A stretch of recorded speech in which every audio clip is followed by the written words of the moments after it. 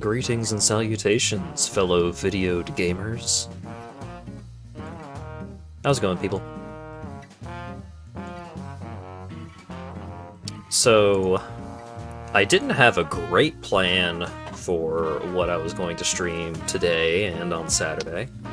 Saturday, the jury is still out on that one, but I realized, hey! The new Magic set is coming out on Thursday. That's as good an excuse as any to stream some magical cards. It's been a while. Standard, the primary constructed format, is going to be a little wild for the next little while, I anticipate, because we got a whole lot of cards available in Standard. It's the next set that's gonna change everything. It's time to shuffle cards and mulligan? I don't know. Mulling down to 6 seems like a concession of defeat. We'll see. We'll see if I end up with some powerful cards, because I bought some gems because I wanted to do at least one sealed event. So that is what I'm going to do. Alright. Wait for this track to end. There we go. And then bam. There we go. Alrighty. It's nice. It's been a while since I've had an excuse to do a stream with the music going the whole time. I think the last time that I had my stream playlist going for an extended period of time was like when I was getting very upset at oh, capture is not working correctly. Was when I was getting very upset at Mega Man 10. So let's hope this goes better than that. Alright, Sealed Forgotten Realms, you'll receive 6 14-card packs. The cards will be added to your collection and you'll use them plus basic lands to build a 40-card deck. Play games and receive prizes based on how many games you win. What do we got?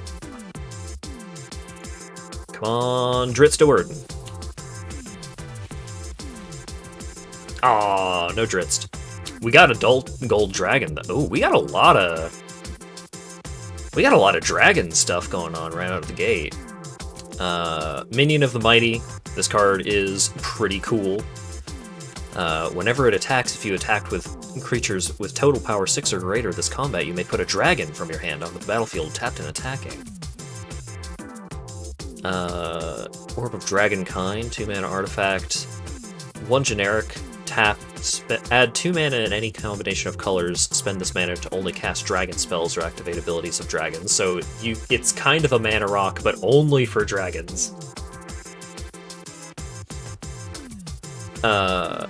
Or red and tap and sacrifice it. You can look at the top 7 and find a dragon. Alright. Adult Gold Dragon is 5 mana, 4/3, flying, lifelink, haste, dragon. Gold dragons are the greatest of metallic dragons in size, power, and wisdom, and often taken upon themselves to safeguard mortal communities from evils that might threaten them.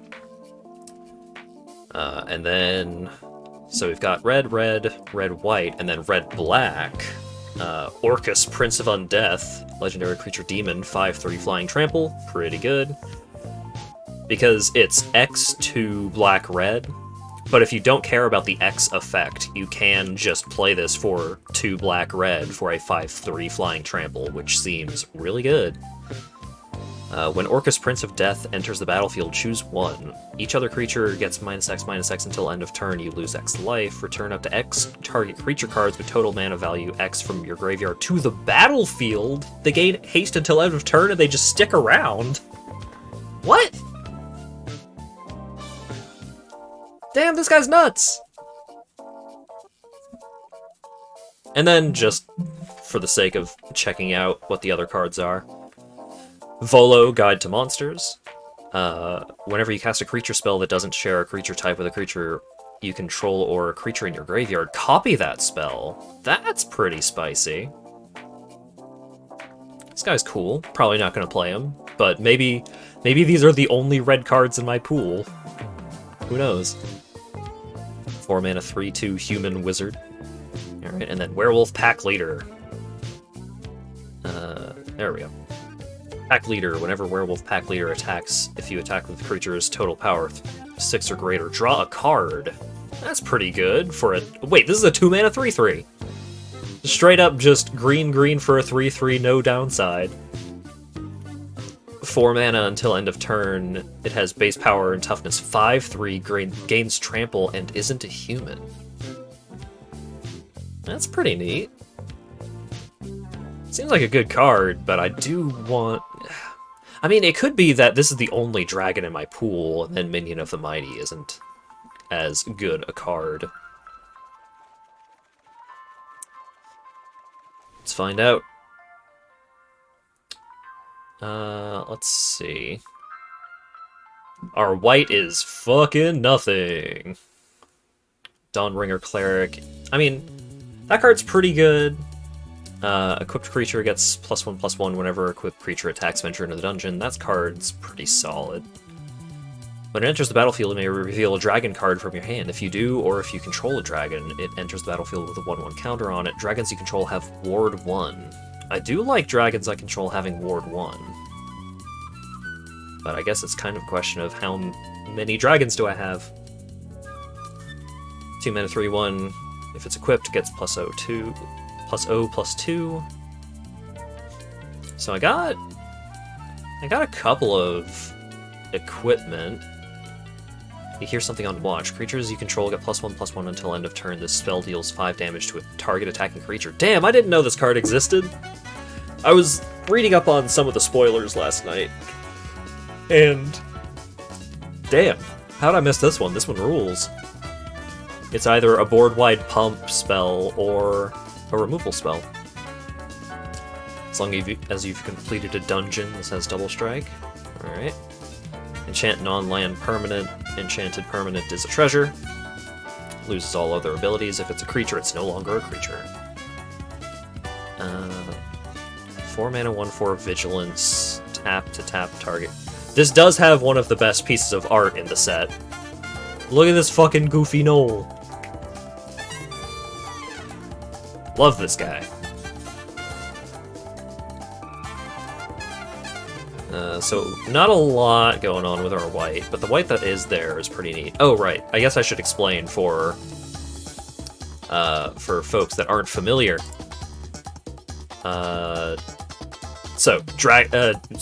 Dungeons. So there are 3 different dungeons. There we go. There are 3 different dungeons, and certain effects will say, when something happens, venture into the dungeon. So, you can see on the left there, the rules text, enter the first room of a dungeon. If already in a dungeon, advance to the next room instead.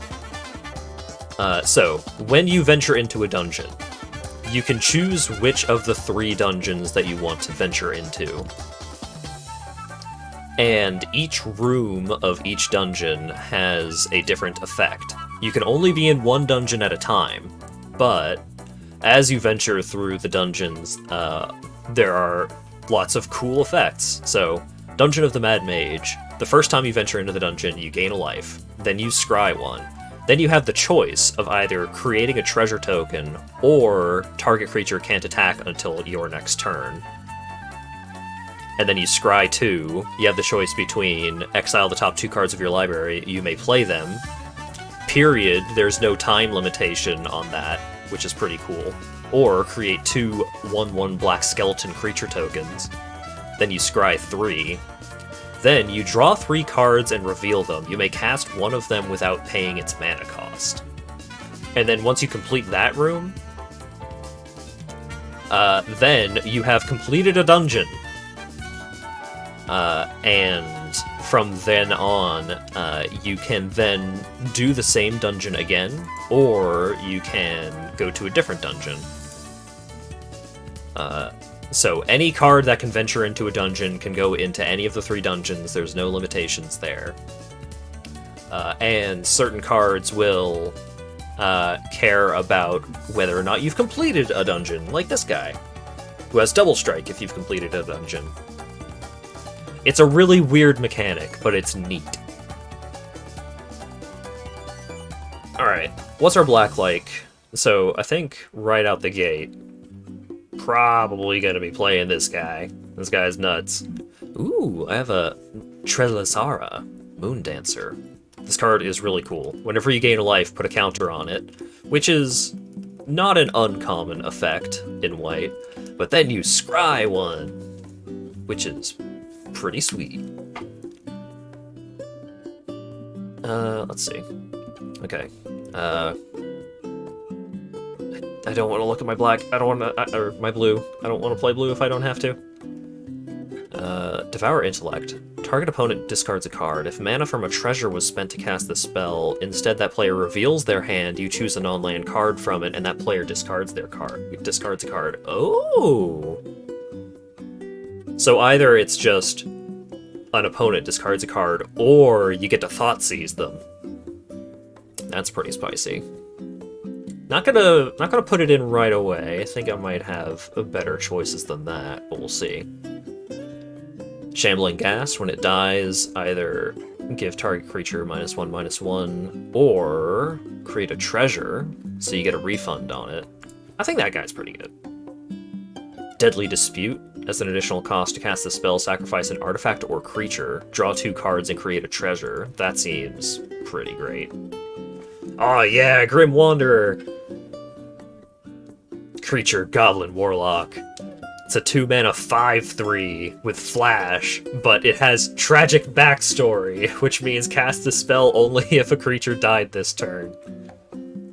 So a lot of cards in this set, they have, like, flavor text in the rules text. Like, Baleful Beholder. When it enters the battlefield, choose 1. Either Anti-Magic Cone, each opponent sacrifices an enchantment, or Fear Ray, creatures you control gain menace until end of turn. So Anti-Magic Cone and Fear Ray are not keywords, they're flavor words. They're there just for funsies. Just to add a little pizzazz.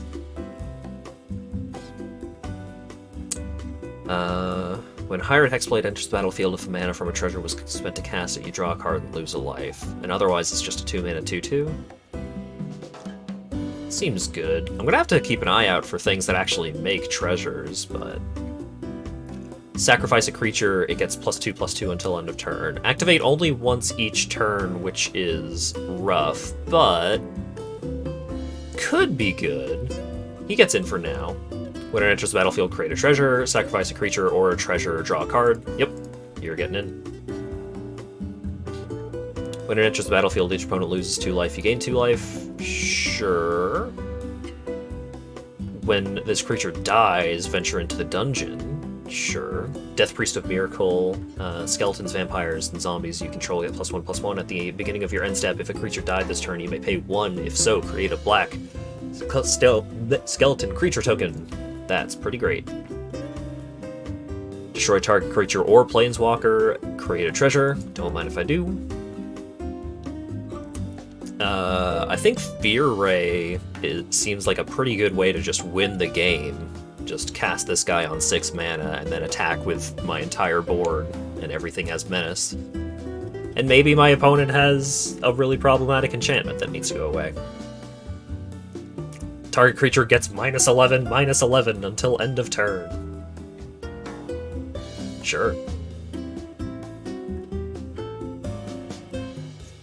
So currently I'm just shoving all cards that seem cool into my deck, and we'll pare it down after the fact.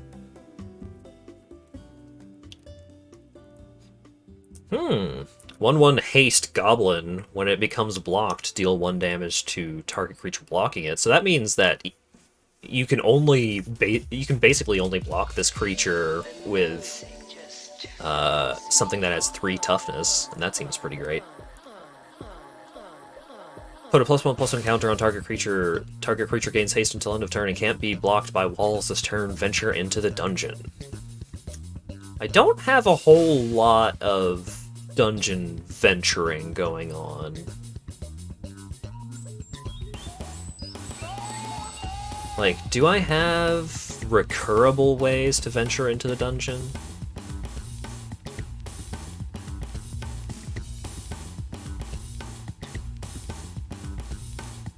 Doesn't seem like I do. The music just turns me Hmm.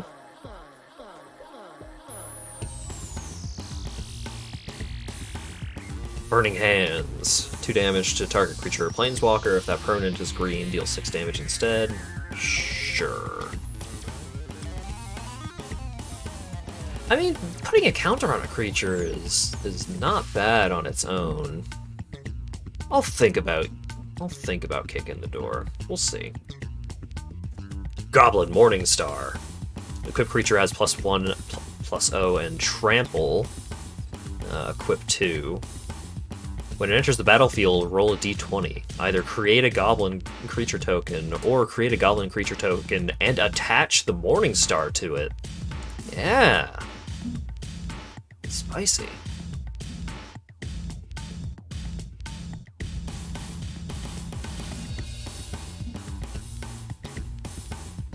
I'm glad they made Beholders suitably badass. Yeah, the Beholders are a big deal. Iron Golem. Whoa. 5/3 Vigilance for 4 mana. Attacks each turn if able. That's just good, I think. 4 mana, 4... I need to look at these in order. So I already looked at these two. Which, I don't think either of these cards are getting in as it stands, because I think the only dragon that I may end up with in my deck is this guy. But we'll see. Improvised Weaponry deals 2 damage to any target. Create a treasure.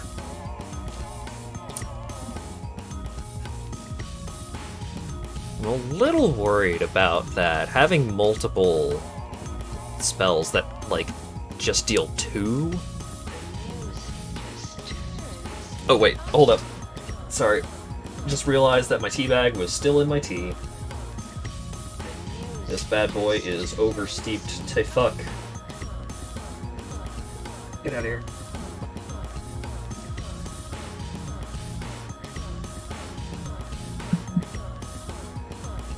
Alright, Plundering Barbarian. When it enters the battlefield, destroy target artifact or create a treasure. That seems good. Gain control of target creature. Untap that creature. It gains haste until end of turn. If mana from a treasure was spent to cast this spell, that creature gets +2/+0 until end of turn. Maybe. Sacrifice an artifact. Gets +2/+0 until end of turn. Has first strike, 3 mana. They don't seem scary, but when you're suddenly standing there in your underclothes without a weapon, then everything looks like a threat. Yeah, that's rust monsters, alright. You see a pair of goblins! Creatures you control get +2/+0 until end of turn if you charge them, or if you befriend them, you get 2 goblins! I like this card a lot. Alright, so Chaos Channeler, 4 mana, 4/3. Whenever it attacks, roll a d20. Exile the top card of your library, you may play it. Exile the top 2 cards of your library, you may play them this turn. All of these are limited to, you may play them this turn. Or, if you roll a 20, exile the top 3, and you may play those this turn. It's pretty good. If Jaded Sellsword enters the battlefield, if mana from a treasure was spent, it gains first strike and haste until end of turn. Today, that'll cost you extra. I appreciate that they added some dragon folk into this set. Like, it's not just, like, adult gold dragon for the dragons.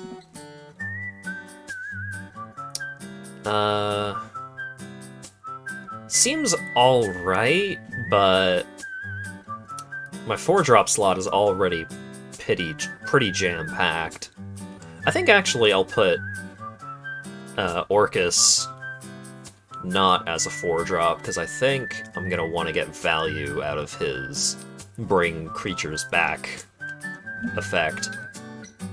Swarming Goblins! When it enters the battlefield, roll a d20. Create a goblin, create 2 goblins, or create 3 goblins. That seems pretty great. Oh, I have 2 of those? Maybe. 'Cause I'm already at 40 cards, so we're gonna have to start going back through and cutting. When Earth Cult Elemental, a 6-mana 6/6 elemental, enters the battlefield, roll a d20. Each player sacrifices a permanent, each opponent sacrifices a permanent, or each opponent sacrifices 2 permanents. That seems like something I want at least 1 of. But maybe not.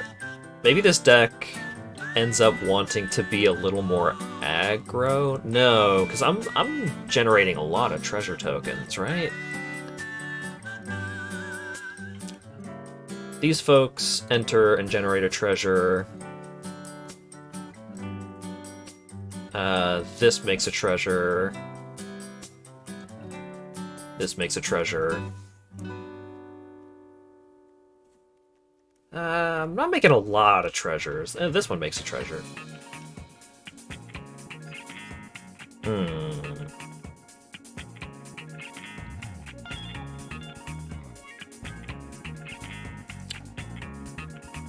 Let's see. Alright, so let's just look at the first 2 rooms of these dungeons and see if it's worth venturing. So, gain 1 life, scry 1. Scry 1, create a goblin, or create a treasure. Each player loses a life, discard a card and sacrifice a creature, and an artifact, and land. Oh, I see. So, Tomb of Annihilation, that's an interesting way to do it. So, first room, each player loses a life. And then the left path, each player loses 2 life unless they discard a card. Each player loses 2 life unless they sacrifice an artifact, creature, or land. And then the Cradle of the Death God, create Atropal, a legendary 4/4 black god horror creature token with Death Touch. And you can get to creating that 4/4 with Death Touch sooner if you take the oubliette path, the right path, and discard a card, sacrifice a creature, an artifact, and a land. So it's like, how bad do you want to get that that 4/4 1 turn or 1 venture effect sooner?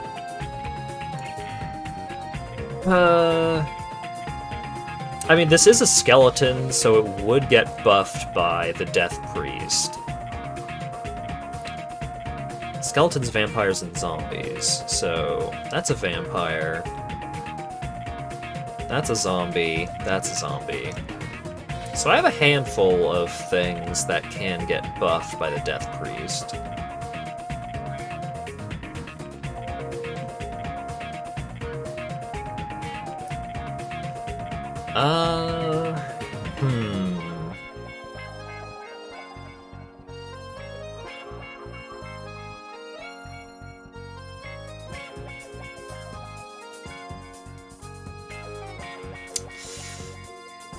What am I doing here?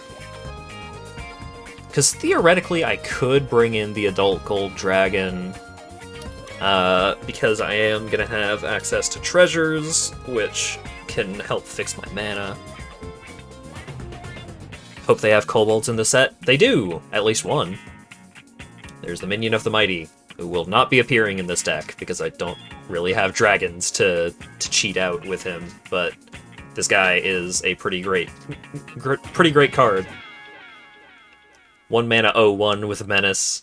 Whenever it attacks, if you attack with creatures with total power 6 or greater this combat, you may put a dragon from your hand onto the battlefield tapped and attacking.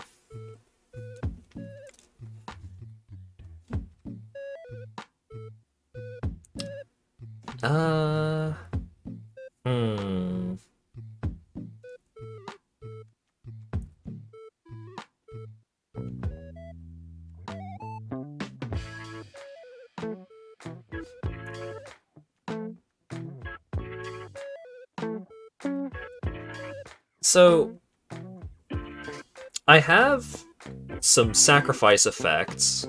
Like, I have Deadly Dispute, I have Skullport Merchant, I have Sepulchre Ghoul, and I have some stuff that cares about me sacrificing things or killing things. Like, Grim Wanderer wants me to have either killed something or sacrificed something. Orcus wants me to have creatures in the graveyard so I can get extra benefit out of his enters the battlefield effect.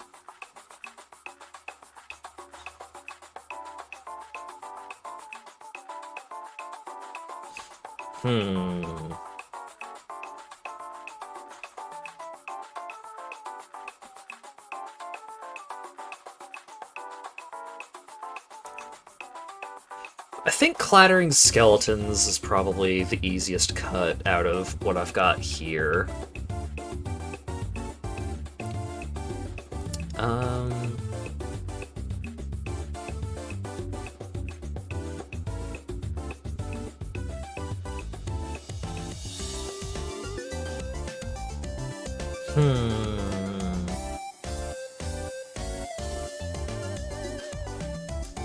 Because I kind of want to bring in this other Swarming Goblins.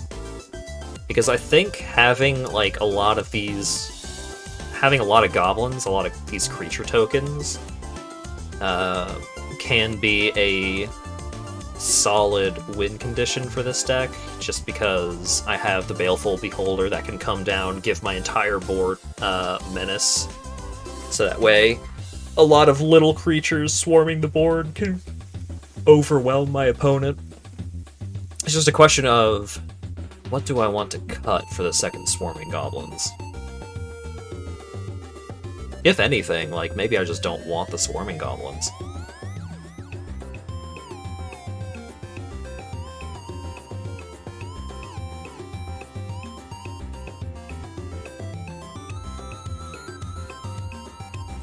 Maybe I could cut one of these Plundering Barbarians, but I kinda like the Plundering Barbarians just because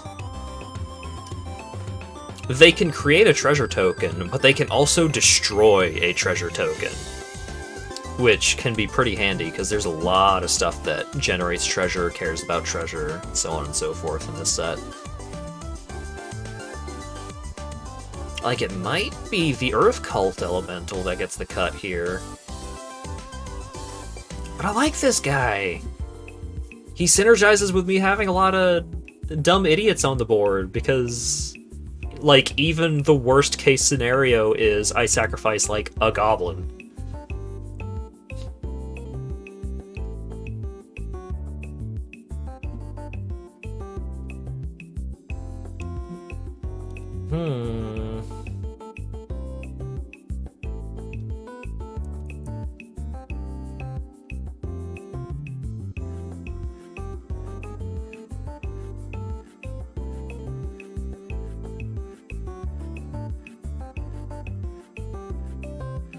I don't really want to cut Eye of the Beholder. Oh man, this is tough.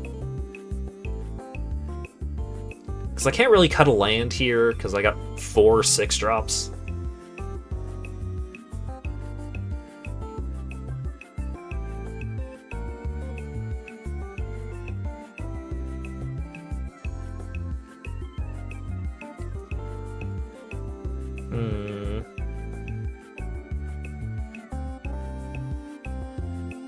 I think Vampire Spawn is getting the cut here. Like, he does get buffed by the Death Priest. The ETB effect is pretty good. Like, a 4-point life swing is pretty good. But once he's on the ground, like, I don't know, it just feels like he doesn't quite do enough for what I'm trying to do.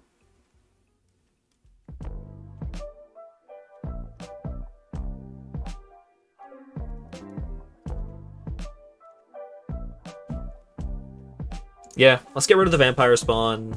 Let's play.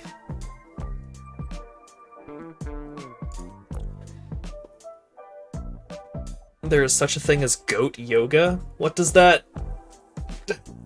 what does that entail? You do yoga and goats climb all over you. Oh. Yeah, that sounds about right.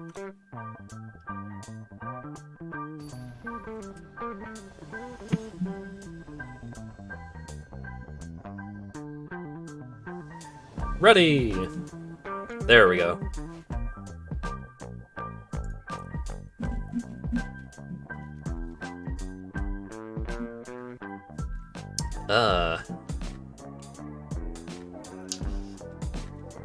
Opponent goes first, so I might draw into one of my 1 or 2 drops. I think this will be okay. Would be more inspired to exercise if animals hung out with you. Yeah, maybe. You expected to meet hostile drow in this ancient ruin, but they fled long ago. What darkness could have driven them out?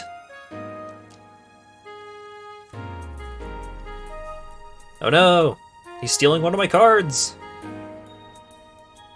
You bitch!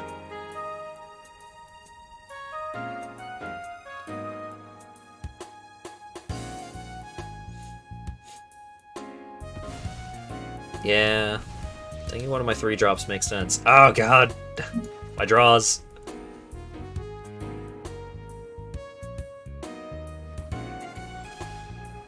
Gee, I wonder if they're holding up a counterspell. Good thing you see a pair of goblins is instant. You gonna counter my goblins? Nope. Sweet. Oh, is he holding up a removal spell? Or a flash creature? Kinda seems like flash creature. I'm swinging.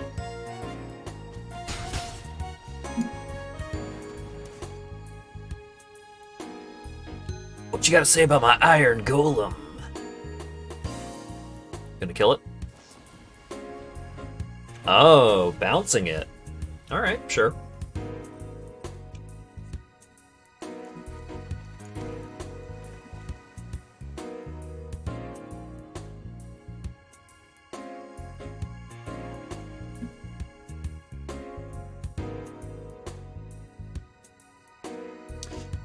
I'm worried what this person is building up to, or if their hand is as bad as mine. I mean, my hand isn't bad. It's just, it was a lot slower than I would have liked. When it deals combat damage to a player, venture into the dungeon. I don't want you to have that.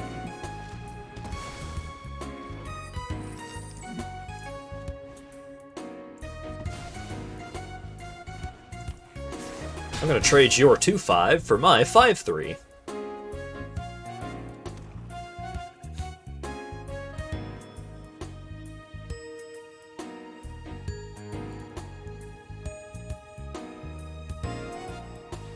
Drider.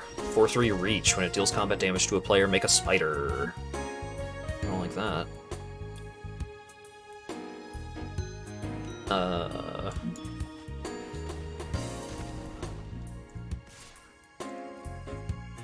Swinging.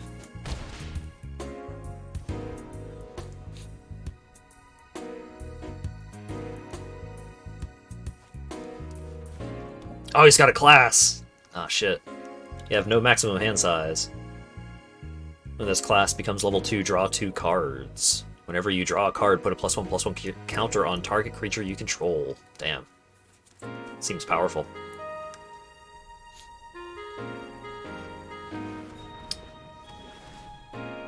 Oh, he's tapping my boy! Rude. Alright, I don't have any artifacts to smash, so let's swarm some goblins. 3! Man. Oh, tradesies. Alright.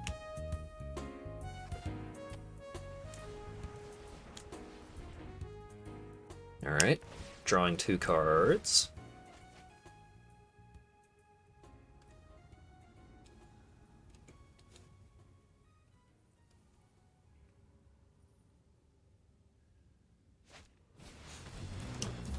And ETBs. Scry a number, which is 1, because he rolled bad.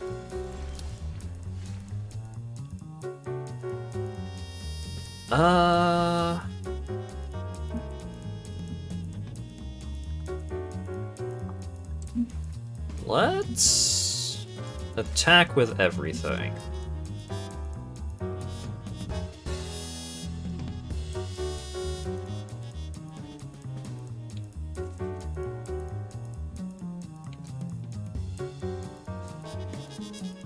Because either he's going to block a goblin or the swarming goblins. Just a regular goblin, huh? Well, what if there was more goblins? Aw, yeah! More goblins!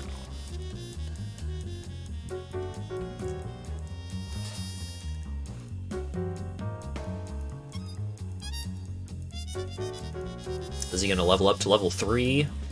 He's going to lose the game! Alright. Goblins!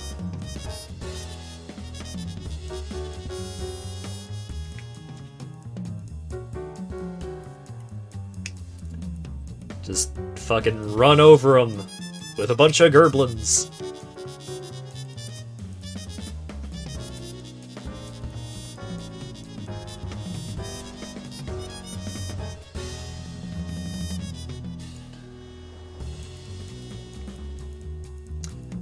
Hey! Early plays? Look at that. I'm gonna play this guy first. Or this lady, perhaps? Yeah, that looks like it could be a lady. Hate only gets you so far. A pointed stick can close the rest of the distance. Gerblin! Get him!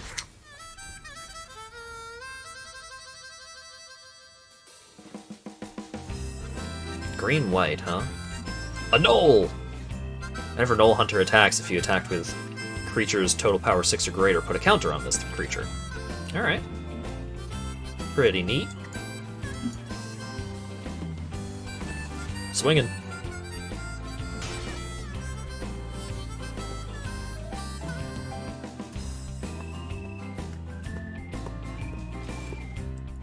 Blocking. Brave the stench. Get out of here. Sylvan Shepherd. Whenever it attacks, they gain life. That's annoying. It's also got 3 toughness, so...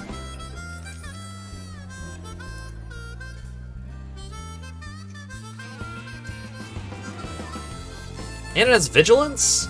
Good lord, man.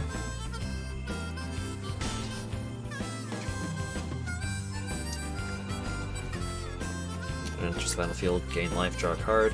I'm up against Abzan life gain over there. I'm playing red-black, I can't deal with this.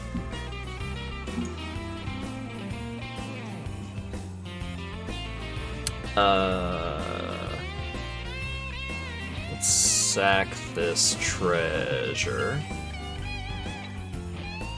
Okay.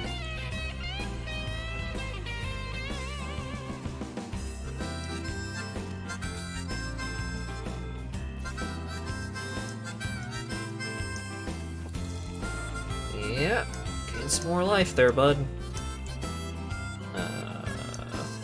Block.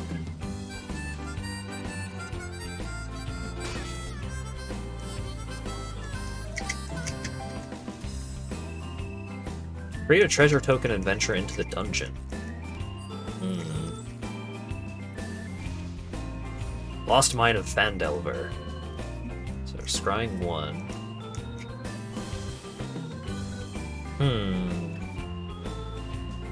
Loyal Warhound. Oh no!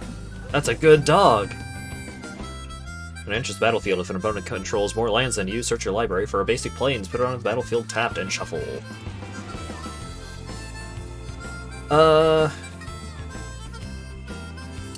I think I need to Burning Hands this Shepherd.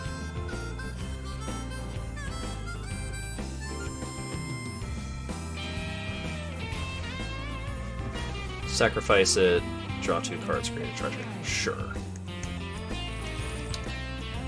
And let's destroy that treasure.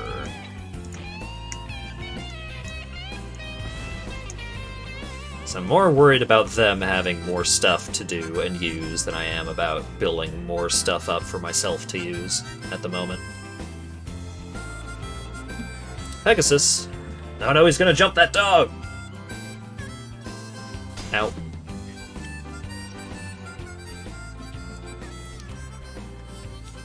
Alright. Big 20. That's 13. I'll take 13.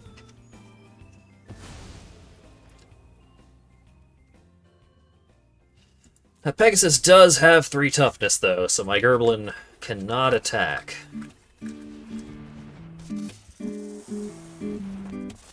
Whenever they deal combat damage to a player, venture into the dungeon. Sure.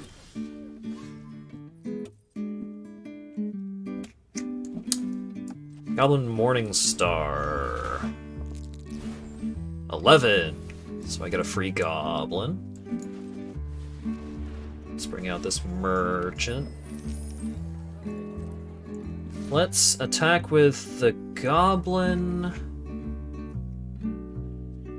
and the barbarian.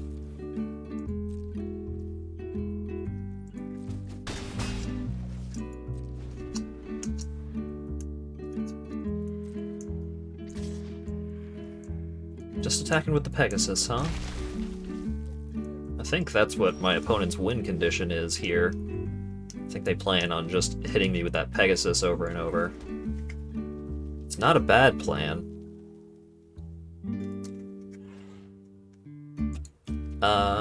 Let's attack with these two. Just slowly get more and more damage going. They're trying to peg me. Oh, I get it. Oh, you're a funny man. Let's give this merchant this Morningstar.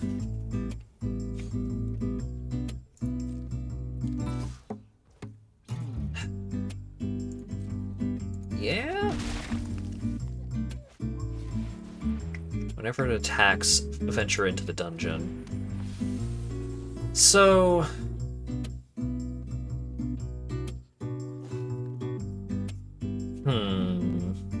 That's bad.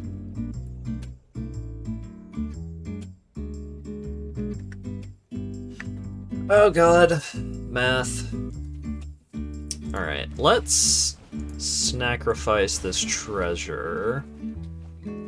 That's a swamp. So...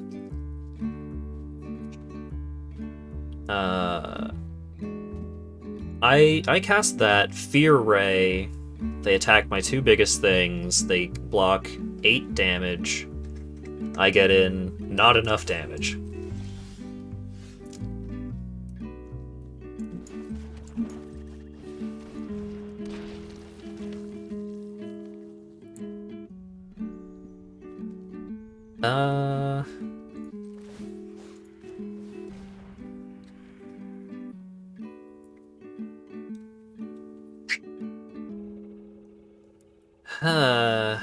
These Death Touch fellas are really giving me the business here.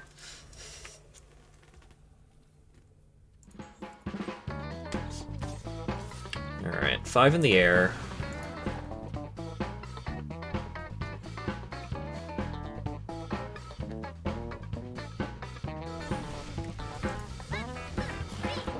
Make a goblin. Get me down to 3. That just does a lot of stuff. That's not what I needed here. Oh wait, even if I did get the thing that I was thinking of, I would still be dead. I lose.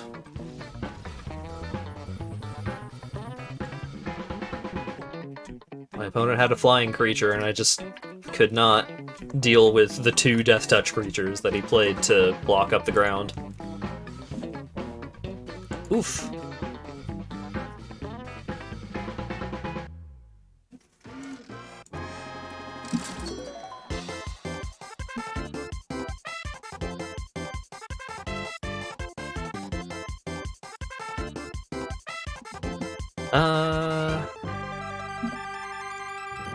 Well, very topical that I'd get free money, because I got a thing that makes a treasure token in my hand.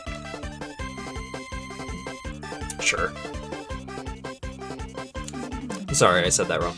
Free money!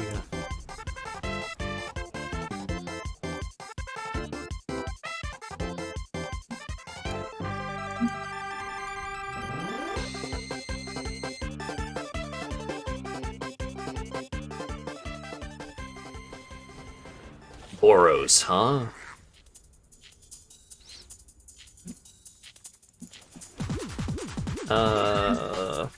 Let's play out Skullport Merchant.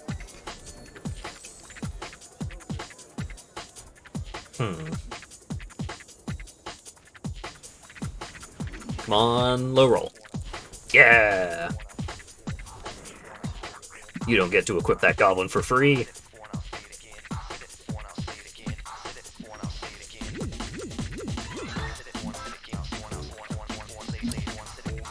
Bring out Chaos Channeler. Sorry, Chow's Channeler.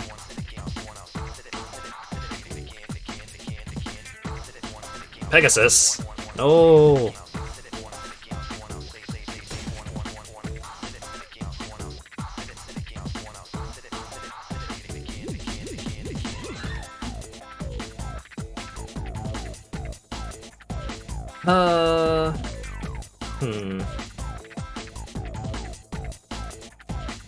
Let's attack with the Chaos Channeler. 12. Exile 2 cards, and I get to play them. Hey, lands!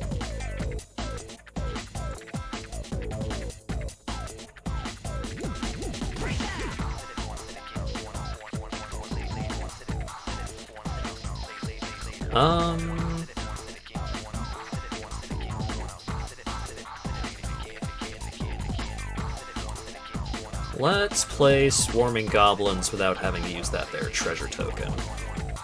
Yeah, 2 goblins. There's a lot of 4/3s in this set, I'm noticing.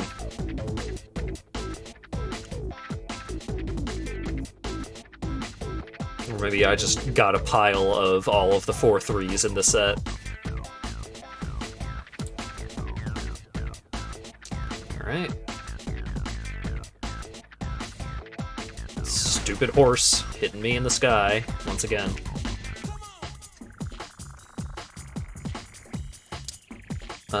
Let's attack with these 2.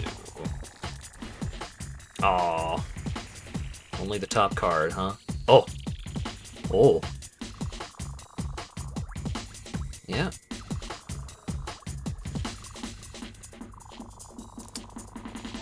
Yep.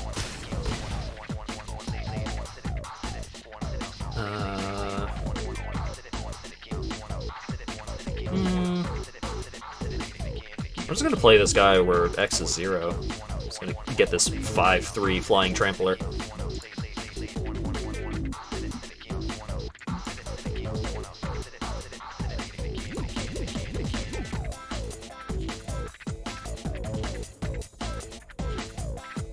Because this might set me up for a win, depending on whether or not he manages to kill any of my things.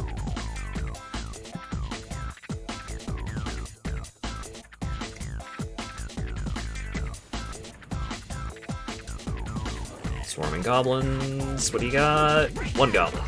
Alright. No attacks. Okay. In that case, let's...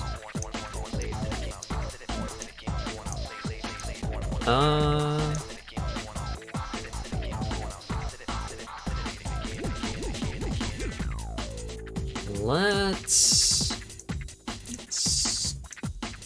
Skullport Merchant and Shambling Ghast.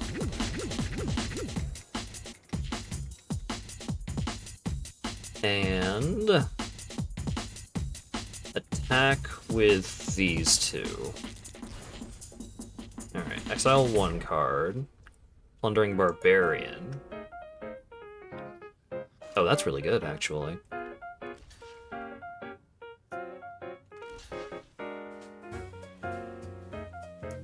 Okay. That doesn't give them trample, so that doesn't really matter all that much.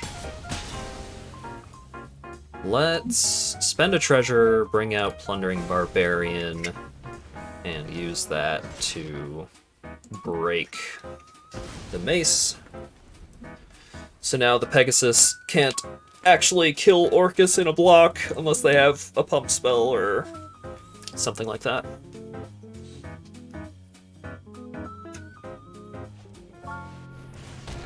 Yep, there they go. Owie. I think I still win here, though.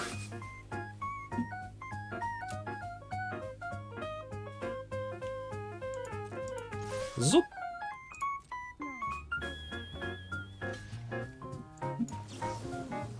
Give +2/+0 to all of my stuff.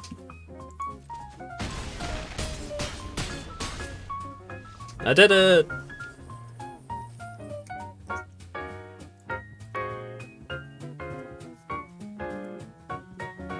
You see a pair of goblins is a very good card.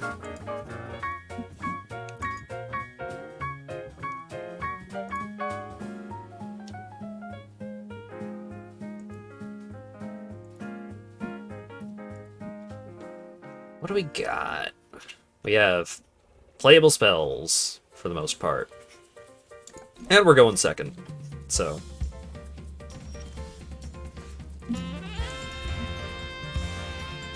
You make camp near the ancient ruins. You hear the sound of drums echoing in the halls where no dwarf has lived in generations.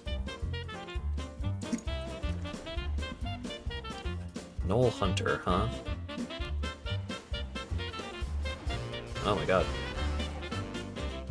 At the beginning of your turn, if you've completed a dungeon, up to one target creature becomes a bird. Huh.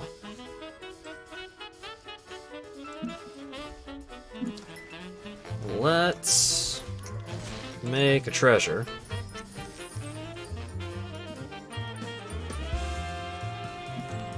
Equipped creature gets +1/+1 and it has whenever this creature deals combat damage to a player, you may sacrifice this talisman. If you do, create a token that's a copy of this creature. That's bad.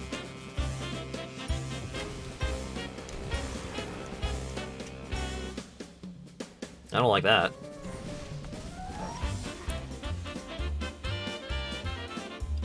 Huh.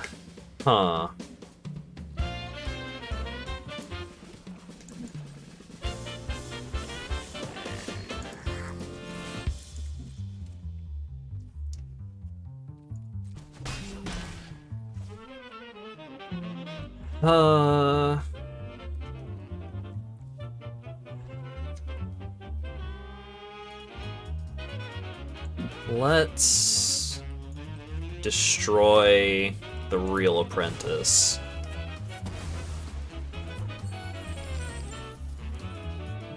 Because I don't want him to start putting counters on Knoll Hunter.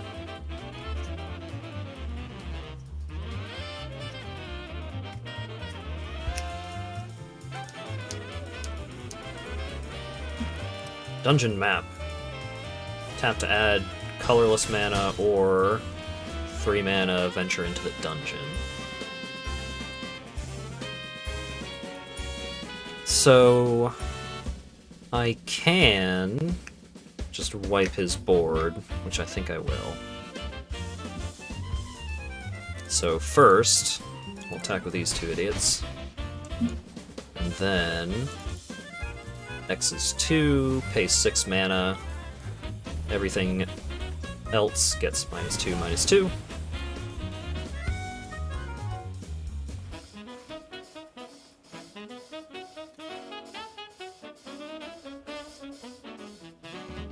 Hopefully he doesn't do anything bad to my cool demon prince. He's probably going to venture into the dungeon, if I had to hazard a guess. Whenever it deals combat damage to a player, draw a card. Ah. Setting himself up to block my cool demon.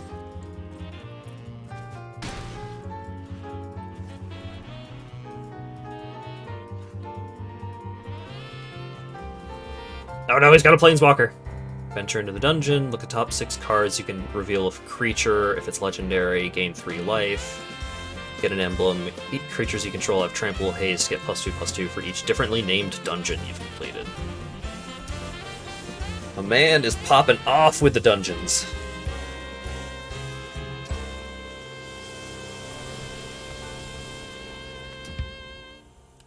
Put a counter on target creature, sure.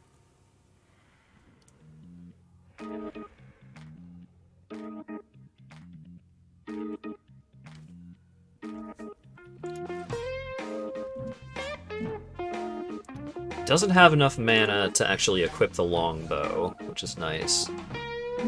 Oh, do I win?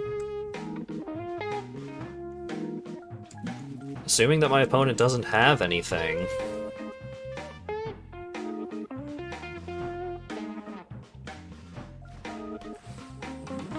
Creatures you control gain menace until end of turn.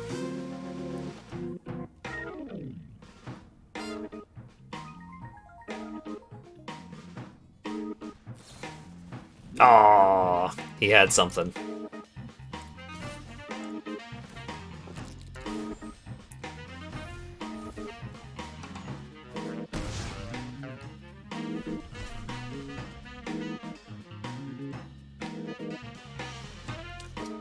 Still in a decent enough position to win this turn, but we'll see what he actually gets.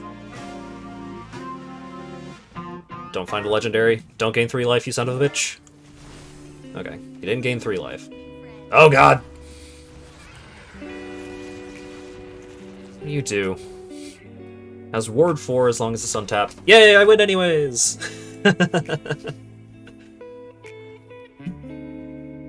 I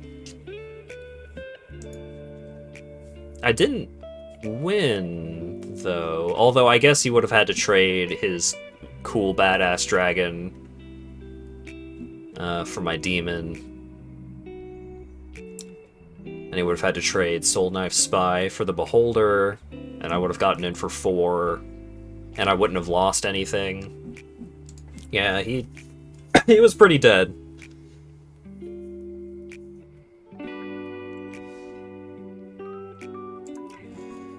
Alright. Doing well so far. That's a cool orc lady.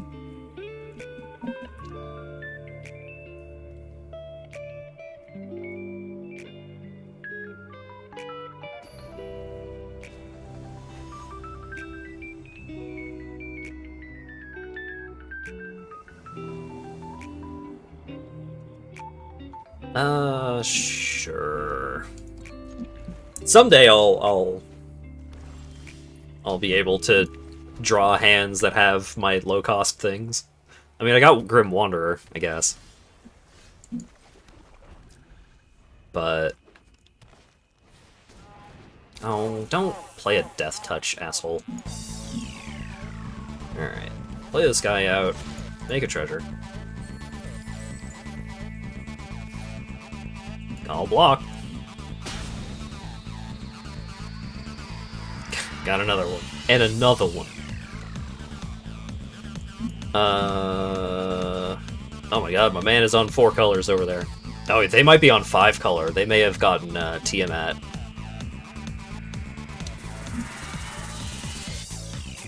Alright, come on, at least 2 goblins. Yay!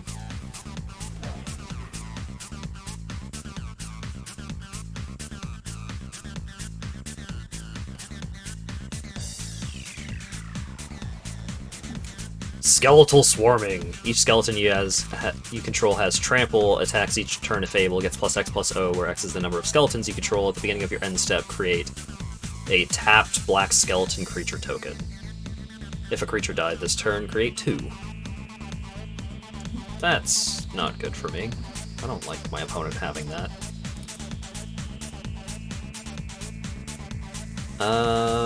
Let's attack with Swarming Goblins. He's probably going to trade with the Fang Blade, but that's okay, because it was a trick. I wanted to play Grim Wanderer.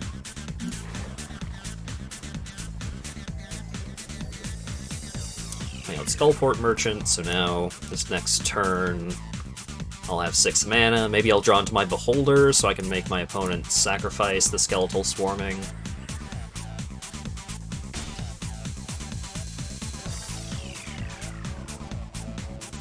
I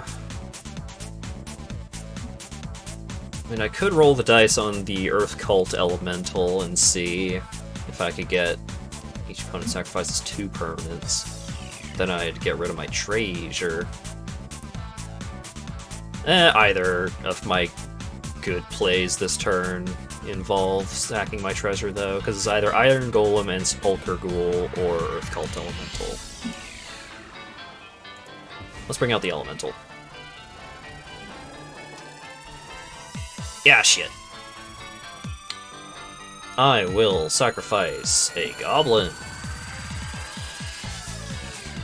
My opponent will probably sacrifice a Skeleton. Oh no, a land?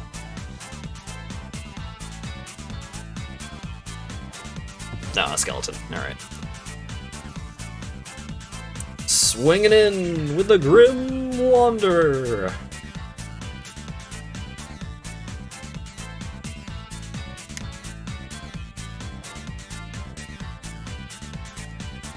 Gotta kill Chaos.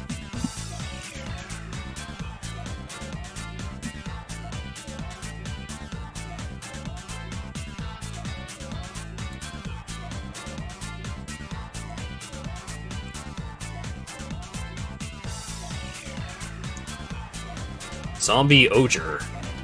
At the end of your step, if a creature died this turn, venture into the dungeon. Let's not let my opponent do that.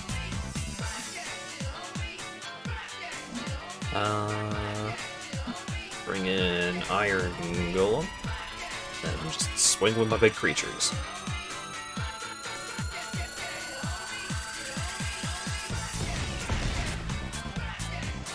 Okay.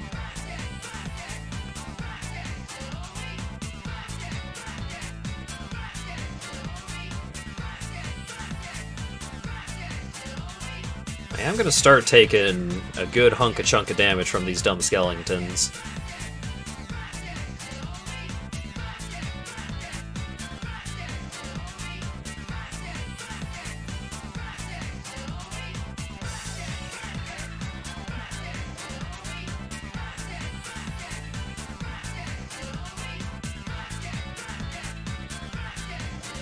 Do you have a pump spell, opponent?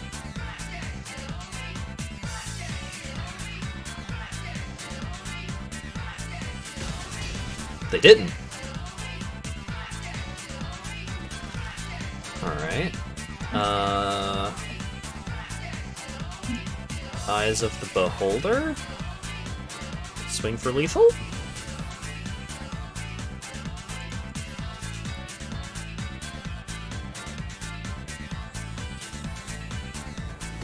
Aha.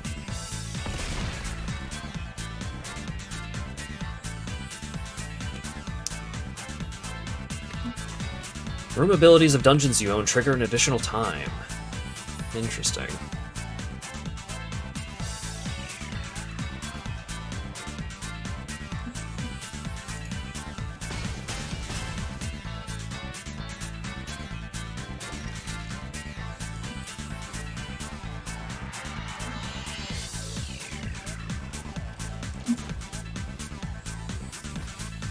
Well, they're not getting the benefit of that, because they do have to block my big dumb 6/6. That is one of the downsides to the Skeletal Swarming enchantment. Like, each skeleton you control has trample, attacks each turn if able. When it enters the battlefield, target creature gets -3/-3. Sure. Haha, you don't get to kill it, I get to kill it. The skeletons from this enchantment come in tapped and also have to attack if able. Oh, my opponent is dead.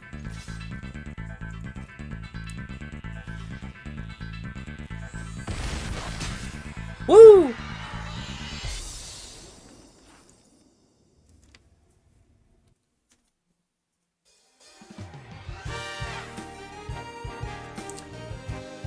Alright, 4-1. This is usually where I lose 2 games in a row.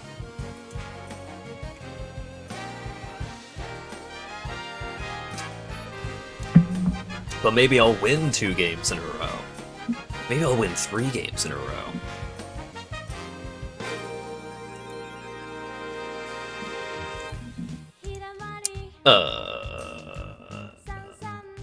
Man, you show up in my opening hand in a hand where I don't have red mana. I'm going first. I'm gonna mulligan. I'm not gonna be happy about it.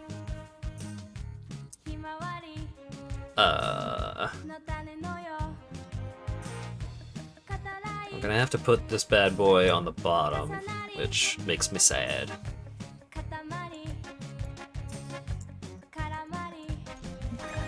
Zoop. But, on the upside, I am gonna get to play this 2-drop on turn 2. That's exciting. Maybe my opponent will play the Goblin Mace and I'll get to destroy it with my Barbarian. Nope.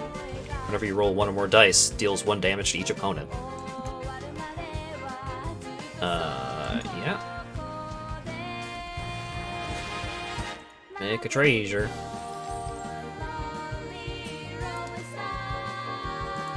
How much do you care about having that ability, opponent?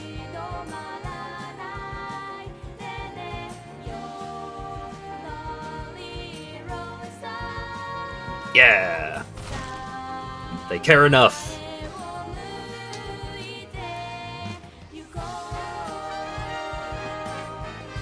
Put a counter on target creature, gains haste, can't be blocked by walls, venture into the dungeon. Sure.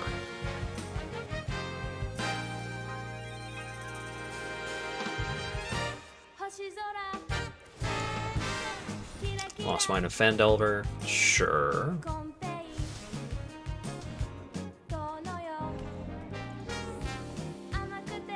Is he gonna attack?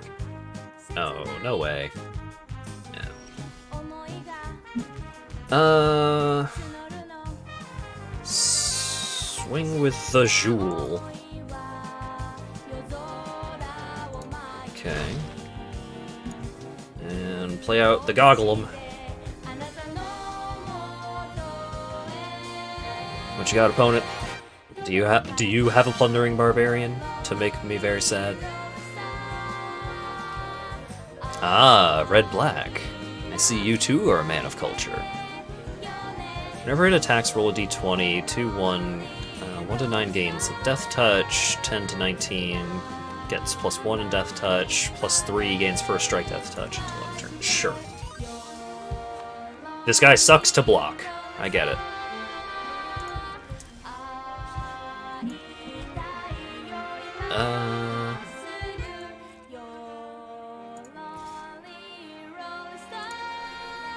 Yeah.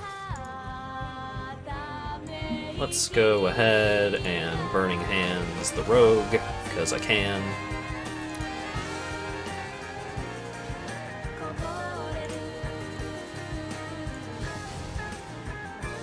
Sacrifice the Barbarian.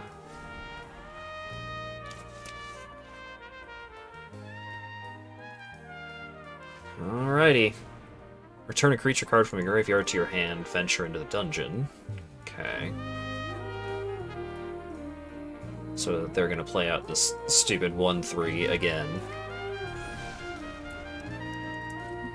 Oh no, they get a goblin!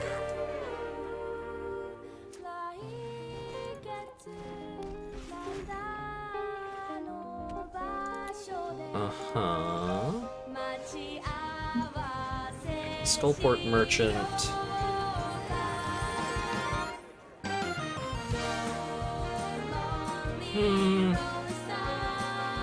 I know if I attack with the Ghoul, he's gonna block it with the Goblin. And then I'm gonna have to sacrifice Skullport Merchant. No. I'm just gonna attack with the Golem.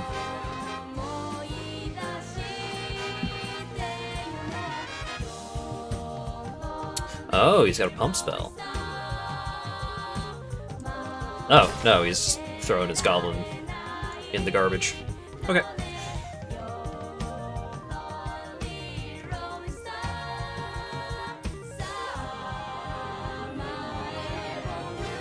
What you got, opponent? Can it stop a big, stupid, vigilant 5/3? Or this very powerful removal spell in my hand? Thieves' Tools. Create a treasure. Equipped creature can't be blocked as long as its power is 3 or less. They could not stop my big, stupid 5/3. Alright. Iron Golem is a beater.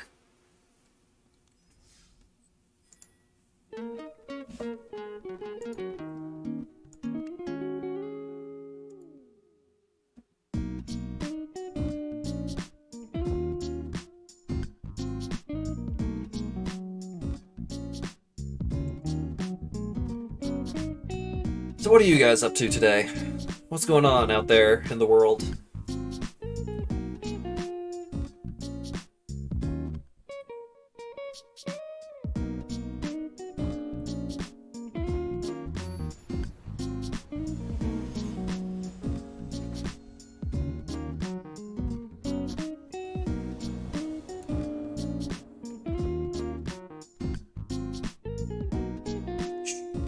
Your Spulker Ghoul, Skullport Merchant, hired Hexblade.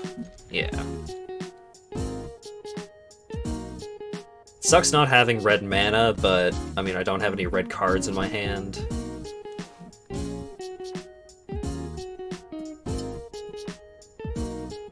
Oh, opponent mulliganed.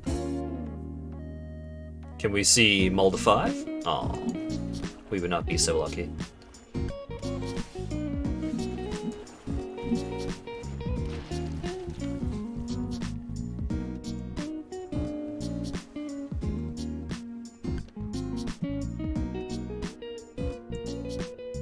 Passing.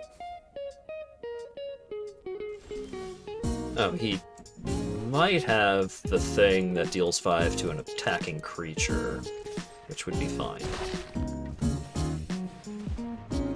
Skullport.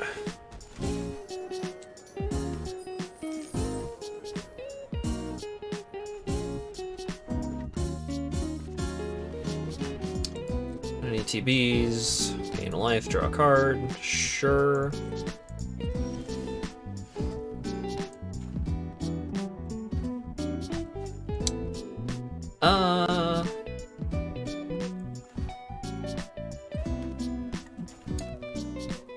Let's pry it open. Bring out the Hexblade. Pay with treasure. Draw a card, lose a life. Swangin'. Yeah, sure. Actually, I probably should have sacrificed the Barbarian or the Hexblade for that.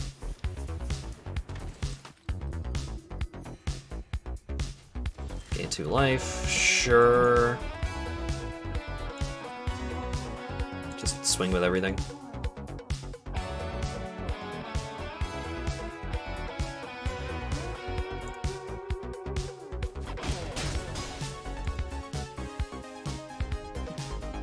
Fortunately, Grim Bounty is a sorcery. Oh, hey. How's it going, buddy? Whenever it deals combat damage to a player, draw a card. Then, if you have fewer than 3 cards in hand, draw cards equal to the difference. Well, I am taking 5, and my opponent is drawing a card from it, which I'm not happy about. Because I cannot afford to pay for Ward 4.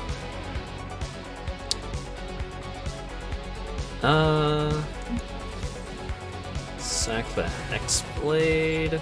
Draw 2, create a treasure.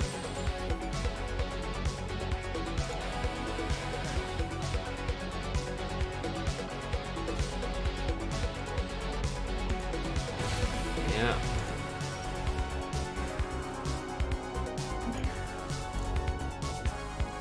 Let's just play some goblins. Oh, only one? Alright. Hit me, you big stupid dragon. Ow!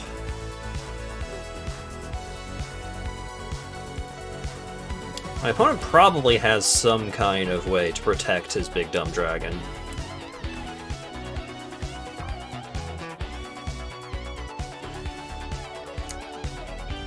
But maybe he doesn't.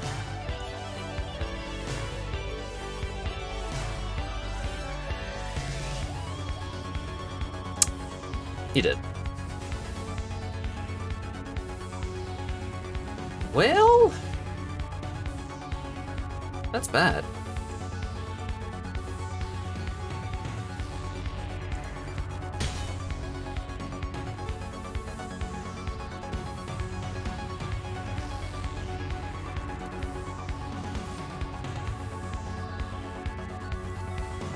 I am taking 5, and my opponent is drawing a card.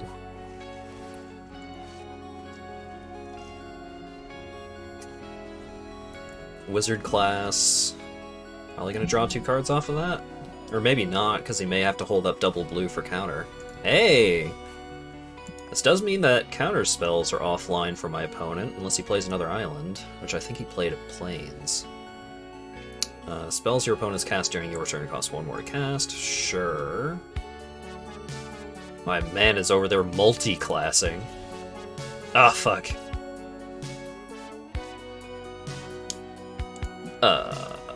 Sacrifice a goblin. Draw into Gaze of the Beholder. That's not what I needed.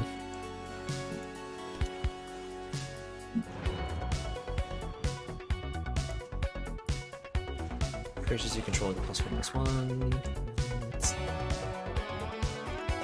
This is a bad time for me here. I am flooding out in a major way. Yeah. Oh! Tradesies.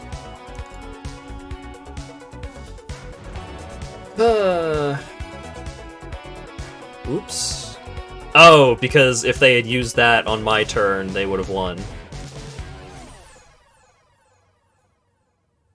But now they don't win.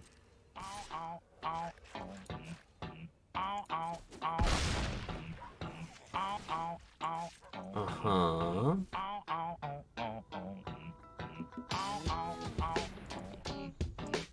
Yeah. That's a big unicorn.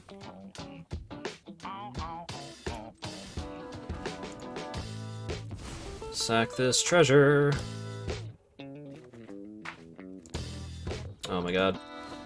Sacrifice this goblin?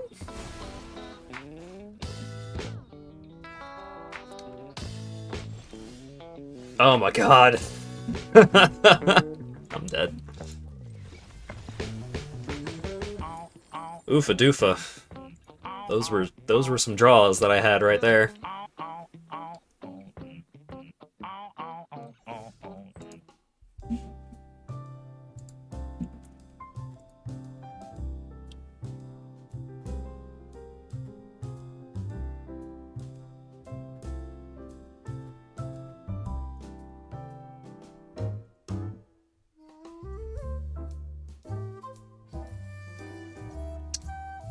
Sure. It's not exciting.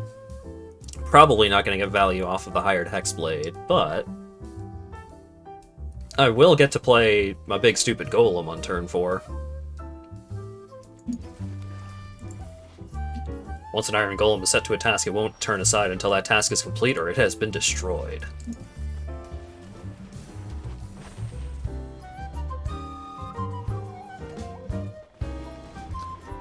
One, two, Death Touch. Sure.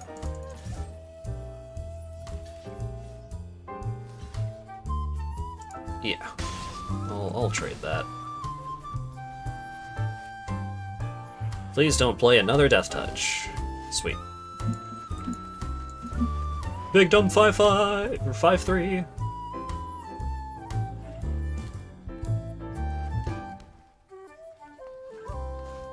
Oh, he's playing green. He probably has a way to get rid of...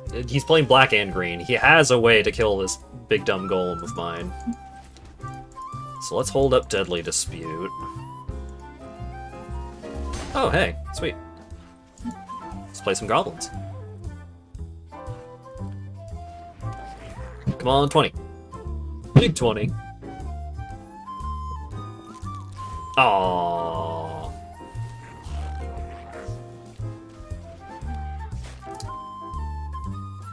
Sacrifice Spiked Pit Trap. Choose target creature, roll a d20. Deals 5 damage to that creature, deals 5 damage to that creature, and create a treasure.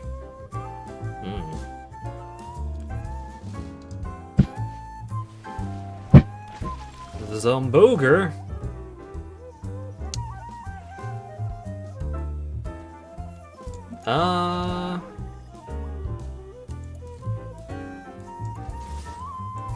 Yeah, fuck it. Sweet.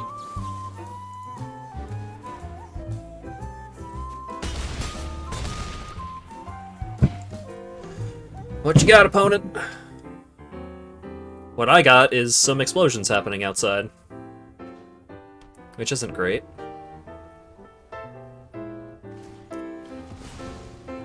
Would like to deadly dispute.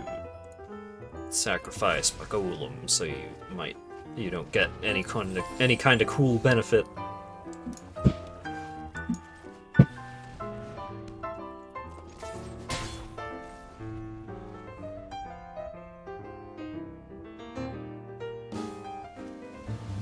Aww.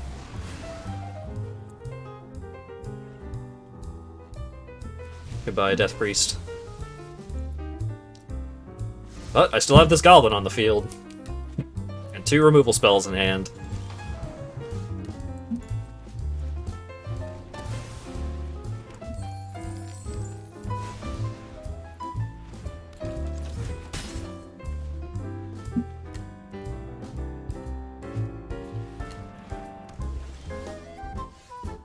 Dare you turn my boy into a cool jewel?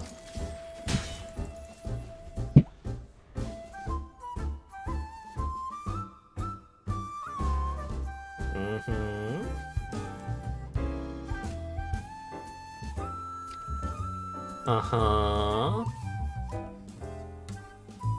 So rude. My boy is treasure! Sure. Power word kill to destroy my stupid zombie. My 1/1 for 1. This goblin is gonna kill him, though.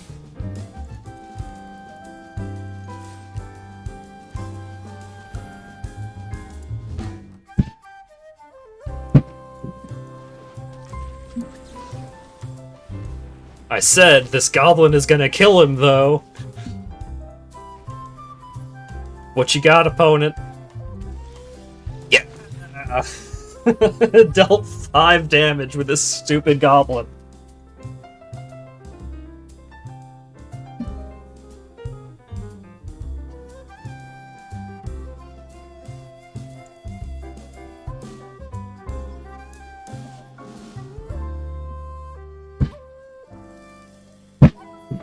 Oh my god.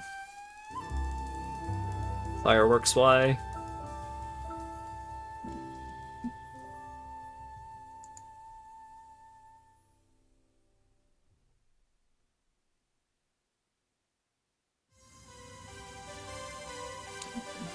Alright, are we gonna get the full 7 wins?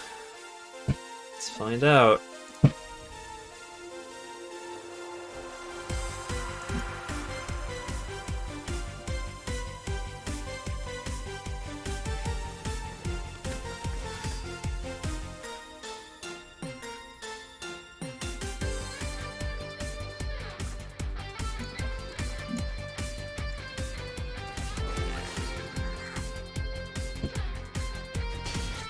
Opponent started out with a real good play, because Triumphant Adventurer is a huge pain in the ass. First Strike Death Touch is a bad time. Like, he's not going to deal a ton of damage, but he's going to get a shitload of advantage off of venturing into the dungeon, so need to pick up some kind of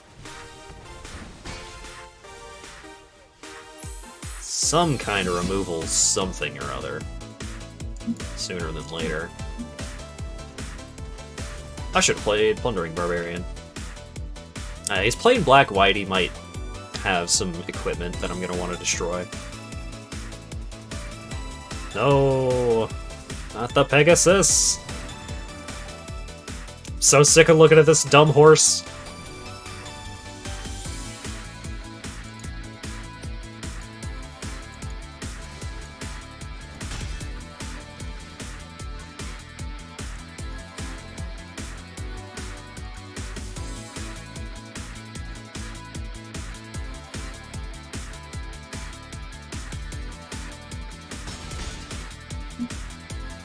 Alright, Plundering Barbarian, make a treasure, Grim Wanderer.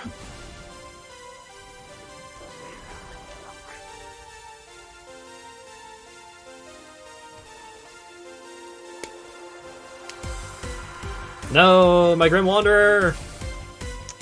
And I just played the Plundering Barbarian, which was the thing that could have gotten rid of the hole! Ah. I'm gonna lose this game! Triumphant Adventurer on 2 is so bad for me. Well, maybe I can get rid of the Adventurer. There we go.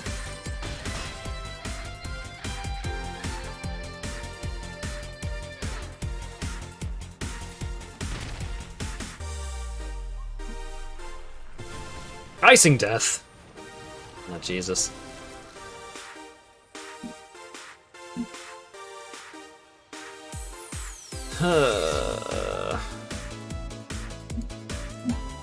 My man over there playing the deck that I want to play. I want frickin' Triumphant Adventurer and Icing Death.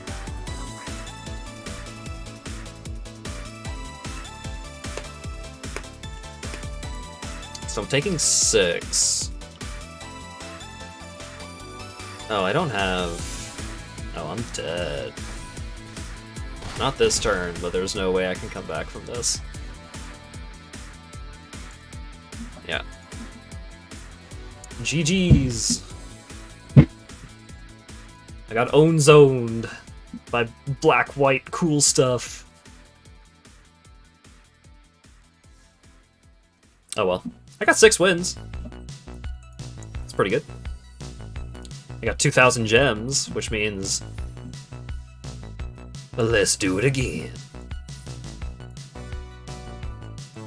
What do we got? What do we got? What do we got? Oh my god. Hello, Red. How you doing? I got 2 of the same rare! If you would create 1 or more treasure tokens, instead create those tokens plus an additional treasure token. That's pretty good. You got this fella again.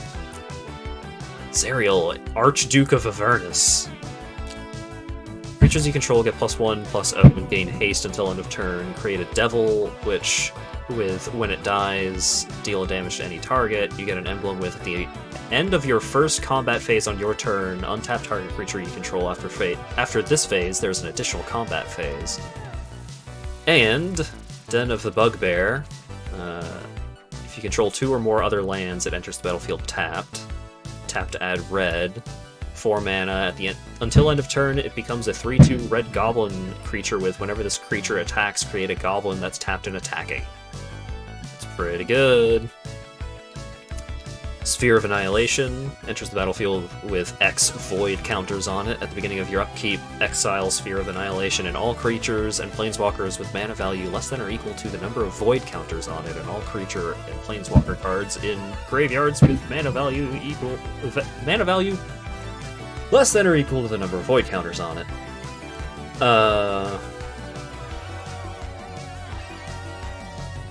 Oh, so it's like a board wipe kind of thing, but it's on a delay. Weird.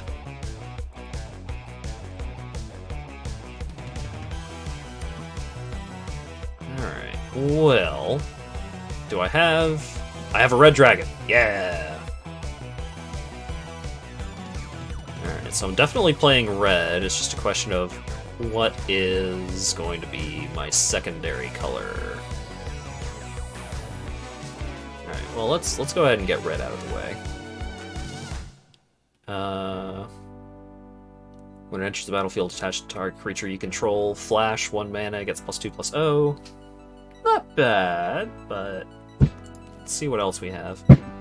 Whenever you roll dice, deal 1 damage to each opponent. Pretty good. Critical hit.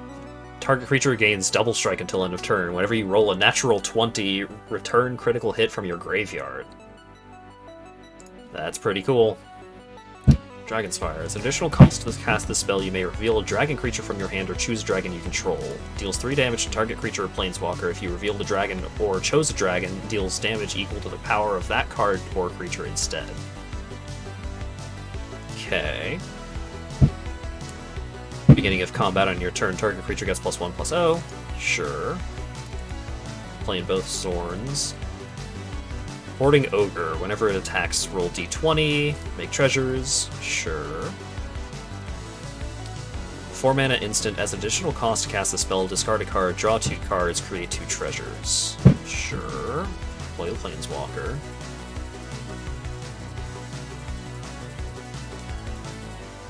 Farida's Fireball. Deals 5 damage to target creature or planeswalker, roll a d20, deals 2 damage to each player, or deals 2 damage to each opponent. I kind of just want to play all 3 of those. That's good stuff. I could just play red-black again, because I got the Fangblade, Perilous Drop, Power Word Kill. I got some good stuff in black, but let's take a look at what else we have here.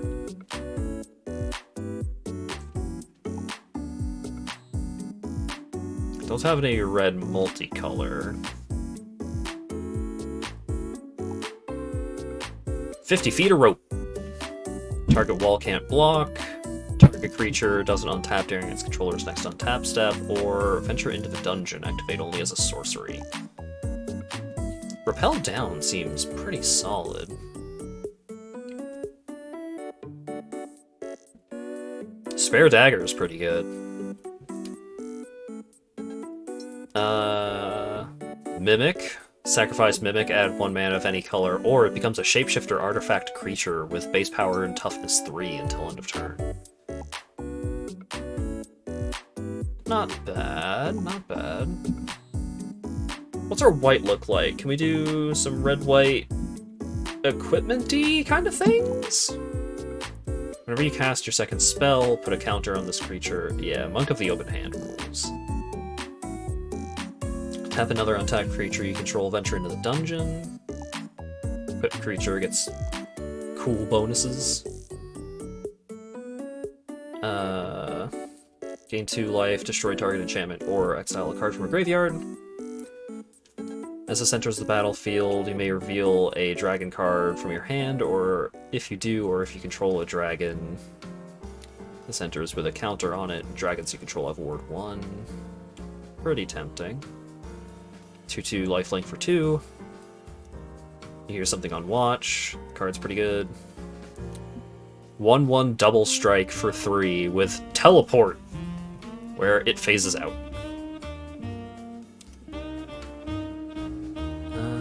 When it enters the battlefield, search for an enchantment, put it on top. That dumb Pegasus. Enters the battlefield. Yeah, white. Not a whole lot of spicy stuff going on in white.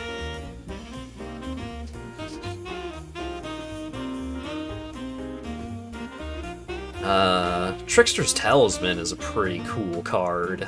Whenever this creature deals combat damage to a player, you may sacrifice Trickster's Talisman. If you do, create a token that's a copy of this creature. You see a guard approach, tap target creature, or target creature you control gains hexproof. Pretty good. 1/3 flying. If you would roll 1 or more dice, instead roll that many dice plus 1 and ignore the lowest roll. I like that. Are we doing red-blue stuff?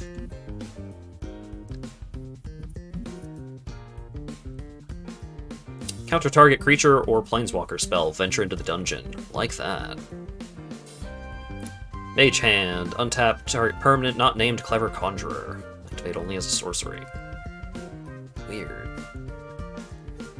When it enters the battlefield, venture into the dungeon. If you complete a dungeon, up to one target creature becomes a bird with base power and toughness 1/1 and negates flying. Alright, I only have... Do I not have any other dragons? Is it just the one dragon?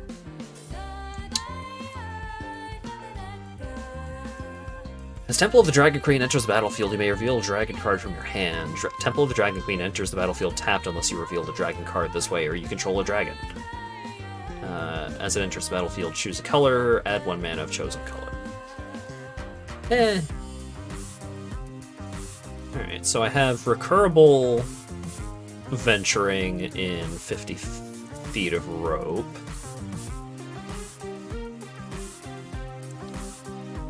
I have Secret Door, which can venture.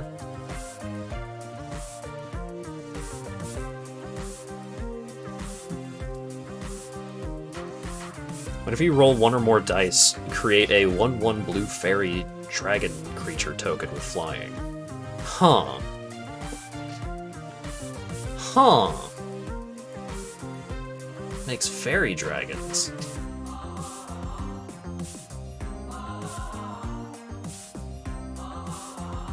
Alright, before I settle on red-blue, because red-blue is looking pretty good. Let's see what green has. Knoll Hunter, Plume, Scaled Herbalist. Put a land card from your hand onto the battlefield. Not bad.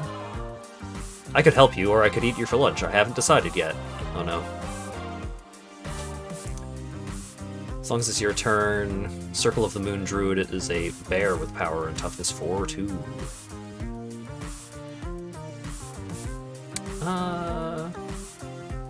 A Boulate. At the beginning of your end step, if a creature died this turn, put a +1/+1 counter on it. Alright. Oh, I only have, like, fucking 9 green cards. Yeah, green's got nothing. Alright. Let's...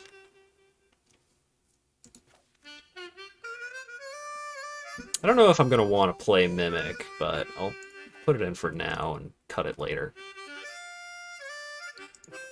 Talisman, Seagout Approach, play one of those. Do I have anything that taps to do something cool? Not really. Eccentric Apprentice. Because that's just a 2/2 flying creature for 3 mana, that's pretty good. Feywild Trickster. You find the villain's lair. Counter target spell or draw 2 cards, discard 2 cards. Shortcut Seeker. When it enters the battlefield, choose target or instant or sorcery card in your graveyard. Then roll a d20. You may put that card on top of your library or return that card to your hand.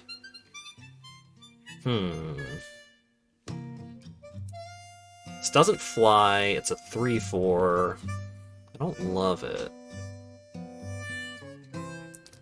Whirlwind. When it enters the battlefield, return up to 1 other creature to its target's hand. Ooh! Bounce a creature on a 2/5, 6-mana flyer. It being a 2/5 is a little bit of a bummer, but it does seem pretty decent. Alright. Minion of the Mighty, unfortunately, will not be making an appearance in this deck. I only have 1 dragon.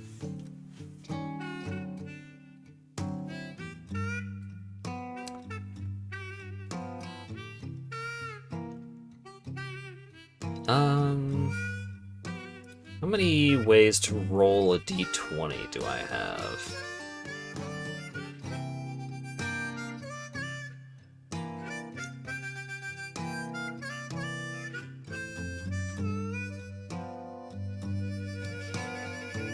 don't think I actually have that many ways to roll dice here.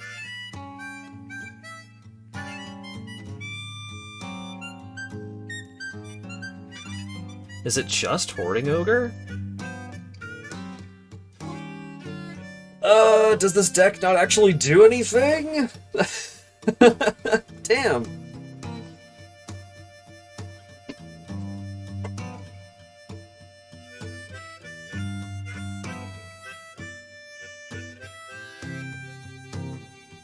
Oh, I have the fireballs. So that's 4 ways to roll dice.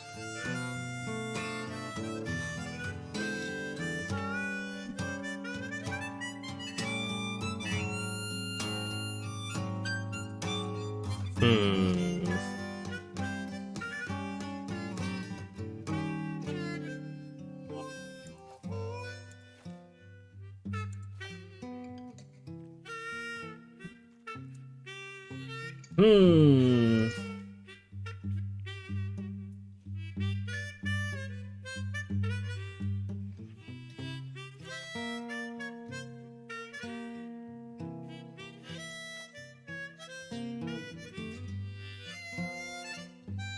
Hmm.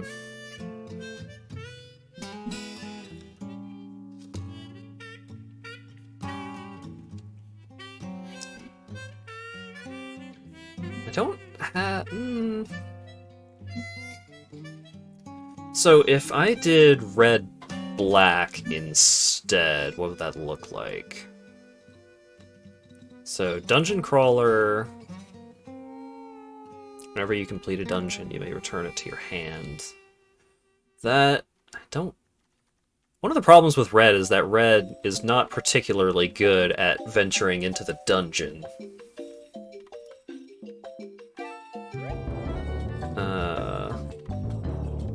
Feign Death, if it dies, return it with a 1/1 counter. That's pretty good. Hand Attack, removal spell, Sepulchre Ghoul, another removal spell. That ventures. That's pretty good.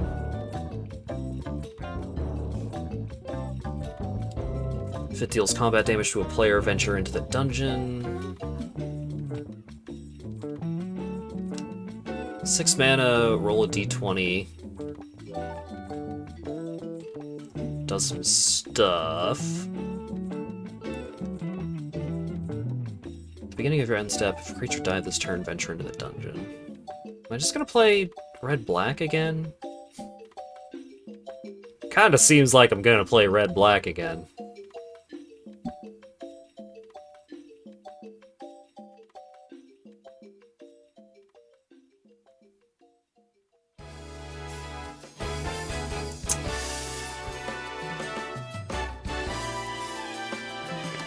Huh.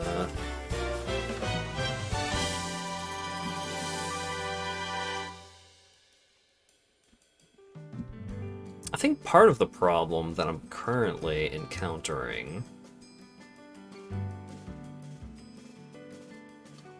is that I just don't have enough ways to consistently venture into the... Well,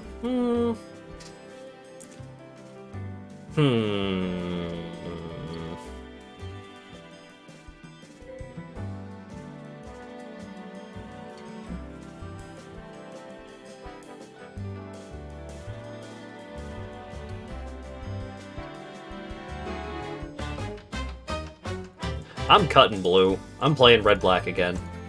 Bug it. Bug it.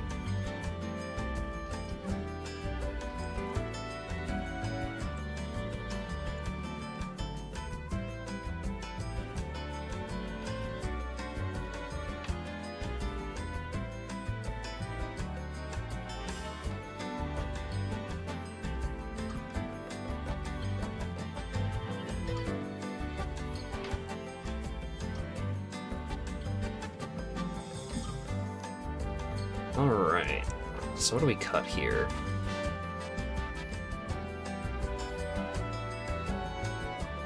Did you hear about the hottest Steam deal? Your past library of purchased games. Oh man, I wonder how many games I could get with that deal. Hmm.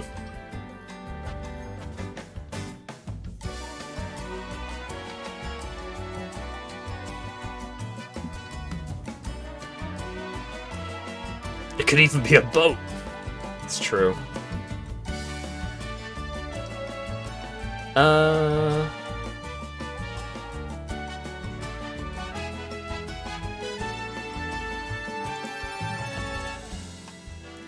Cut a fireball. Hmm.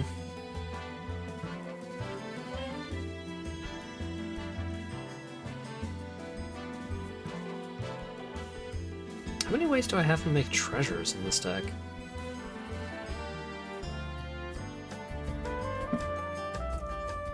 I have like nothing for treasures.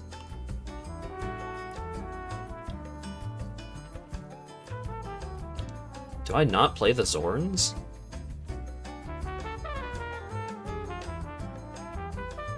Because I've got Hoarding Ogre and Unexpected Windfall, and that's it.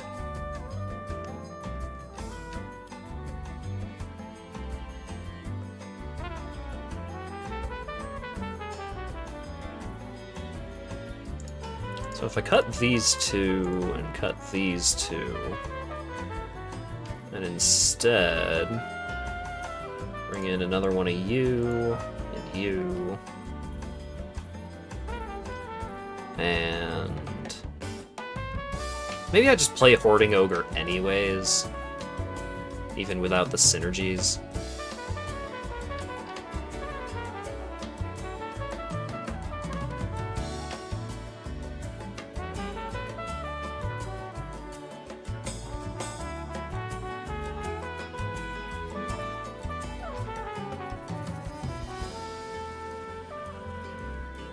What if I just do, like, red-black control?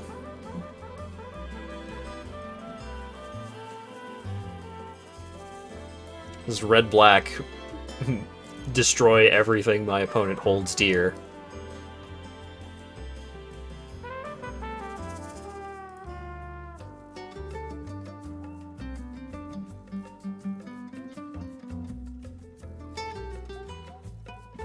Sure. Okay.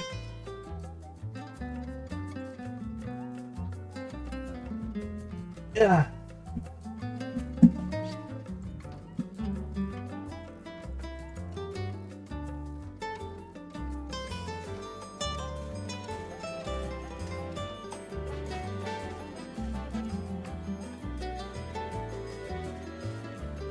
Sure.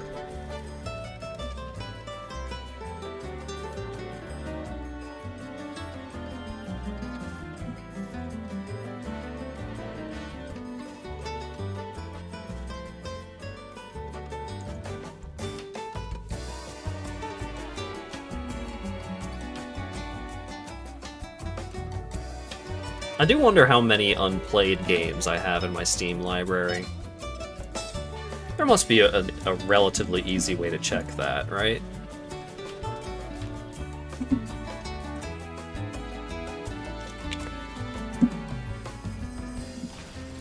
Shambling Ghast. Oh, no. That's a good creature.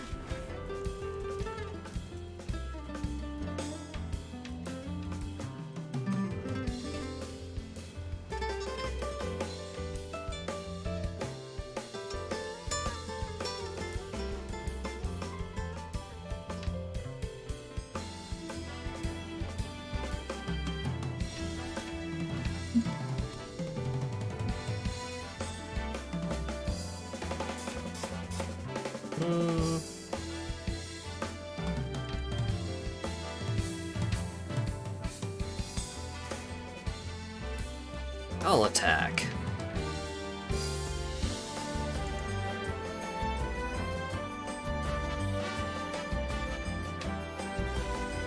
Yeah, shit. Oh, so he's gonna do that anyways. Okay, sure. Oof. That's a lot of mana my opponent's going into turn 3 with.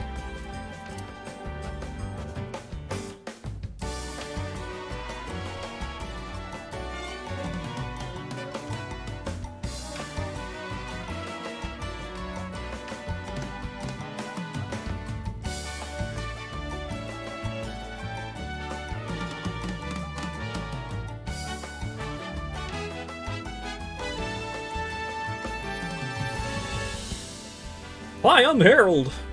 Herald of Hadar. Each opponent loses 2 life. Each opponent loses 2 life, you gain 2 life. Each opponent loses 2 life, you gain 2 life. Create 2 treasures. Yikes.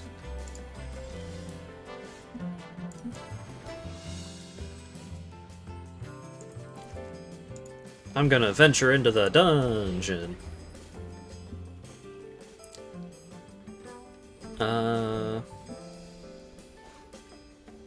Let's do Vandelver.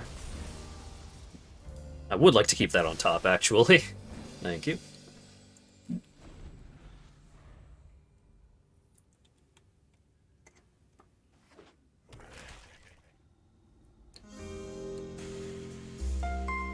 So far, this set is really cool.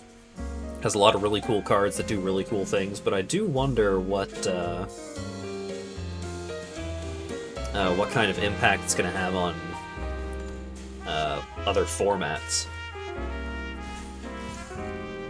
Oh, I don't like that.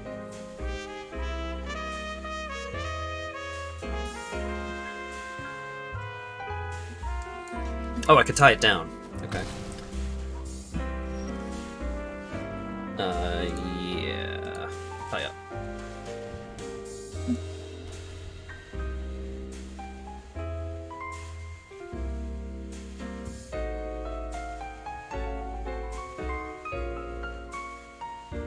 I'm just not familiar off the top of my head with what all cards are good enough for constructed.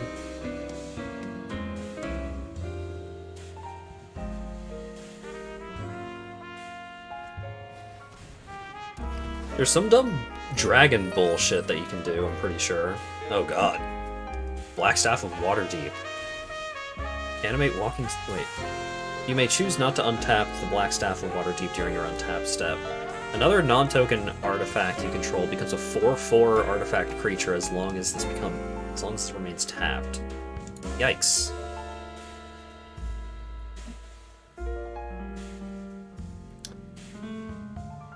Yikes, yikes, yikes.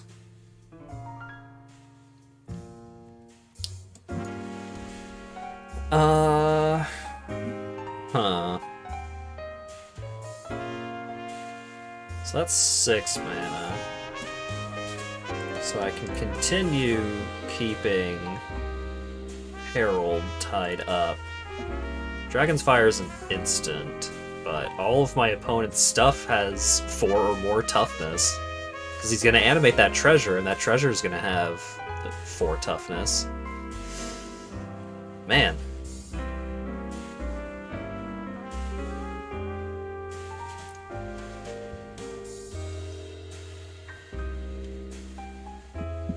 My opponent's got some good stuff. Oh god. He's got one of the creature lands too.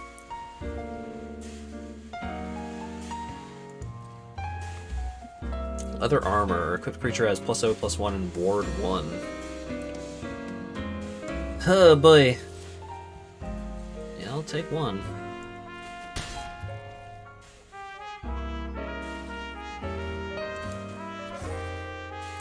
Oh, animating the armor.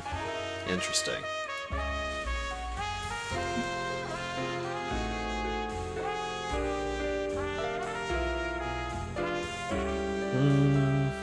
I can keep this guy tied up.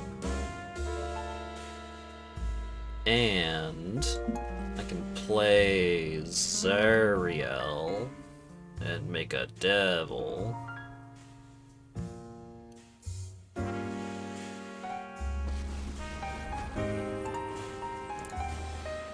Although, no, I'm just super dead this game. I just did not draw what I needed to draw. which was anything that cost less than fucking 5 mana.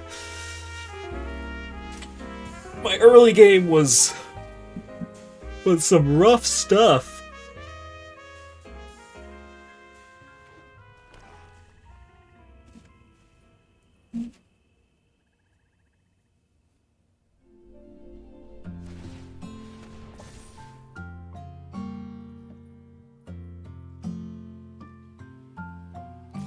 Is he just gonna send all at my Planeswalker? Sure is.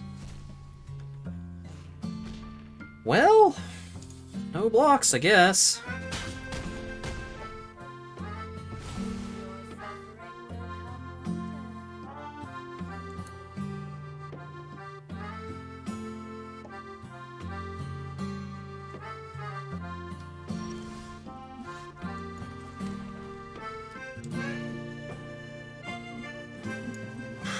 I can play the Zomboger. And keep Herald tied up.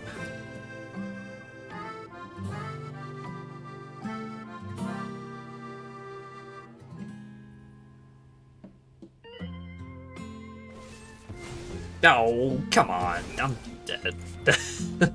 Good lord.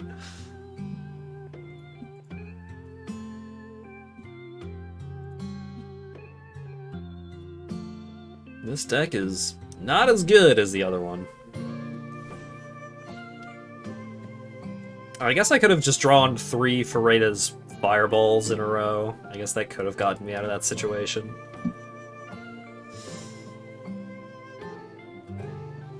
Oh boy.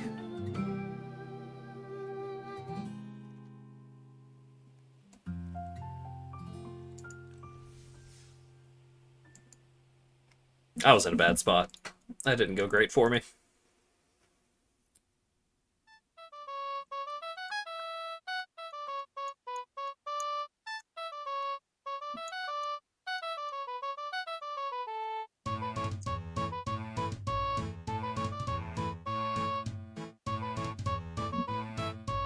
Oh boy. What a hand.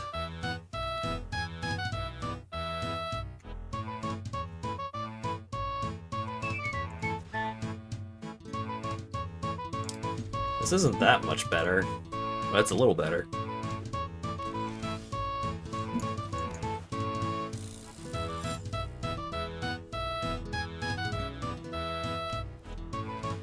Oh god.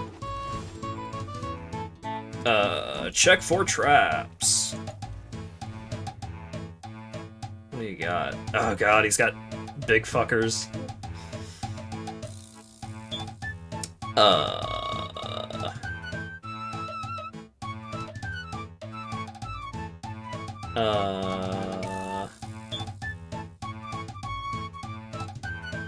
Get rid of the card that he's closer to playing, I guess.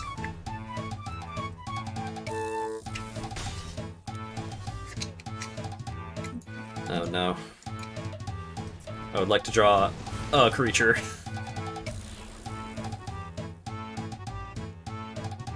Give me Fandelver so I can make a goblin, I guess.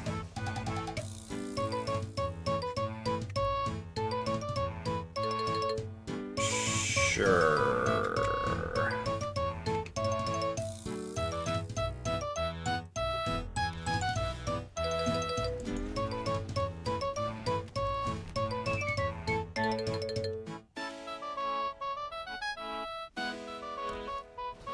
Oh my god. Oh god. This is not what I need.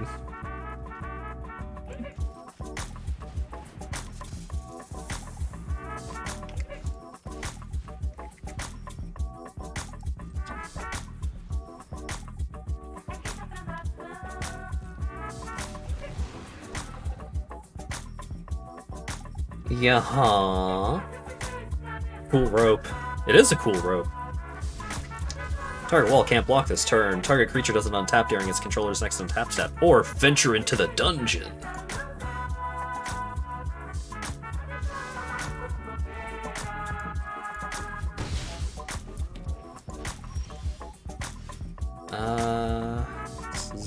Zomboger, I guess? Neither of these had flash, right? No. Don't want to sacrifice the dagger. Give me a Gerblin.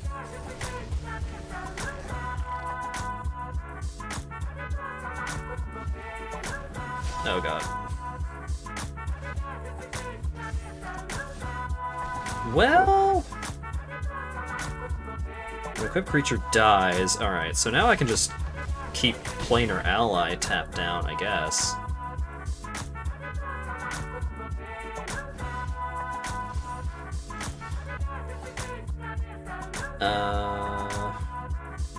I want to bring out the Duke here.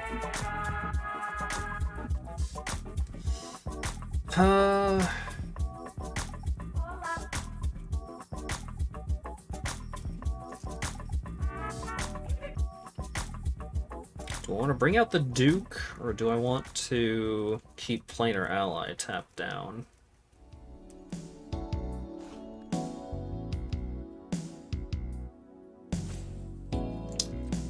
Let's swing in with all three of them.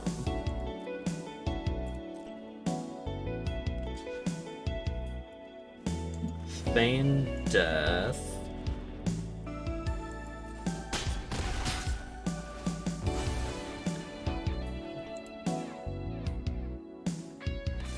He didn't turn it into a creature. So let's tie down the planar ally, give the goblin the knife, and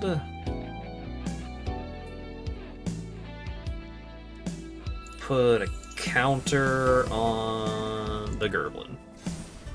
This feels like watching the Yu-Gi-Oh anime where the cards can just do whatever they like. A little bit. How much magic hast thou gathered? Oh, they're journeying in 2 lands. I have played... This is my second sealed event.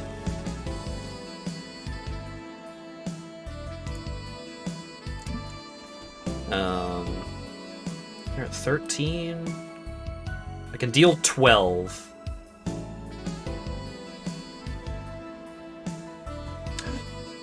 Oh! I can deal 12.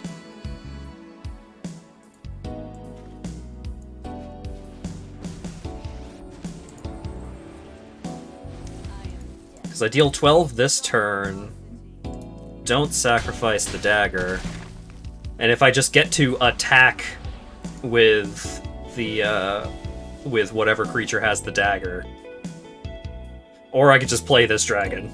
We'll see. Yeah, the first sealed event that I did, I went 6 and 3. I'm currently 0 and 1 on this one.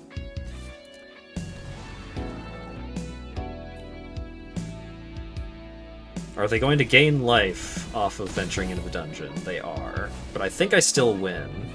Because Red Dragon is going to deal 4 to the opponent, and then Spare Dagger is going to deal 1.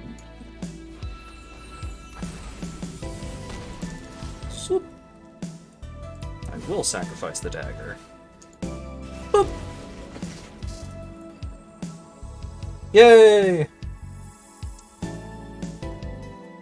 Yeah, the cards in this set do a lot of things. Most of the things aren't particularly complicated, but a whole lot of cards are modal. And some of the cards have really good art, like this guy. I haven't played white yet, so I haven't been able to play this guy, but look at this guy.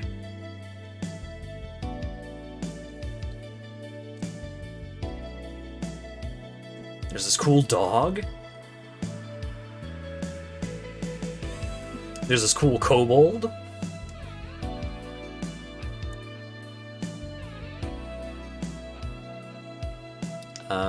There's this other cool gnoll. You win the game, but the opponent gets to punch you once.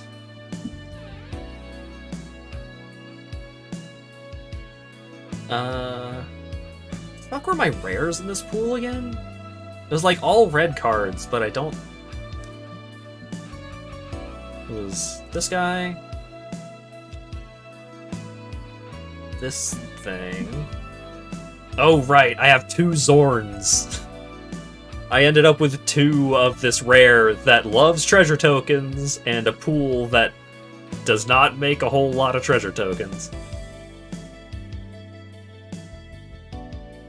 Minion of the Mighty sounds like a very bureaucratic way of saying sub. I mean, he's a kobold. That's kind of their whole thing, is that they are submissive to the dragons.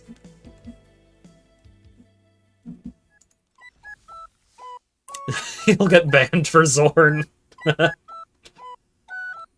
Yeah, this deck, this pool is way worse than my other pool, but it does have a lot more removal. So I do get to play much longer games where even less happens. Oh, hey. Actually. I get to play this 2-1 for 1. Yeah. And I'm going first? Opponent mulled to 6, mulled to 5. Mulled to 5?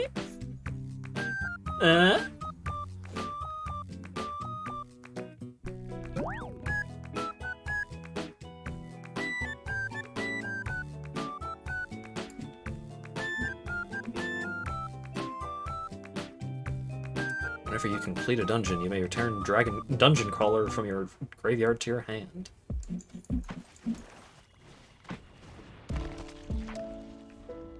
Ah. There we go.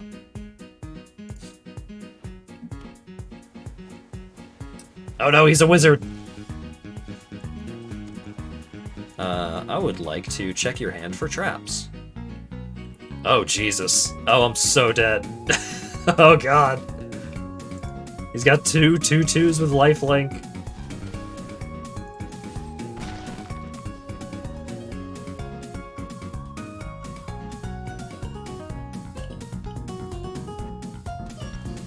Oh, he doesn't have a white source. Oh. Good thing Power Word Kill is instant. Come on, play a white source and a creature. Do it, do it, do it, do it. Do it! Play a creature! No!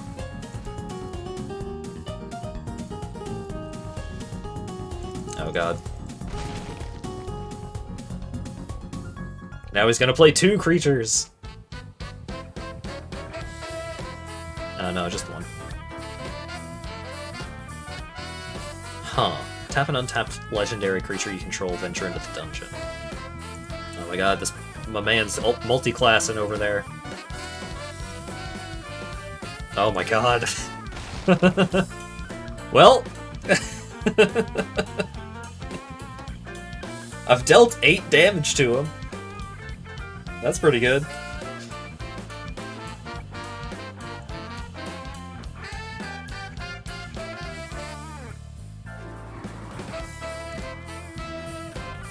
He finally played a creature.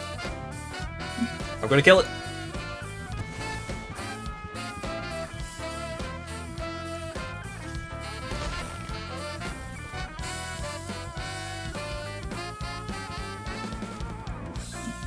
Oh my goodness. I'll draw a 3rd land eventually. Target opponent exiles cards from the top of their library until that card has exiled cards with a total mana value 20 or more. Oh god. Oh god, my deck! Oh god. All of my most expensive cards are already in my hand. Oh god.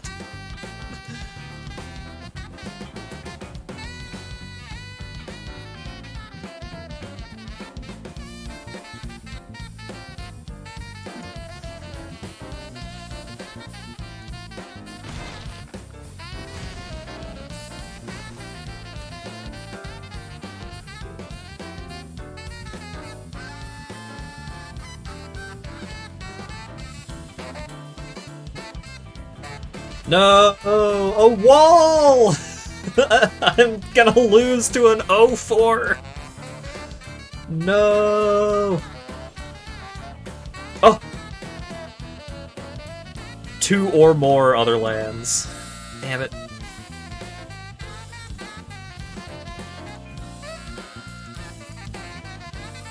No! He blocked. 04 OP. Well, it's not gonna be an 04 for long. He's gonna make this thing fucking huge. Oh, there are breadsticks. Alright, I'll come down and get some after this match. Draw 2, scry 2, and draw 2, or scry 3 and draw 3. Scry 2, draw 2. Oof!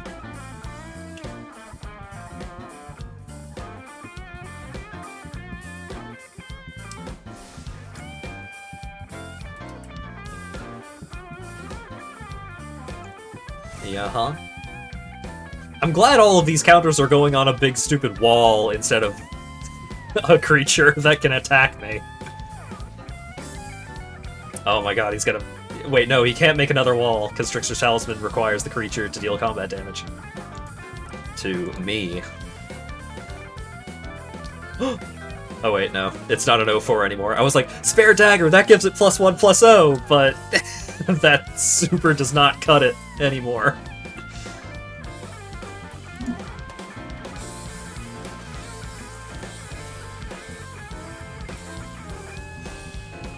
I have 10 turns left. 9 turns left. Brian Shue on guitar! Oh no, he's gonna go into Fandelvers and he's gonna make a goblin! Oh no, he's going to Dungeon of Mad Mage. Okay. Oh wait, that makes 2 skeletons! Oh shit. My big stupid fireball doesn't even kill this dumb wall anymore.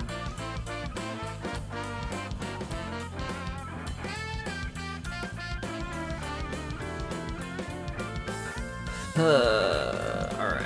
Let's do Spare Dagger. Equip the dagger. Attack. I do not want to sacrifice the dagger.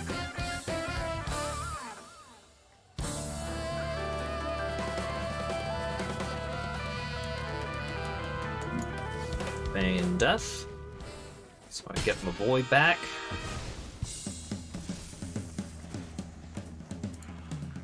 We'll give the Zimbabwe the dagger. What you got, opponent? You got 1 card in hand.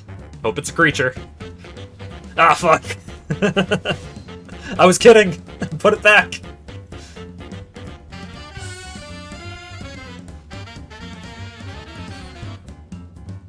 If I draw a red source...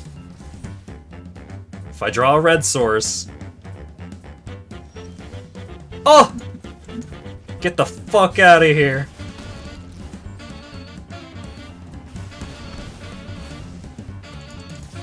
Get him! I can't believe I'm gonna win this game.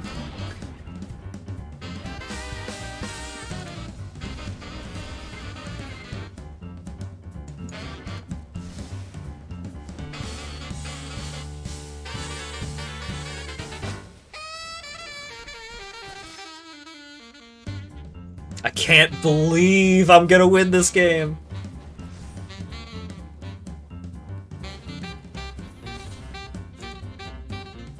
Hey, you know that fireball that killed your last creature? Well, what if there was another one?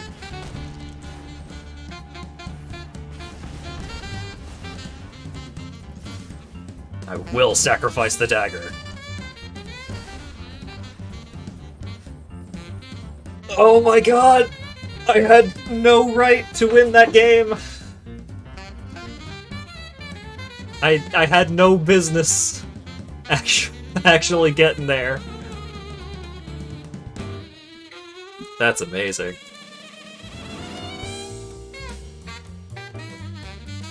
Alright. I'm gonna go have some breadsticks, enjoy Dwayne's company, and then I will be back in a little bit.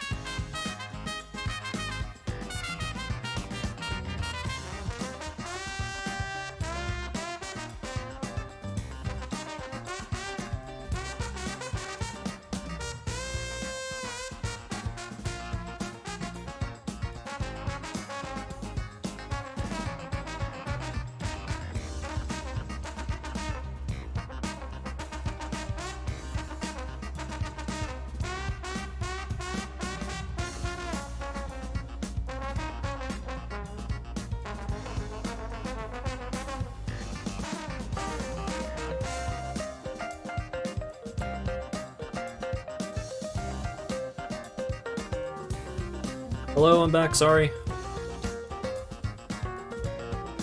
I don't know how long I was away there, but I can definitely tell you that I was done with the breadsticks very quickly.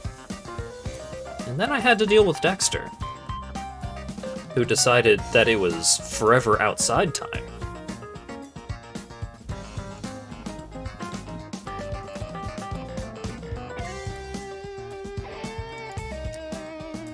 I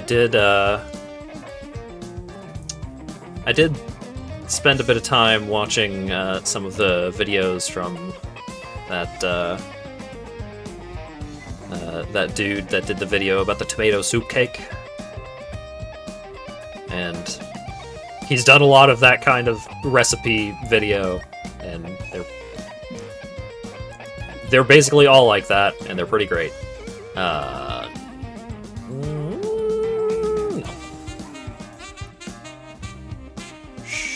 Sure.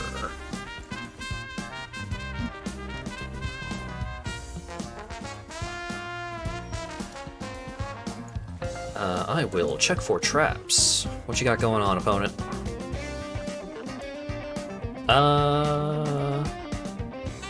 Oh boy. He has one creature and 3 pieces. One creature, 1 pump spell, 2 pieces of equipment. That creature's gotta go.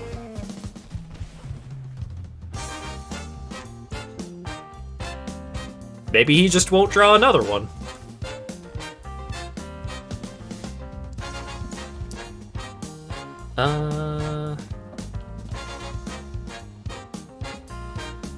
Let's get Vampire Spawn out, and I'll play Valor Singer next turn if I don't draw.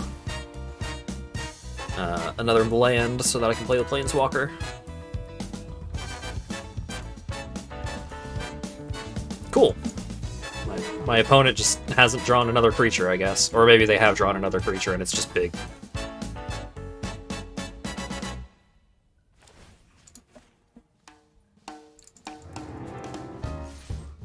Probably gonna die here to that spell that I know he has, but that's fine.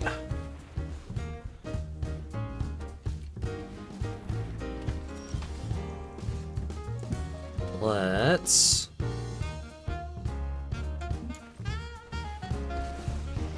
bring out Planeswalker.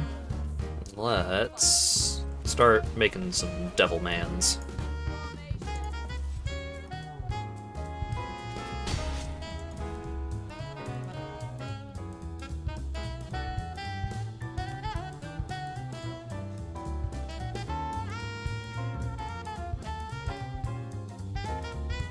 I just hope that I draw some removal, because this Shepherd is going to be a problem, because he's probably going to put some equipment on it.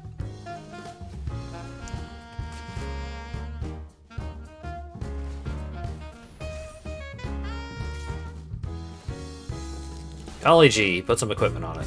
Who could have guessed? Block. Send the 1 damage to their face.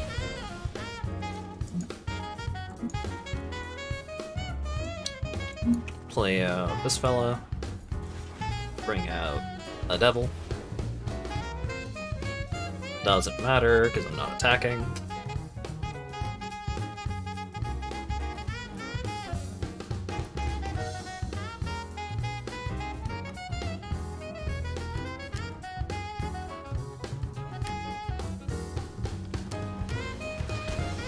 Oh no!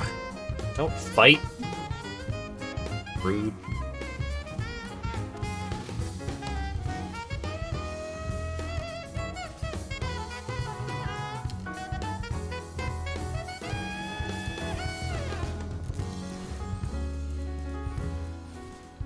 Things are going to get less bad for me on this turn, because I'm going to start to be able to get some value out of having a devil die every turn.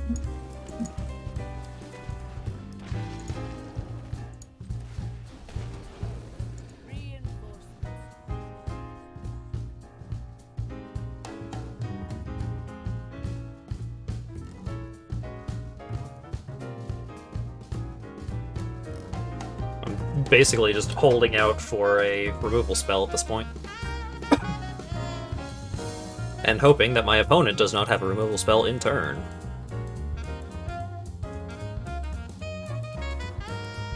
Spike's Pit Trap. Oh. Goodbye, Zombie Ogre. Time to continue doing nothing forever and ever.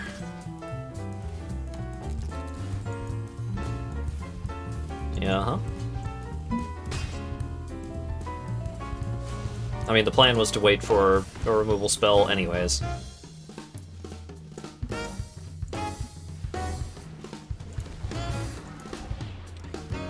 I would like to scry one, please. I would like to put that land at the bottom, please. I would like to make a devil and pass the turn, please. Yeah-huh.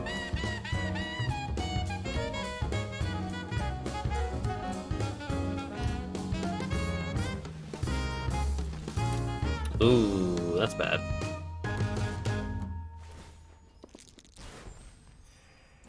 Yeah-huh.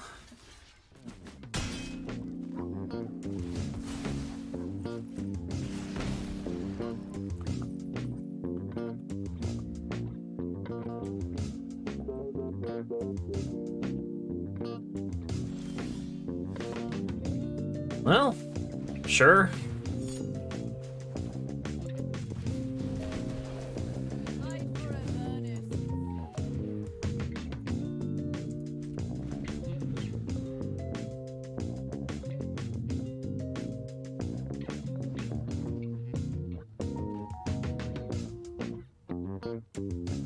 Oh boy. I got a lot of removal spells in my hand, too. Or in my deck, rather. I'm just not finding them.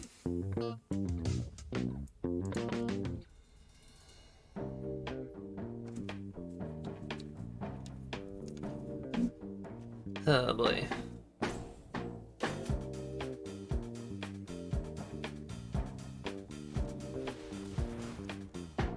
Turn target permanent card from your hand, from your graveyard to your hand. That's bad.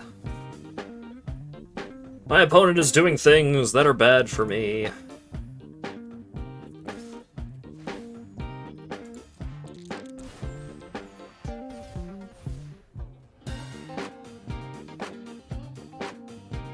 Uh-huh.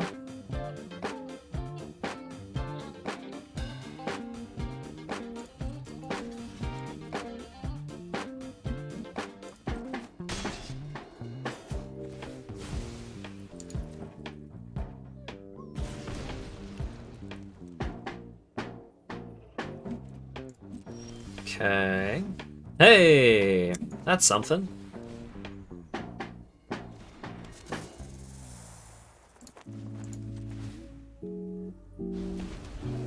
Then I'll put the dagger on the devil so that I can block the pack leader a little better.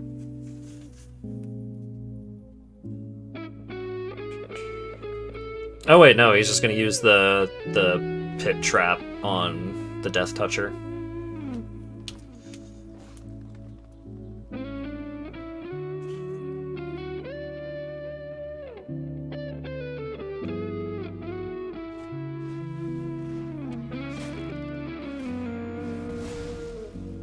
Uh-huh. Oh, and he gets a treasure? I don't think he had enough mana already, so good for him.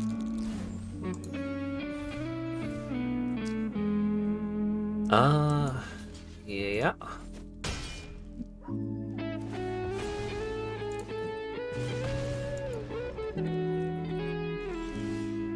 Oh my god.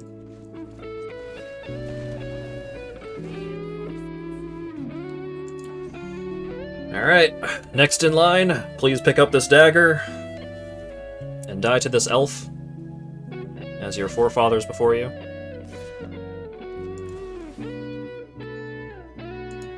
Uh-huh. Uh-huh.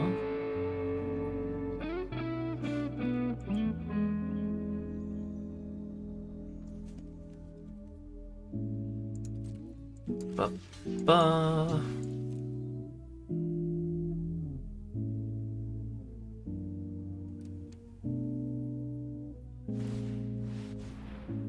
Yeah.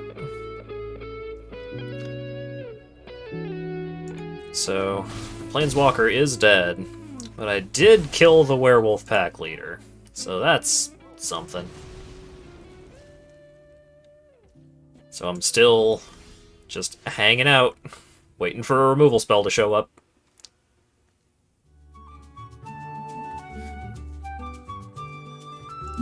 Yep.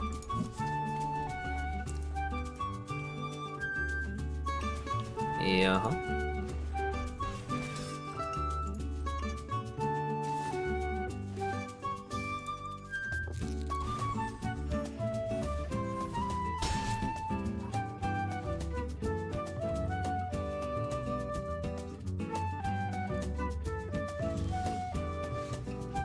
I need removal.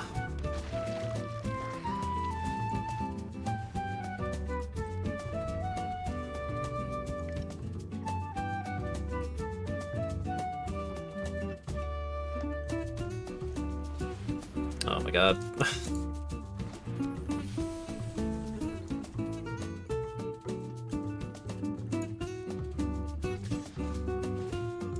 Yeah. I will continue to get hit by this 5/5 every single turn. Despite having like 5 ways of getting rid of it.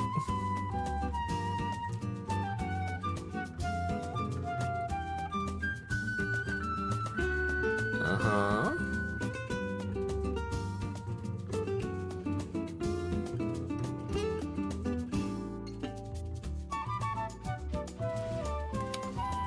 Yeah. Well, that takes away a lot of ways that I had to deal with that. Get me out of here. What's the glowy on 5/5? That is ward, which means there is some extra cost to targeting it with spells or abilities. In that case, it was ward 1, so I needed to pay 1 generic mana extra if I wanted to target it with anything.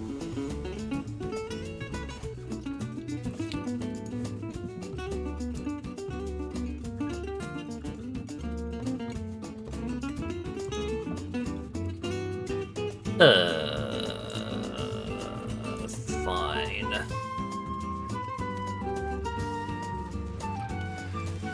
Winter Dryad. Sack it, search for a... Okay, ramp. Got it.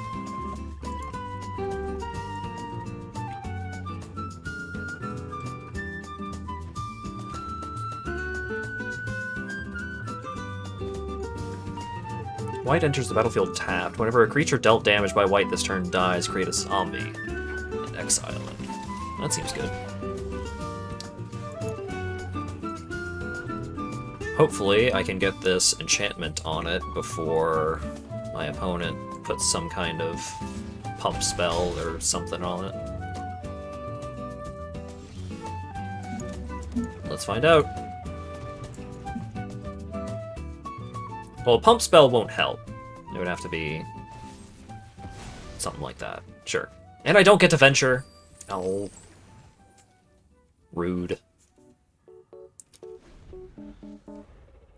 Well, at least next turn I'll be able to bring out Fangblade and hold up Feign Death for it. So that's nice. Bullet!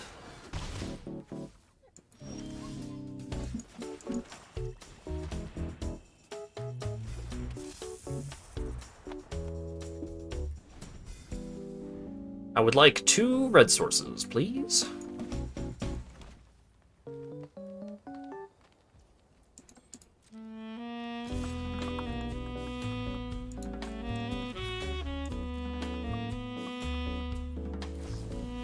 Oh hey, I can also do that. Nice.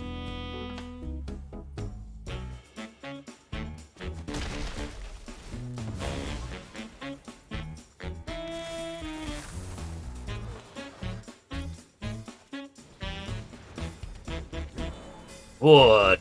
Add green for each creature you control, huh? I don't like that.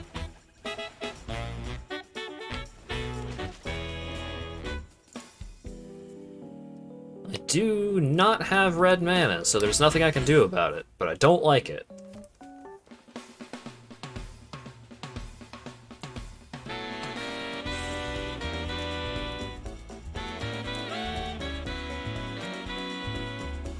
So he's currently got, like, 9 mana? No, 10, because of the treasure.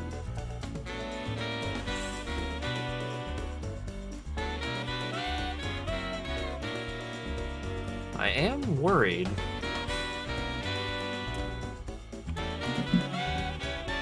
Gotta restart the captioner.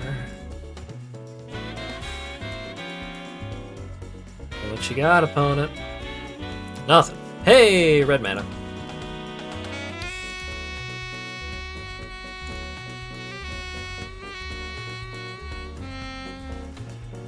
Drider. Deals combat damage to a player, make a spider. Sure.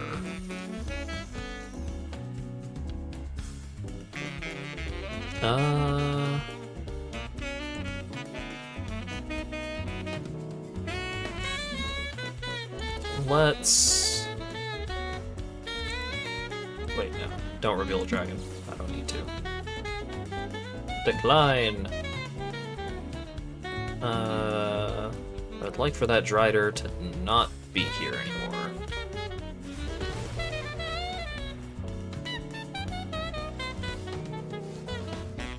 Well, I can bring out this Beholder. Wouldn't accomplish anything immediately, but it would give me a 6/5, which is pretty cool.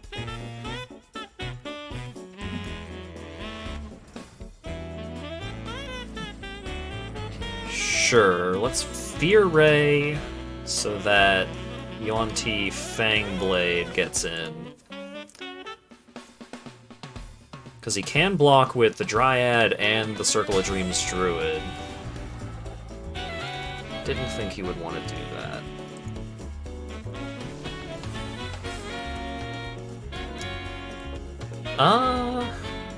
No, I need a mountain.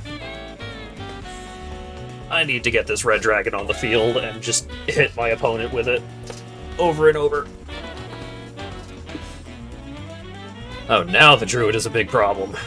Because now he has a way to spend that truckload of mana that he has.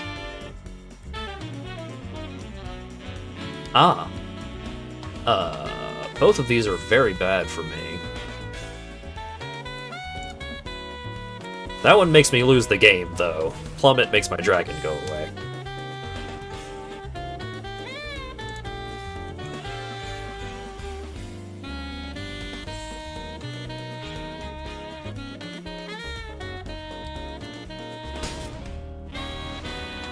His big dumb stuff doesn't have trample, so let's make a chump blocker here. And one of the nice things about Red Dragon is, even though he does have a way to just kill it instantly, it does deal 4 damage as soon as it comes down. So it's still going to accomplish something.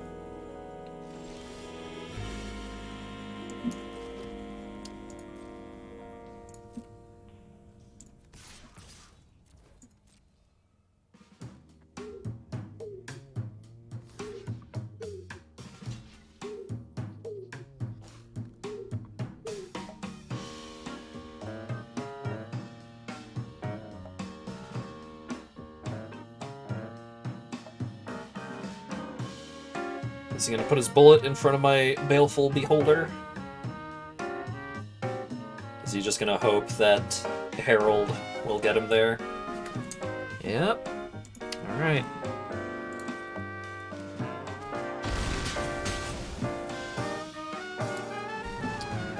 Let's venture. Let's put a counter on the Zomboger so that it can attack into Herald.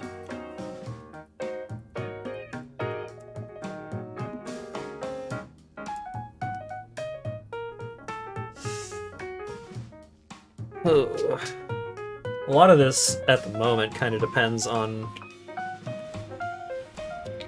how my opponent rolls with Herald.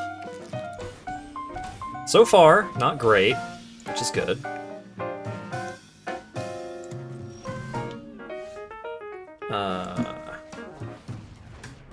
Red Dragon!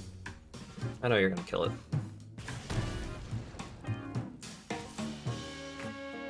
But that's okay. Just spent 6 mana to deal 4 damage to you. Sometimes that's just what you need.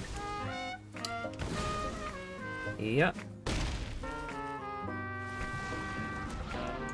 But I get to draw a card.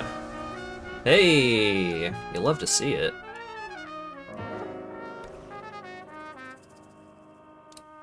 It's that last card in hand, buddy. What you got?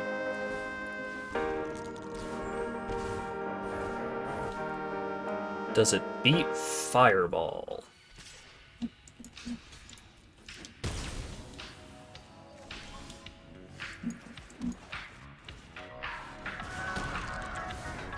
A 1! Well, I still win. I did it!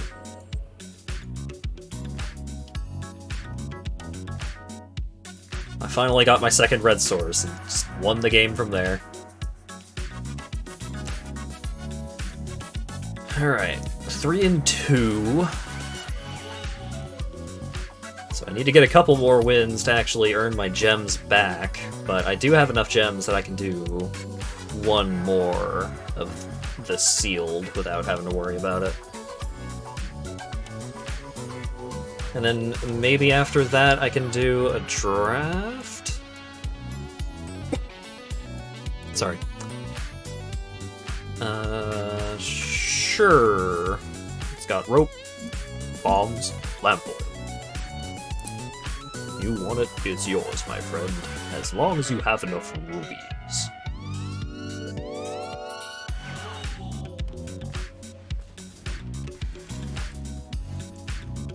Ba-da.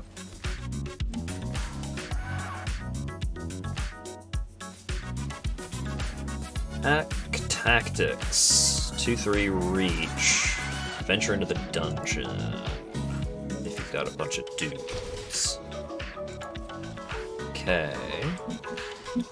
Let's bring out a very good looking boy.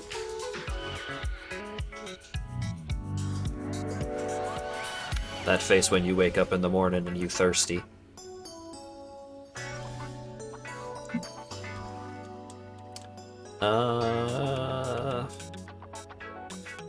He doesn't have 6 power worth of stuff quite yet.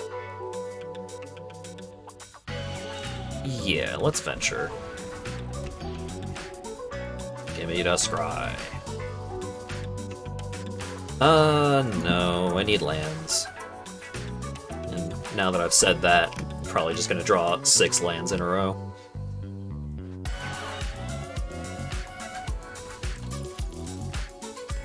Oh? Oh, shit. My rope! No!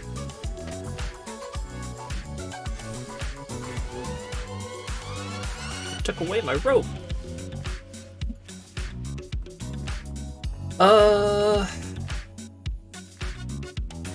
Do I want to fireball the thing that can venture over and over? No, I just want to do... I just need a hefty fella out there on the field.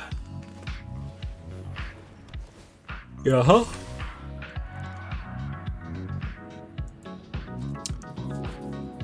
+2 mace gives +2/+2. Which means it is still in killing range of the fireball. Hey! And I don't take damage from it. Neat. I would like to make a goblin, please.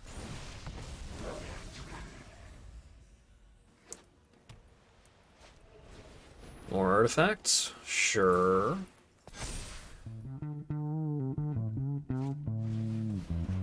Ugh. Don't like that. Now that's a 3/3.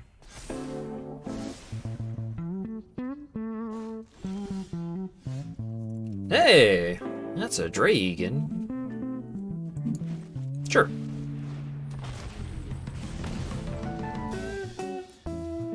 Nah.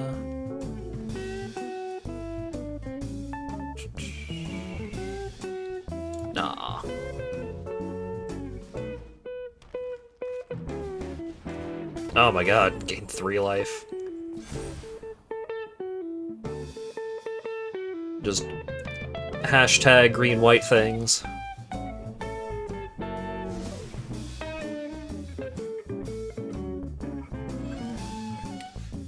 Well, I can get rid of Moon Dancer before she gets too much bigger. But Ingenious Smith is also going to get bigger. I think it's easier to gain life than it is to play more artifacts. Thankfully, the Giant doesn't have reach, so... Woo!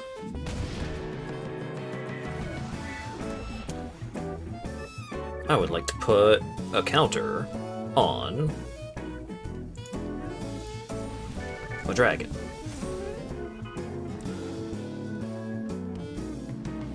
Ah, shit.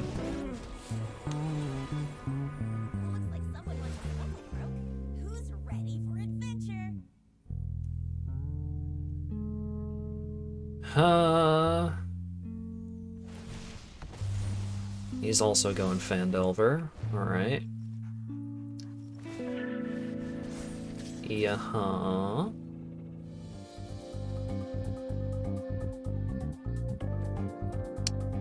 Let's throw everything under the Hill Giant bus. I would like for that Hill Giant to go away. Because if I kill the Smith, then he can just switch the +2 mace over to the Giant, and then the Giant would still be a problem.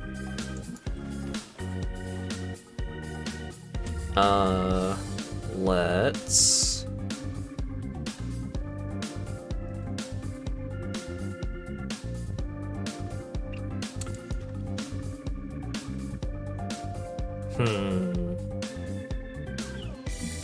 Yeah, Baleful Beholder. Give stuff Menace.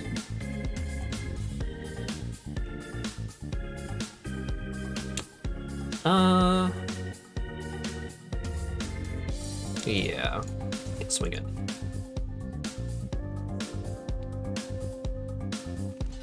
Double block? Sure.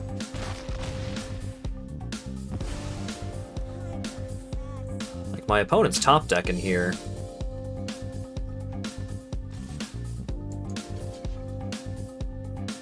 No. Because now I win the game. Because now I cast Critical Hit on Red Dragon. And hit him! Critically!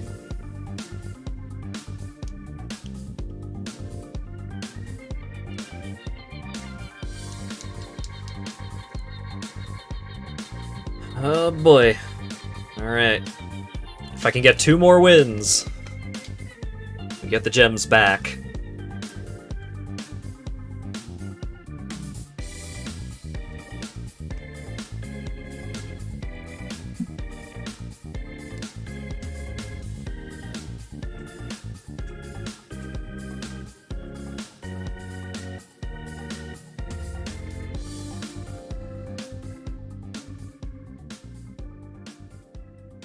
I'm sad that I haven't gotten to play Dritz to Doerden in my in either of these sealed pools. Hey, that seems like a good hand. I got a removal spell. I got a cheap creature. I got another cheap creature. It's not quite as cheap, but I can still play it. Check for traps. We got it all, baby.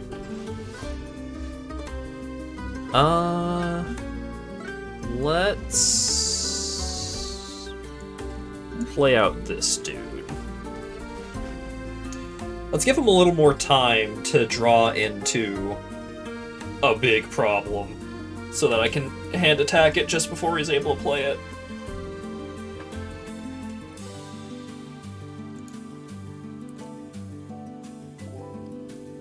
Or, if he doesn't play anything this turn, I might play it this turn to try and bait out a removal spell, or a counter spell.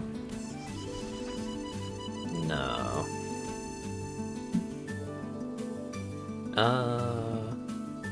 Yeah, let's play this one.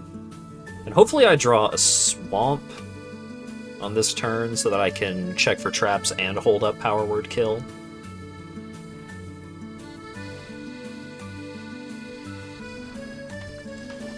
Sure.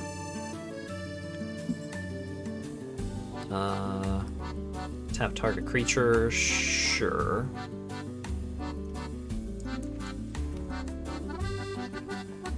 I mean, I still can't attack in anyways, because he has a stupid wall. Let's go ahead and check for traps, because he's going to have 5 mana next turn if he plays a land drop.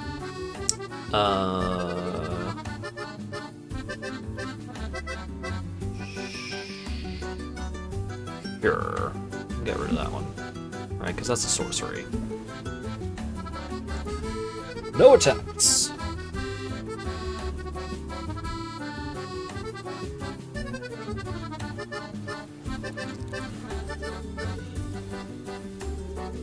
Put on top? Nah. I'll press my luck.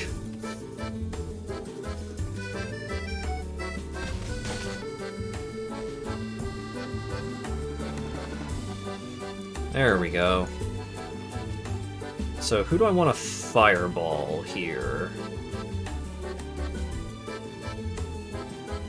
Let's fireball the monk, because I might be able to draw into Dragon's Breath, which can kill the Conjurer.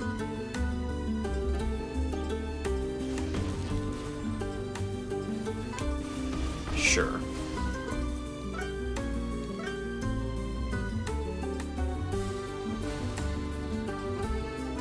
So, opponent's got 5 mana available, which I think is enough to activate the secret door.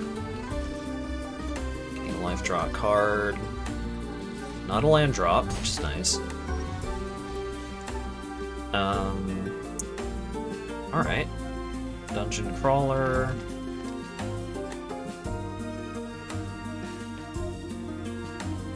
I think any particularly bad thing that my opponent can play at this point is going to be either an angel, demon, devil, or dragon.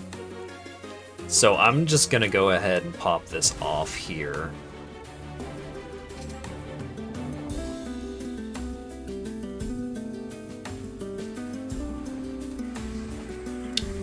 That's maybe fine? Yeah.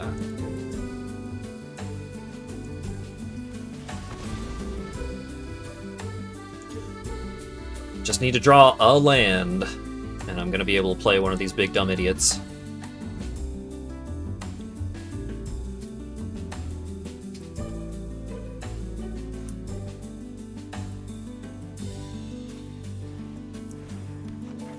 Monk of the open hand. Right. That's rough. So my opponent is on big hashtag big tempo energy, which is tough. But I'm holding my own.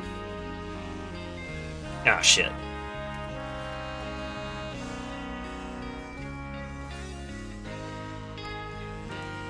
Not a fan of my opponent drawing 2 cards. Alright.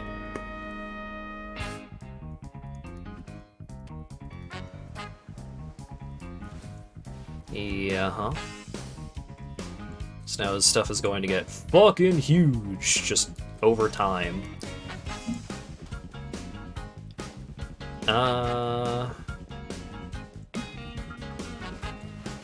Let's bring out the dragon.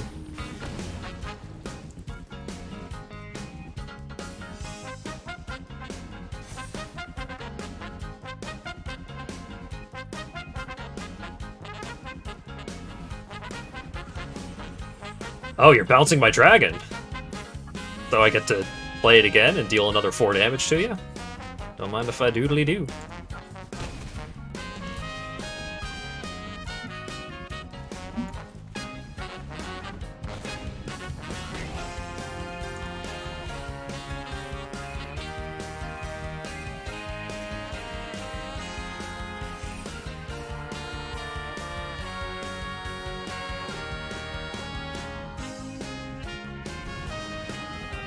Sure.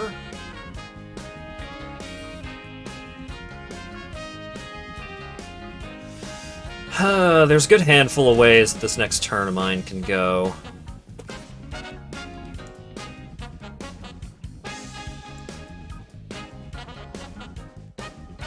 Tomb of Annihilation? Really?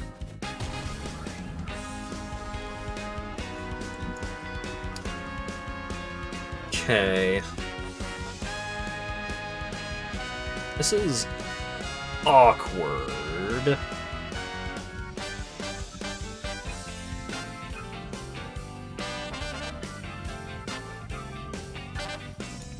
I think I can make this work.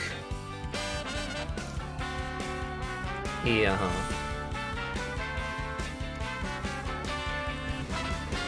Yeah.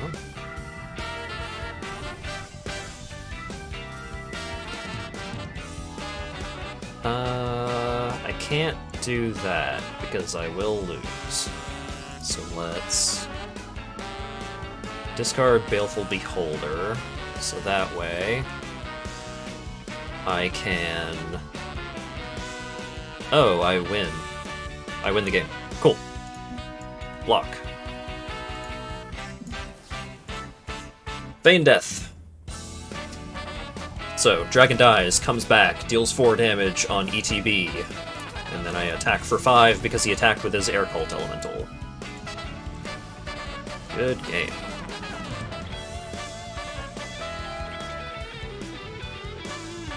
My opponent should not have attacked with the Air Cult Elemental. I don't think it even changed the math. I mean, I've done that many times in my past. Of like, I'll attack, what could possibly go wrong? And then I immediately lose the game.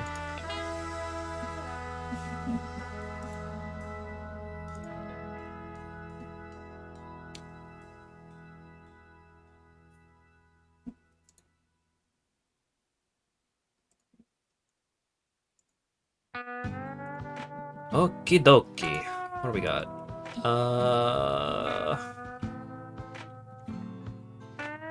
Sure. I'll draw lands, right?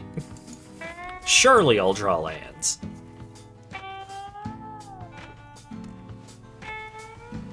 Quit it with the secret door.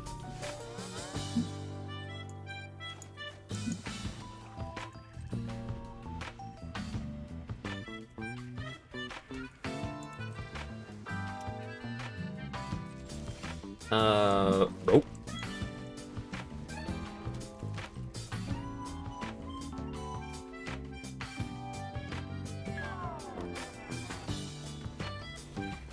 Instrument of the Bards. At the beginning of your upkeep, you may put a harmony counter on Instrument of the Bards. 4 mana, search your library for a creature card with mana value equal to the number of harmony counters on Instrument of the Bards. Reveal it, put it into your hand. If it's legendary, create a treasure. Sure.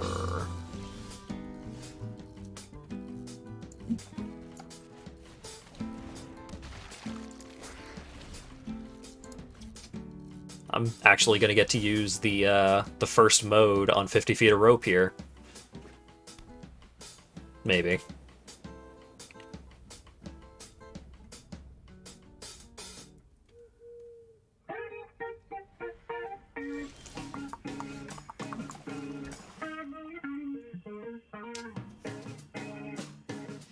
Yeah. Oh, my opponent probably has a counter. Ah, it's fine. They might just be holding up the activation of Instrument of the Bards. Nope, that's a counter. Could be worse. Alright. Wall can't block. Zoop!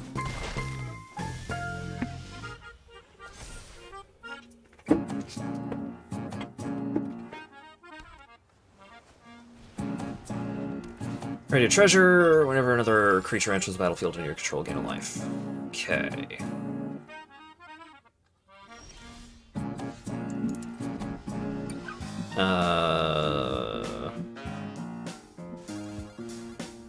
Target wall can't block. Swing in. Because if he trades the ghoul for the innkeeper, which he didn't, then I would have been able to get extra value from the Zomboger.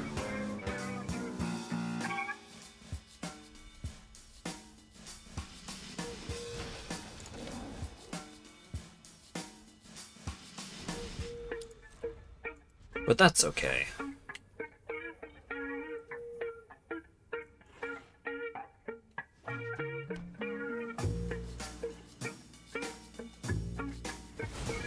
Loathsome Troll. Activate only if it's in your graveyard. Oh, okay, so we can get it back if it's in the graveyard. Got it.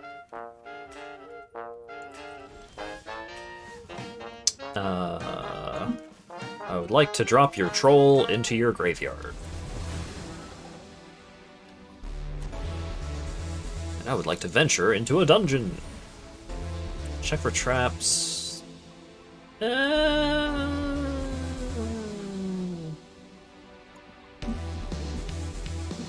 Nah. Wall can't block. Swing 4 or 5.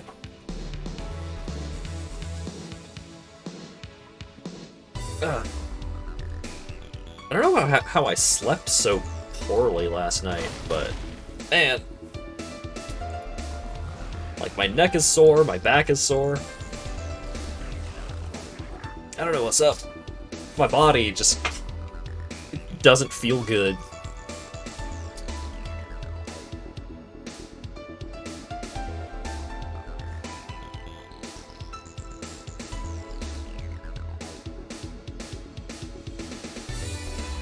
Is your posture good? It hasn't been amazing recently, but it hasn't been terrible.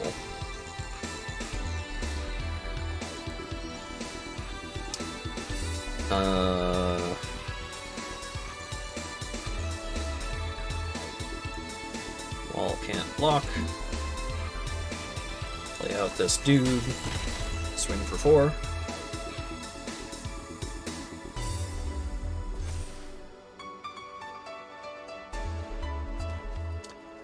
If he only plays one creature and doesn't have any instants, then I think I win. Because I fireball the troll, deal 2 damage, target wall can't block, swing for 8. Yay! I made my gems back! Now let's see if I can make a profit on these gems.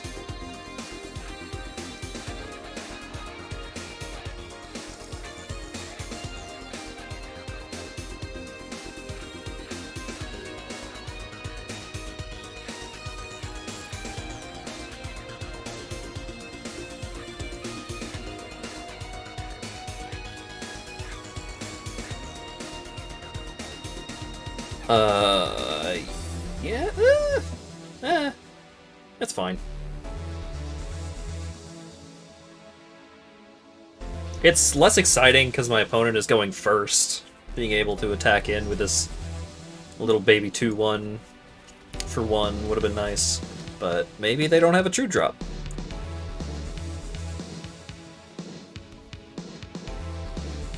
Oh, they did. Cool. Whoa! Congrats, Hat.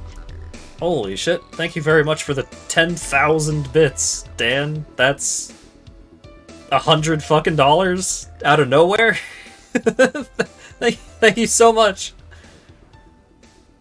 And you got a new badge. Woo! Thank you very, very much, Dan.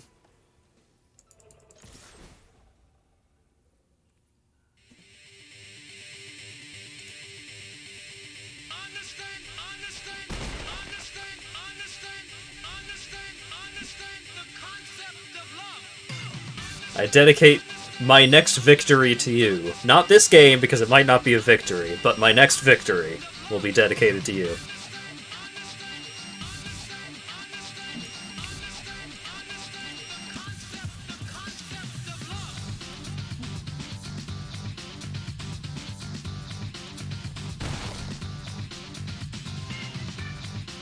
You did it.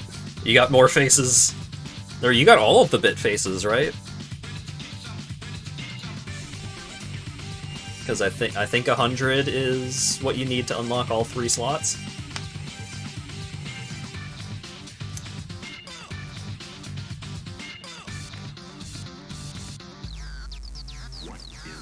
Prediction Hat will lose all of them for the rest of the stream. God, I hope not.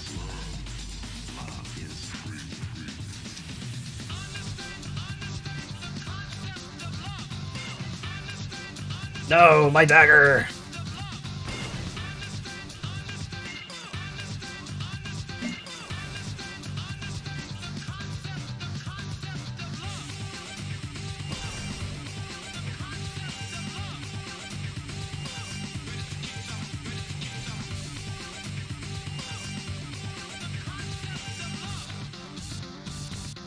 Oh wait, shit, I could have... No, I can't.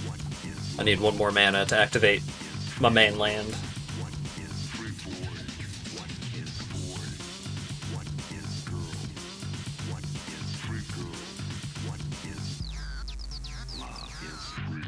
Oh yeah, Dan, since you are the only person who has, I think, any higher than the first level of bit badge, let me know if there are any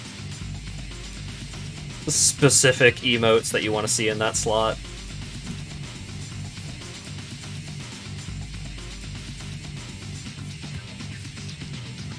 Or those slots.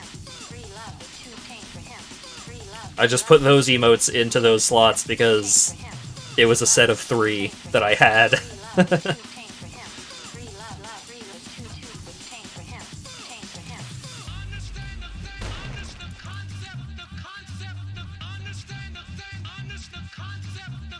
Goodness gracious.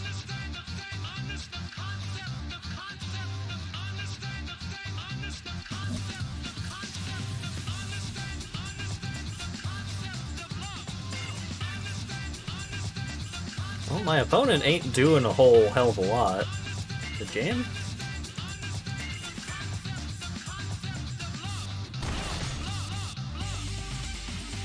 Are they saying that because they're gonna win, or are they saying that because they don't have the swamp that they need to cast all of the cards in their hand, because they got super greedy? Aha! Oh. Yep, that guy doesn't do anything to protect himself.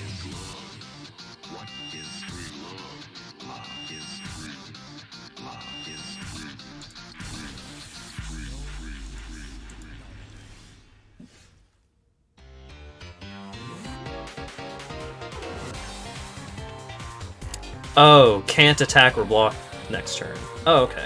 I think I still win, though? Yeah. Boop.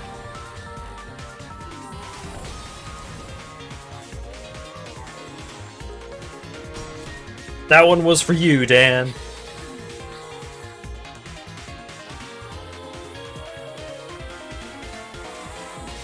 It wasn't the best game, because my opponent just kind of didn't really do anything, but it was my 7th victory in this sealed event, which does mean I earned more gems than I spent, which is pretty spiffy.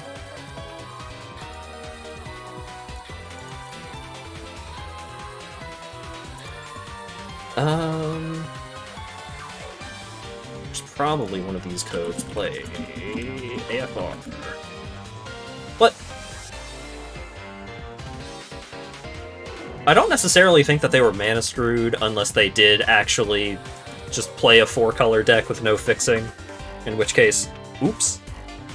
I think they kept a greedy hand. I think they kept a hand that had just like super high mana costs without a ton of lands.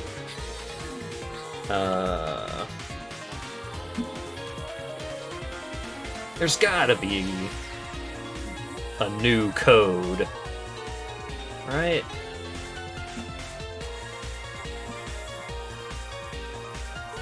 Oh, it's play D&D. It's not play ARF. All right, play D&D. I got some packs. Do I have 10 packs yet? I have 12 packs. Let's open 10 of them. What do we got? Got a bunch of stuff. I got a bunch of mythics out of those packs. Holy cow. Triumphant Adventurer. As long as it's your turn, he has First Strike, he's got Death Touch. Whenever he attacks, venture into the dungeon. We got Loth Spider Queen, which I don't like looking at. Whenever a creature you control dies, put a loyalty counter on Loth. 0, draw a card, lose a life. -3, create 2 2/1 spiders with reach. Or get an emblem with whenever an opponent is dealt combat damage by one or more creatures you control, if that player lost less than 8 life this turn, they lose life equal to the the difference. So it's like, even if you hit them with a 1/1, then they will end up losing 8 life. Pretty good. Flame Skull. 3/1 flyer, can't block. When it dies, exile it. If you do, exile the top card of your library until the end of your next turn. You may play one of these cards. Huh.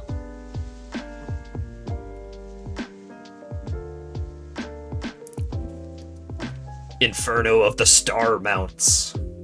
6/6 flyer for 6 flying haste, can't be countered. Has fire breathing. When its power becomes 20 through the fire breathing effect, it deals 20 to any target. Pretty cool. Orcus played with this guy earlier. He's great. He brings the creatures back to the battlefield with that effect. It's so nuts. 3 mana, legendary artifact equipment, equip 2. At the beginning of combat on your turn, equipped creature or a creature you control named Vecna gets +X/+X until end of turn, where X is the number of cards in your hand. Equip, pay 1 life for each card in your hand. Delina, Wild Mage. Whenever she attacks, roll a d20. Create a tapped and attacking token that's a copy of that creature, except it's not. Oh, when she attacks, choose target creature you control, roll a d20, and then 1 to 14, make a copy of that and exile it at the end of combat. Or, create a token, it doesn't have the exile this creature at the end of combat, and you may roll again. That's pretty crazy. Guardian of Faith. 3/2 for 3 mana, Vigilance Flash. When it enters the battlefield, any number of other creatures you control phase out. I know Vecna is an established character, but I can't help think Vecna can be used in a Ligma joke. See, like, Vec doesn't really sound like verbs.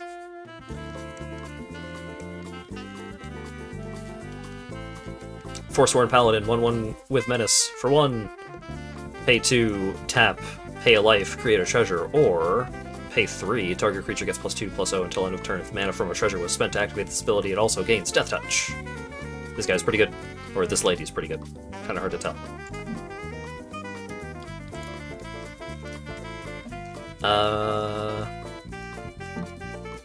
Alright, one more sealed. I can't be stopped. Hey! It's not 5 red cards this time, but it is 4 green cards. What the fuck is this guy that I got 2 of? 5 mana, 4/4, trample haste, frog horror. Whenever Froghemoth deals combat damage to a player, exile that many cards from their graveyard, put a +1/+1 counter on Froghemoth for each creature card exiled this way. You gain 1 life for each non-creature card exiled this way. That seems really good. Big frog monster. And then we got Werewolf, Pack Leader. 3/3 for 2. Whenever it attacks, if you attack with creatures with total power 6 or greater, draw a card. 4 mana until end of turn. It gets 5 tough. Has base power and toughness, 5/3, gains trample, isn't human. Cool. Varus Silvery Moon Ranger, 3/3 for 3, with reach and ward 1. Pretty cool. Whenever you cast a creature or planeswalker spell, venture into the dungeon. This ability triggers only once each turn. Whenever you complete a dungeon, create a 2/2 green wolf creature token. This guy seems nuts! Dragon Turtle. 3 mana, 3/5 flash. When Dragon Turtle enters the battlefield, tap it and up to 1 target creature an opponent controls. They don't untap during the controller's next untap steps. Okay. And then Tiamat, legendary creature Dragon God, for 2 white, blue, black, red, green. You get a 7/7 with flying. When it enters the battlefield, if you cast it, search your library for up to 5 dragon cards not named Tiamat that have different names, reveal them, put them into your hand, and shuffle. Dragon Mom bids big and scary, but also very hard to cast.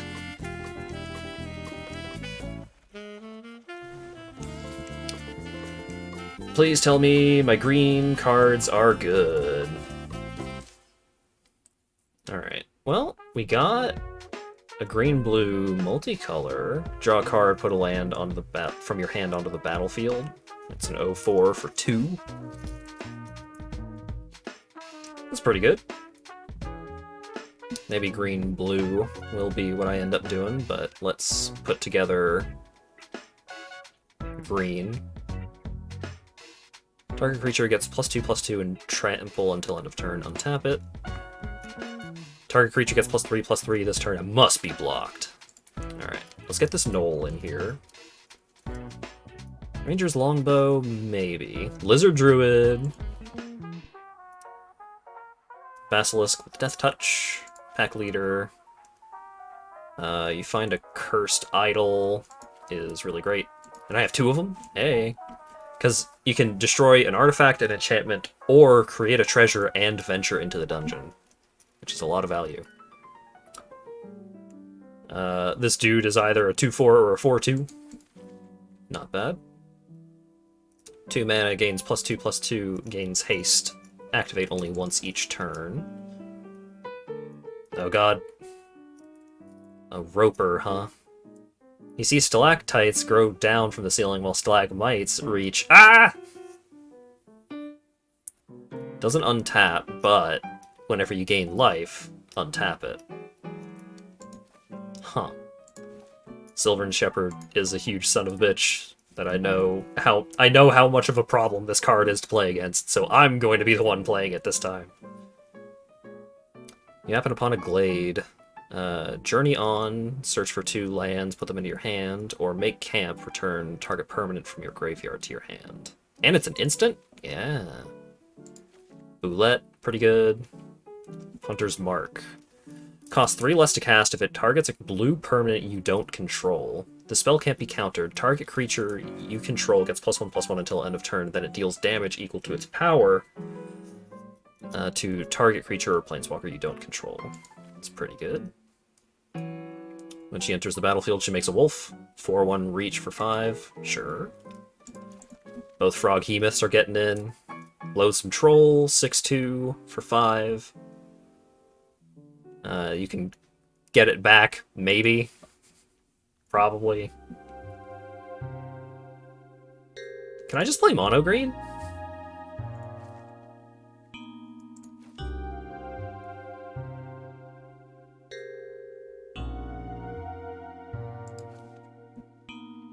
I can just play mono green.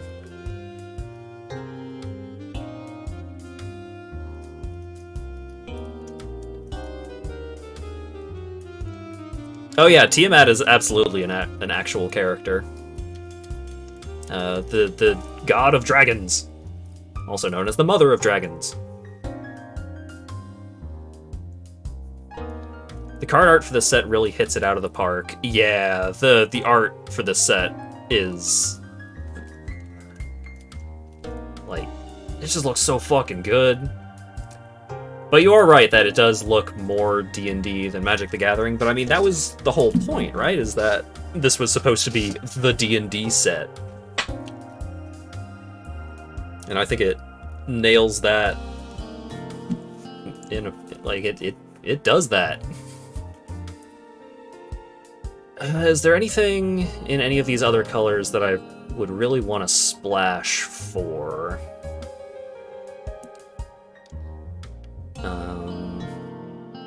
Nothing really in white. I got the Dragon Turtle in blue, which would also give me an excuse to play this Halfling Druid. Alright, I still have these two that I could, or these three cards that I could maybe put into the deck. I don't really have any ramp. I mean, I have pseudo-ramp, but not a ton of cards that will definitely ramp me. Which is a little awkward. I do have You Happen Upon a Glade, which will fix me, but not super reliably. All you know about D&D is some of the silly extra stuff, like the Peasant Railgun, Muscle Wizard. Yeah, there's a lot of stuff happening in Dungeons & Dragons. Hey, you probably know about Magic Missile, and this card is very much Magic Missile. 3-mana sorcery, can't be countered, and deals 3 damage divided as you choose among 1, 2, or 3 targets. Pretty great.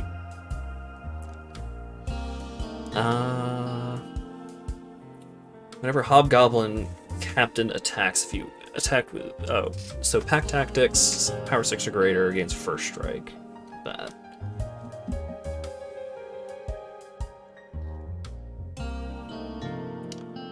I kinda think that I might just want to play mono green. Because I have I have 3 pieces of removal.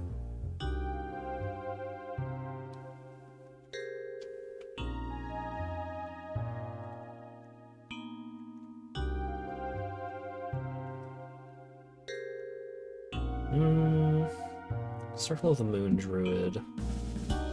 Do I want Circle of the Moon Druid, or do I want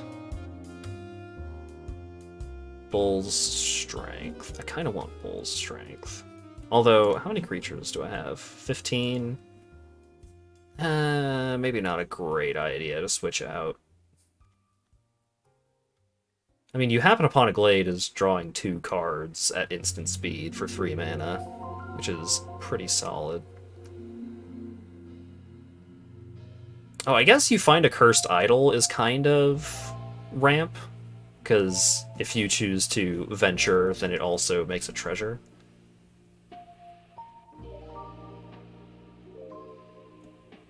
Do I actually want Bag of Holding? Draw a card, discard a card, sack it, return all cards exiled with Bag of Holding to their owner's hand. This can be a pretty solid way to keep myself from flooding out.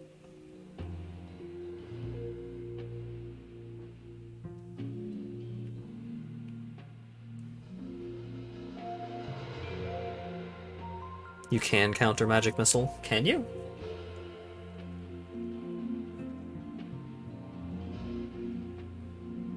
Oh, right, Magic Missile never misses, is its thing.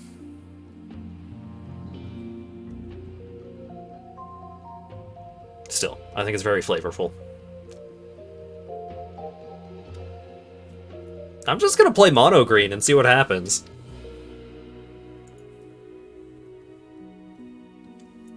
The shield spell specifically nullifies it.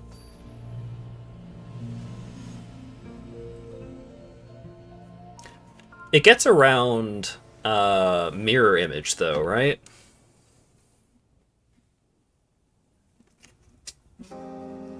Yeah. Seems like a decent hand.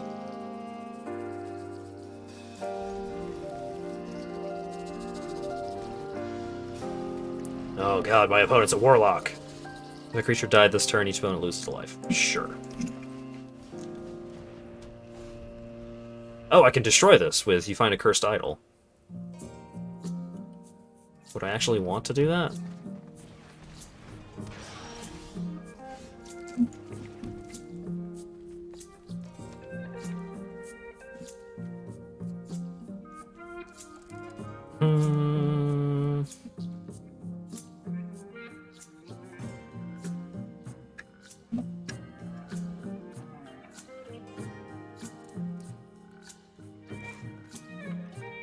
Yeah, fuck it. Fuck you, you're no longer a warlock.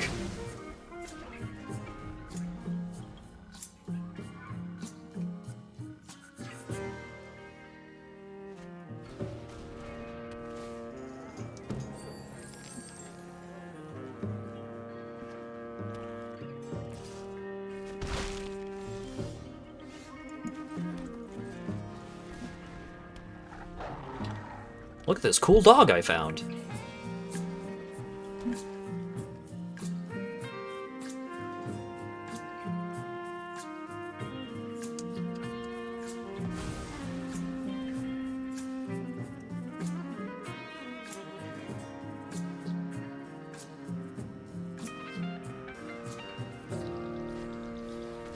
No, my dog! You killed my cool dog! Fucked up thing to do. Draw a card, discard a card. I'd like to discard this forest.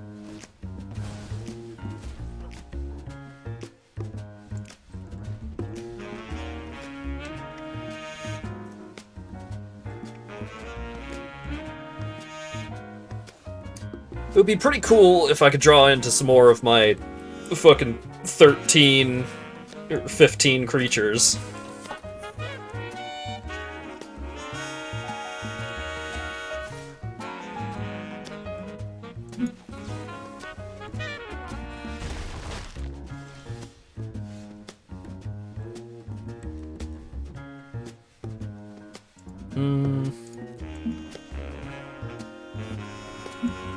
Let's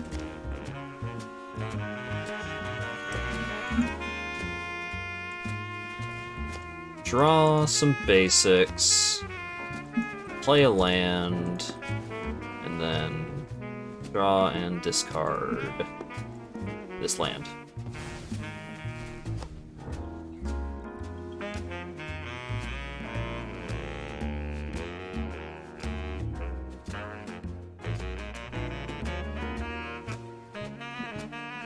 Opponent's probably going to hit me pretty hard this turn, which I'm not looking forward to.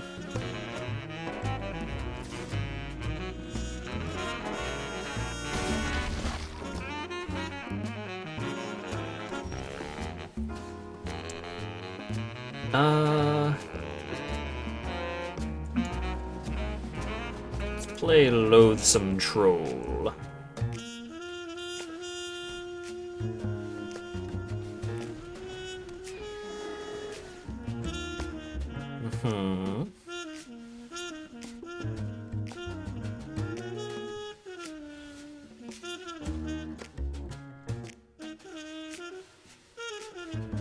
In the new Warframe update, you can kill robo-dogs, and the owner tries to kill you, and if you kill them wrong, they crush your head between their thighs. That sounds like a hell of a thing.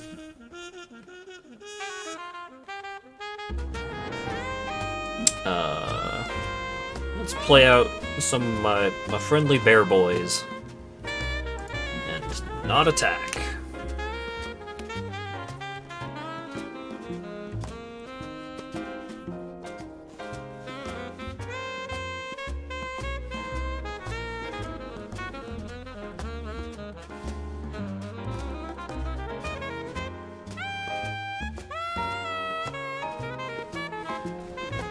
Ooh, don't drain me, bro. Ouch.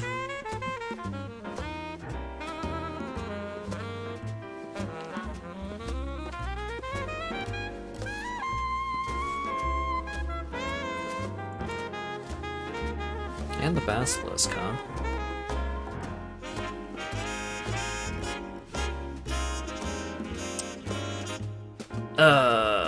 Because if he activates Pack Leader, then I'm gonna take 3 damage, 4.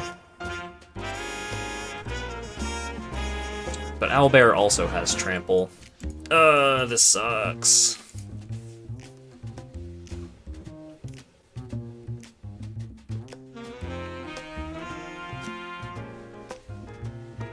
I didn't build up a board quick enough. I just didn't draw into any of my cheap creatures here. Oh! He didn't give the werewolf trample. That's good for me.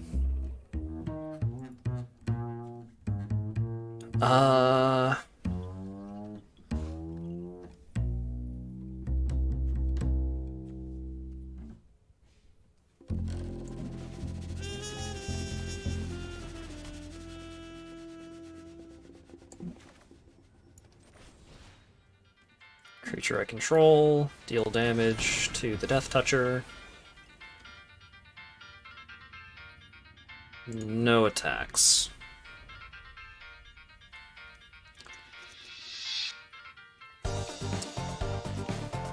Oh boy.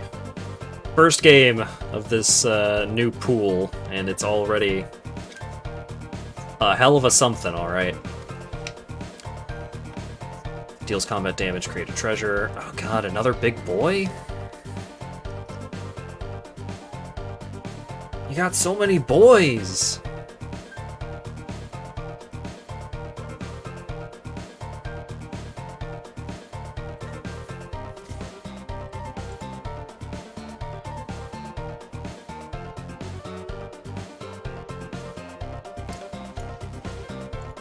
Yeah, do want that Death Touch fella gone.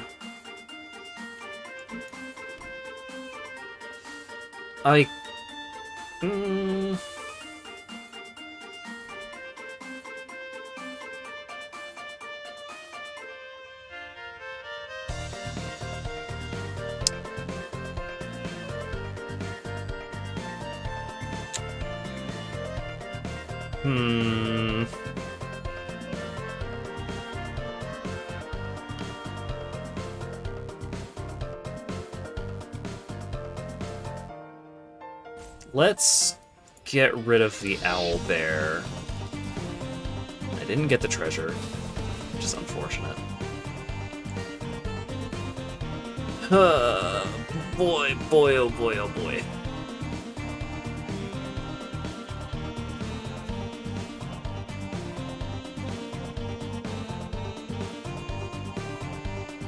Why would I need to change my emote?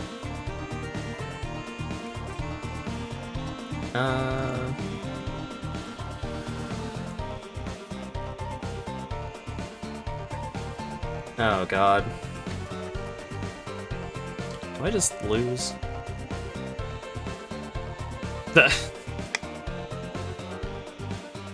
Look, I can't be held responsible if people use my emotes to get Vorny.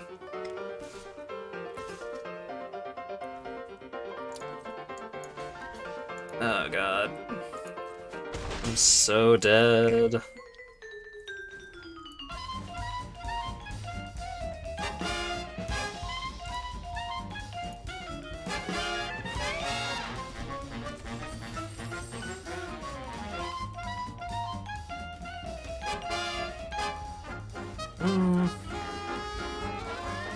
Yeah, there's nothing I could draw here that makes me live. I'm dead! I really need to draw spells that cost less than 5. I mean, technically I had some spells that did not cost a ton, but in order to make them do anything, I needed a ton of mana.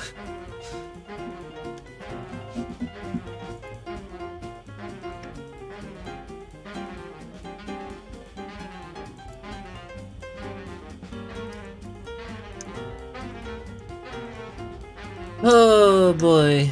Oh boy, oh boy, oh boy.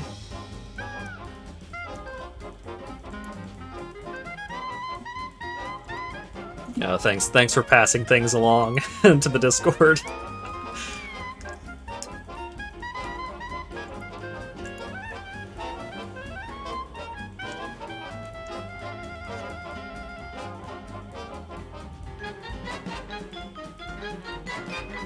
Alright. This seems maybe better. Yeah, I used up all my luck on the last game of the last pool.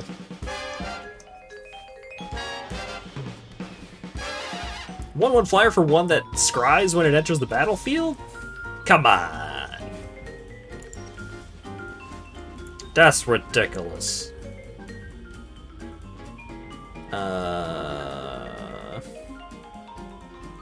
Let's put this guy out here in case I draw another land.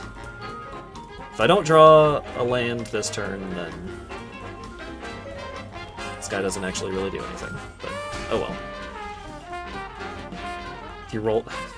Sacrifice treasure chest, roll a d20. Trapped, you lose 3 life. Create 5 treasure tokens. Gain 3 life, draw 3 cards. Search your library for a card. If it's an artifact, put it onto the battlefield. No, I don't think you're allowed to have that, actually. I am going to smash it.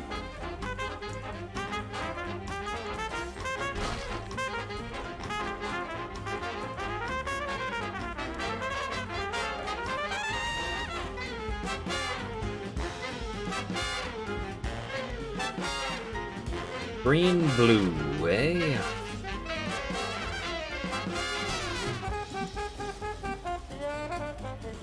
Put the spiked pit trap on the battlefield. I'm gonna play this bear man.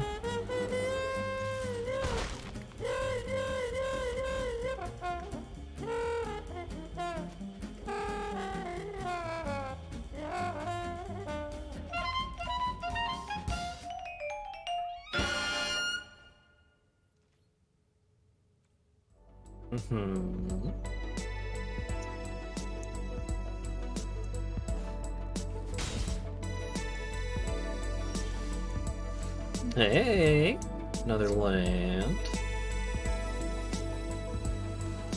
Play out this fella. This other fella.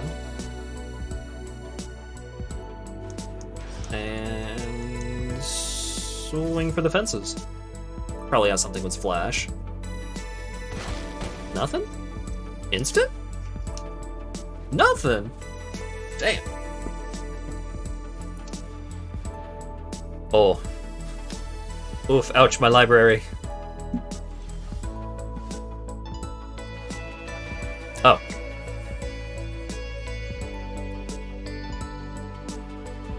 I don't think my opponent was dead, but I guess they really did not have a whole lot going on in their deck.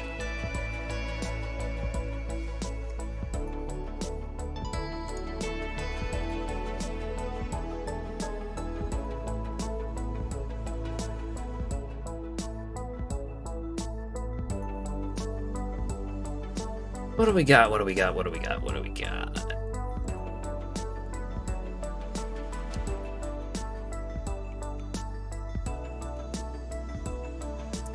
Brood Star. He's got a Jace avatar. So he's confirmed to be a huge nerd. But is he a huge nerd that's good at magic or not? Or perhaps a huge nerd with a good deck or not.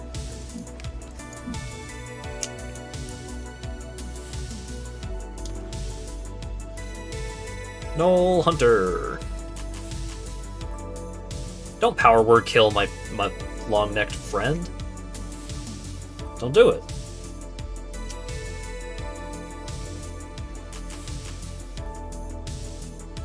Or rather, my thick-necked friend.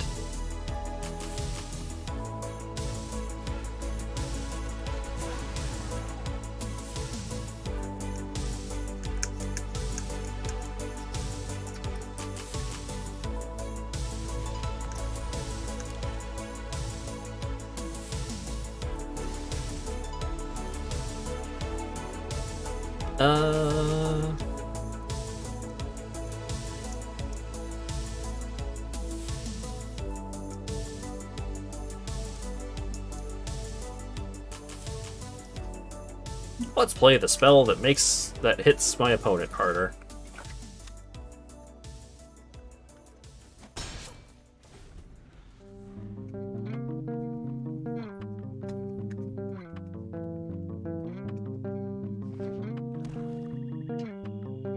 What you got, opponent?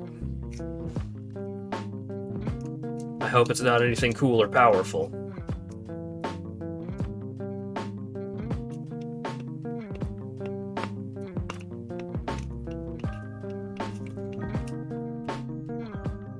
Oh, there's a dragon on this board. Hey, buddy.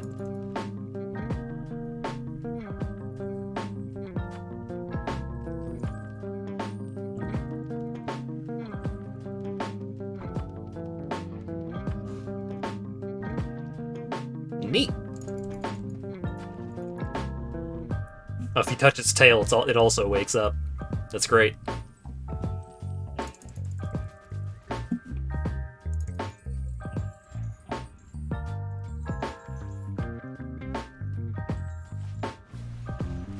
What the fuck is you?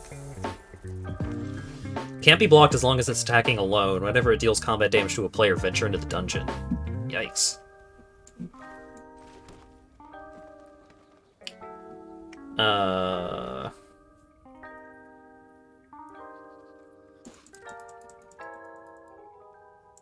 Let's swing.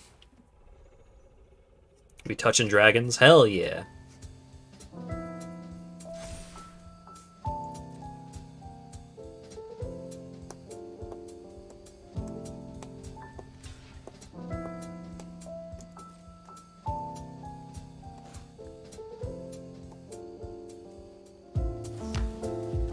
Main death, sure.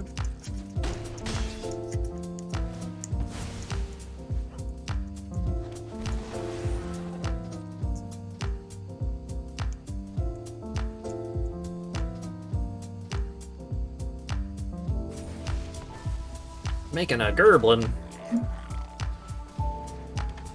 Play out this cool werewolf.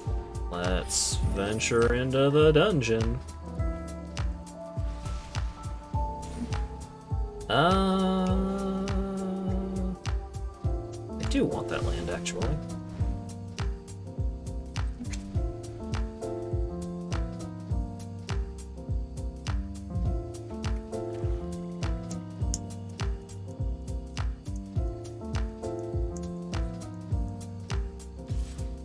I pulled the dog of the dragons.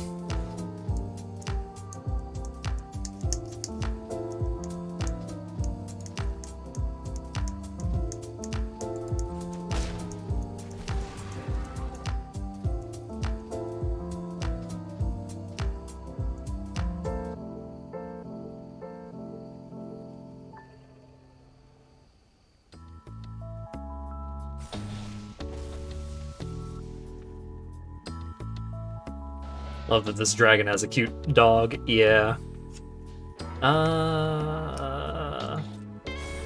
Yeah.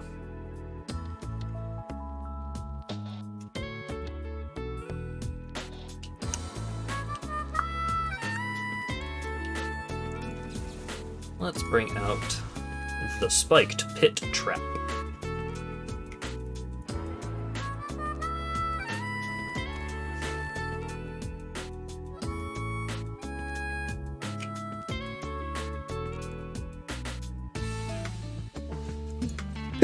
Yeah, excuse me. I'm swanging. I'm making my hyena friend large.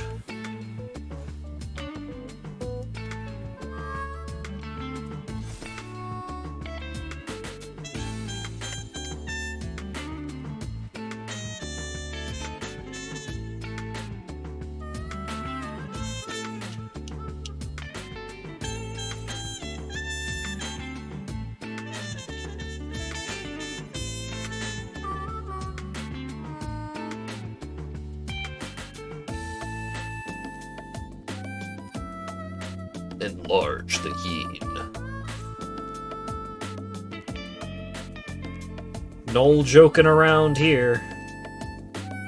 Guh.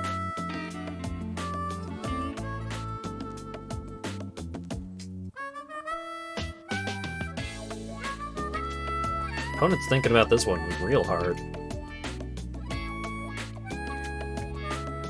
Sure.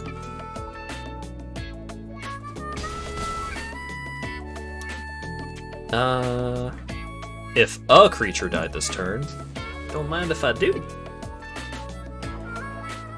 It's probably got a counter spell, or a kill spell, or something. Oh-ho! Oh no, my Yin! It's fucked up.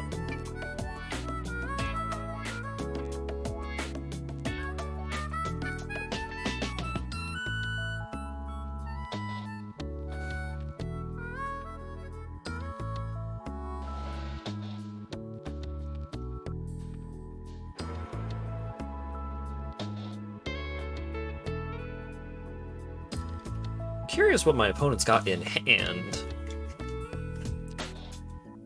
That they're just leaving so much mana up all the time. Man, this feller doing a whole lot of venturing here, and I'm not a fan.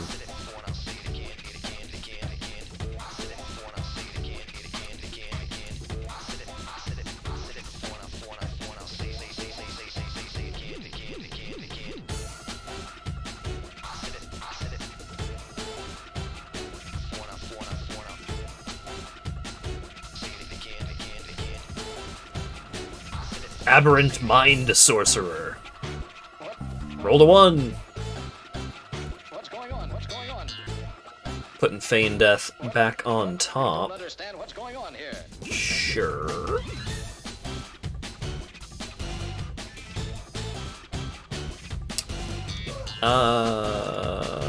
Swing.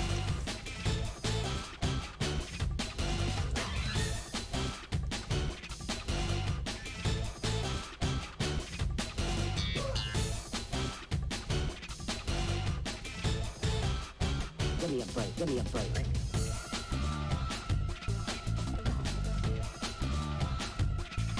Alright. Activate ability.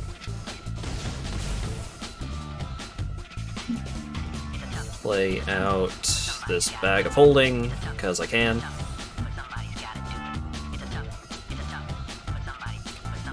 Like, I'm hitting my opponent harder, but they are generating truckloads of value. And now they have protection against a bad thing happening to one of my creatures, or a bad thing happening to one of their creatures. He turned my boy into a 1/1. Give me a break, give me a break. Rude.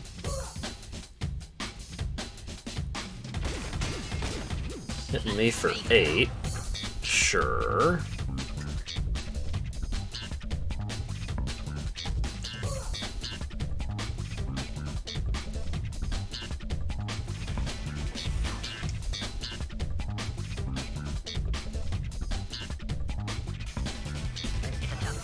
Ah, shit.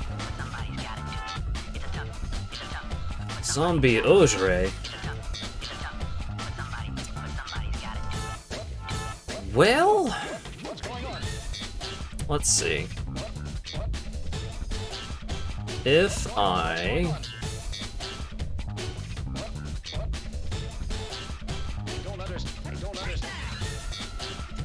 the rope doesn't really do anything for me here.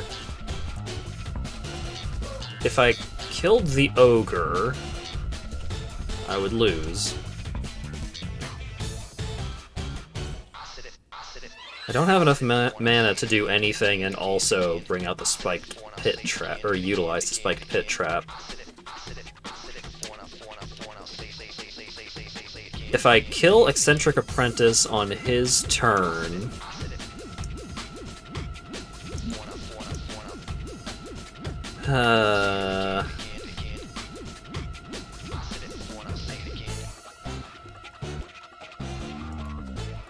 so on moving to combat, I need to kill the Eccentric Apprentice. I don't understand what's going on here.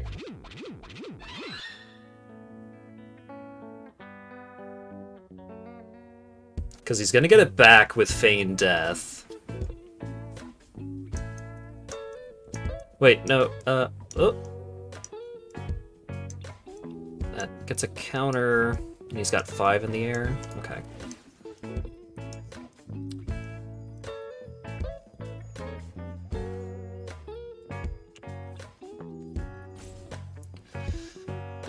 Who do I kill?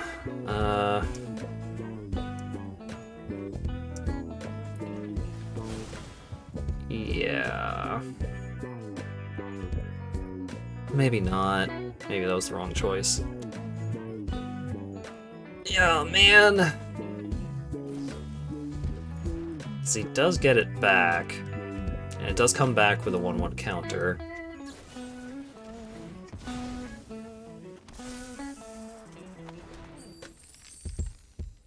And I didn't even get the chance at the treasure because he sacrificed it. Taking 5. Pretty sure I have several creatures in my deck that have reach. Just haven't gotten any. Oh, I'm dead. I am super duper dead.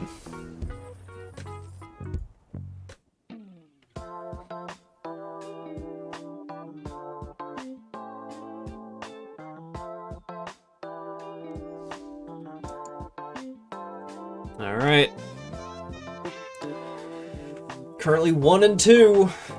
Maybe mono green wasn't the best option, but I don't recall having a ton of removal in either black or red, so I don't think the splash would have done a ton for me. Maybe Dragon Turtle might have been worth it.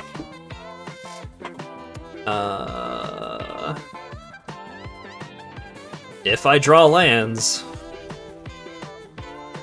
this'll work.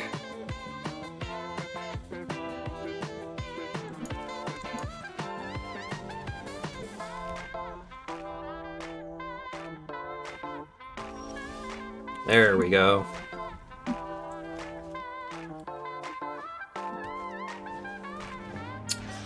Basilisk, sure.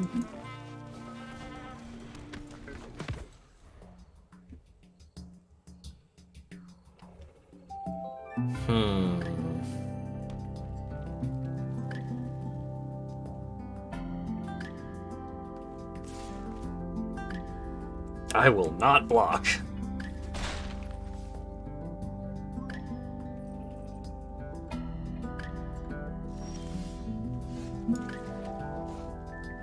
Let's play the Boulette. Venture into the dungeon. Lost Mine of Phandelver. Give me a scry. I'm gonna keep that land on top. I did it. I told you this would work out if I drew lands, and I did.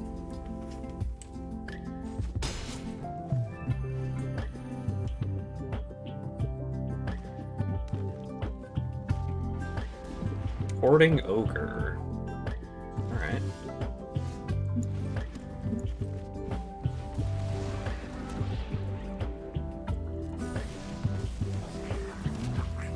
Doot, doot.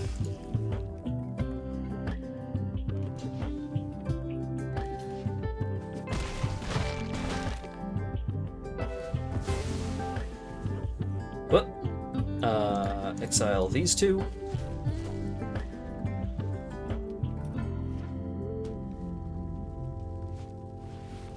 Swarming Gerblins. And he makes 2 of them.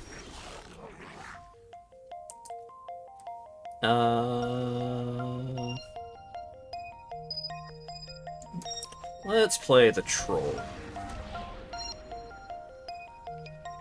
And put a counter on Varus.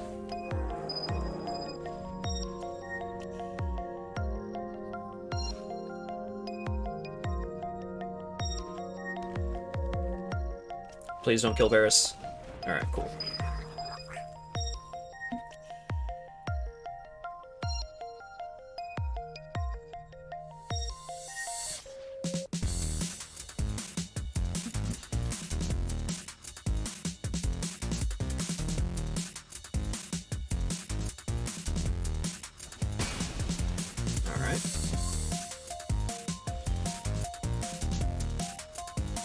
Bring out Sylvan Shepherd. And adventure even more. And I completed a dungeon, so I get a dog!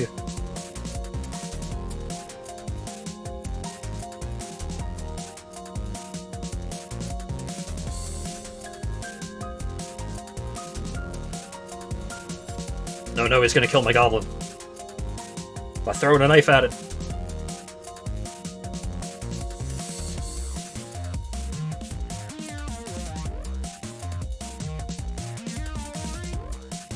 Oh, no he's not, I guess.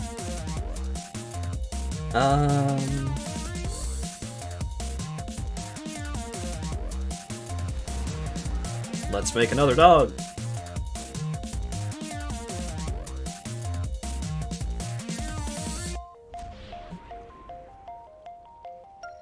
I'm just gonna do Fandelver again. I'm just gonna leave that on top.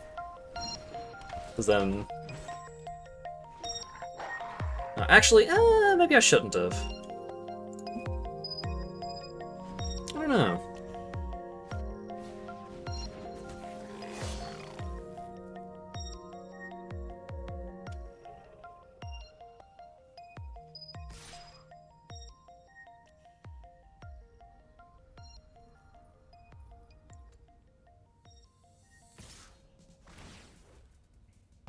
Oh, he's gonna kill my ranger. Oof.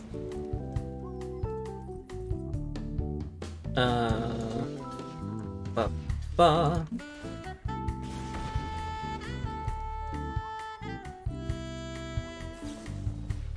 Yeah, shit. He had a pump spell.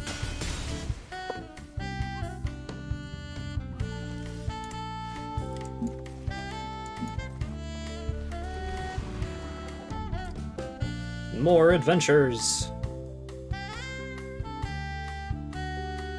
Man, Varus is nuts. Generating so much value. Oh, if I make a treasure, then I won't get to put a counter on a creature. I want the counter.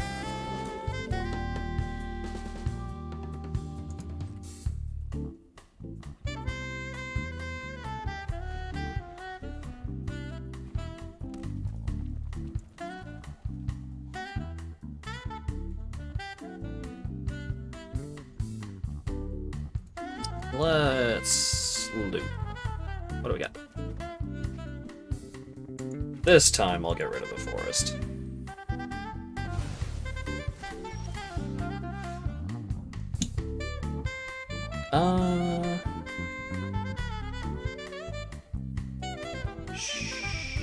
Sure, we'll bring in the frog hemoth.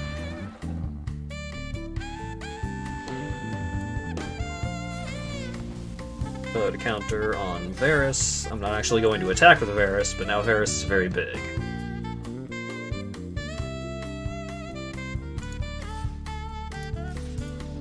Oh. Alright. My deck did its thing this time, because I drew one of my good cards. Instead of all of my mediocre expensive cards. Ah.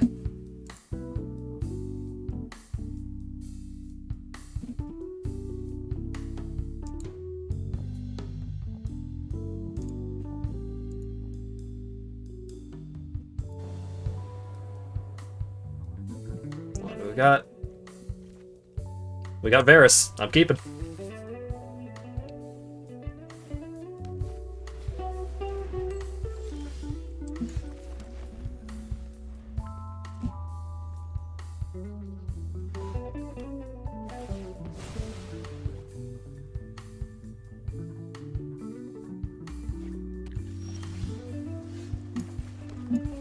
I would like to destroy the cursed item. Which is to say, that coin.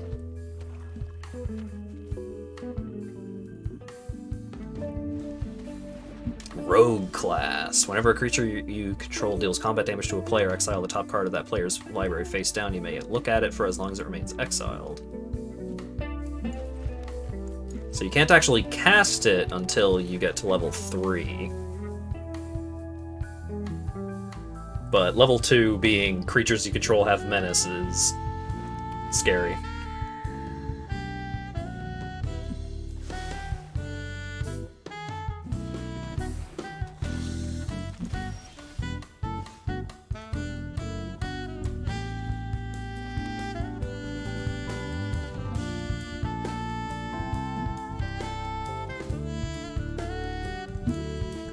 Let's adventure.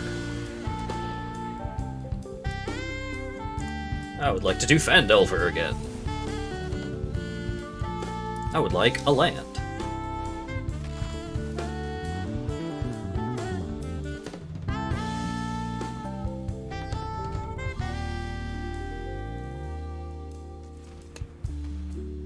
Come on, forest.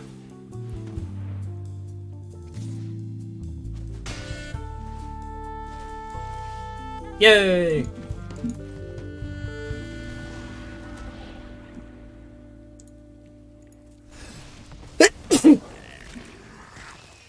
Oof.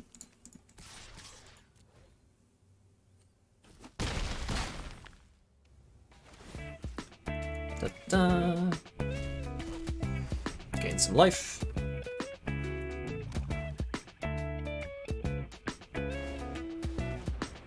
Oh no, he can play my cards.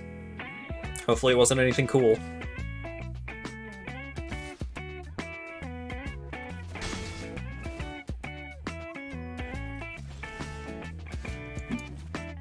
Probably not, because I have drawn almost all of my rares.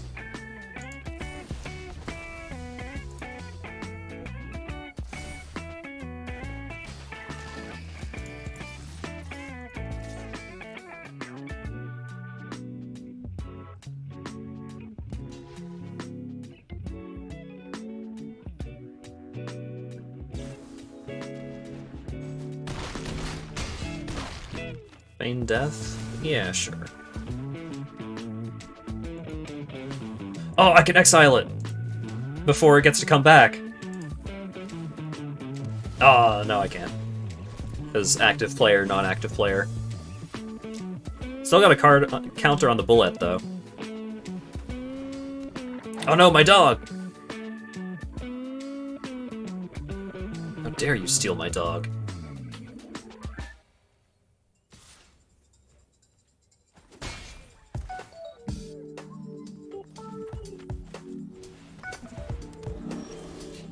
Playing out one of my bear fellas.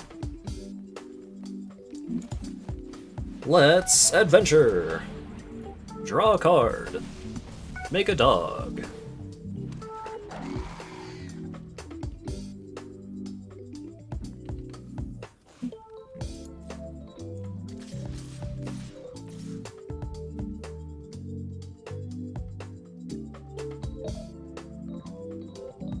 Yeah. Let's attack with everything.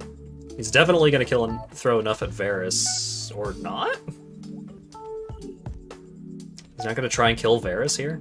I mean, I guess he kinda has to get rid of the Froghemoths, just because that's a lot of damage coming at him.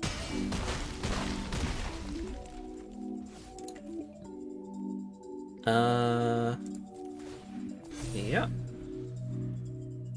Somehow I don't think my opponent's gonna get this one. Oh, they stole a land!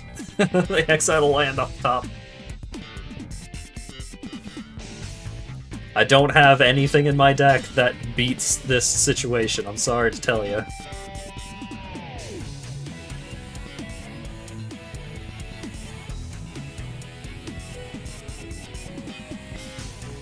Yep.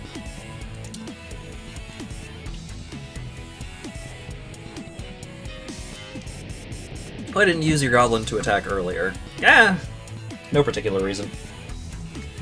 There was no particular reason to attack, but yeah. You know, Foresight being 2020, it would have meant that I would have beaten them that turn because they survived with 1 life, but also I beat them anyways. If it were a closer game, then I would have paid more attention to something like that.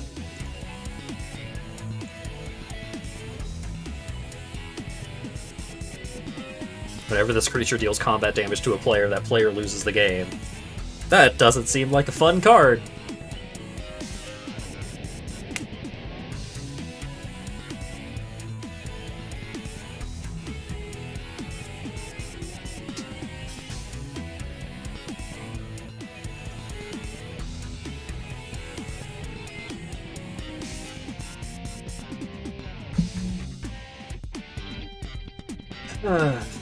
What you up to, opponent? Did you just walk away from the computer and I get to win for free? I mean, I am here to play Magic, but... I mean, that... gems are gems. 426, yep. Yeah, shit. Low drop.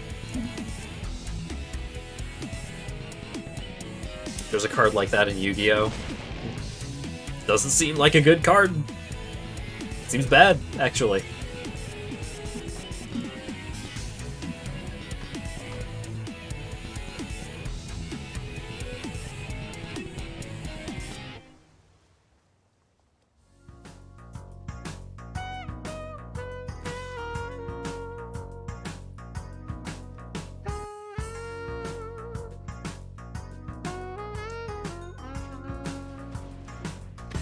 Cridle of Baldur's Gate.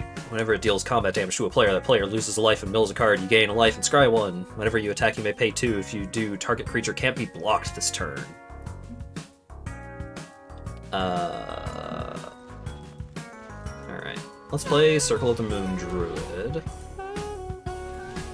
Heading back to Phandelver. Back at it again in Phandelver. Hunter's Mark. Let's kill Cridle. No. You play every card game to see which has that kind of card. There are a lot of card games. There was a while where I played a shitload of Yu-Gi-Oh, but I could not continue to live that kind of life. Alright, get your treasure. What you got?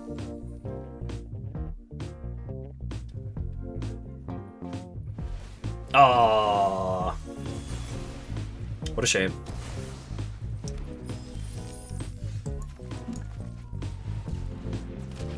Woo! Respect the captioner for putting the dashes in Yu-Gi-Oh! When you won't. The captioner can be nice like that.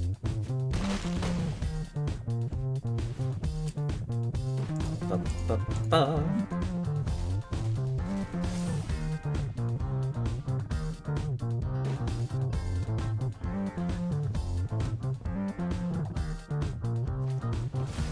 Aww. My opponent be killing my things. Very rude.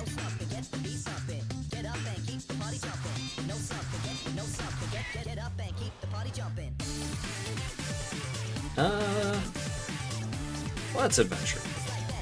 We'll make it go.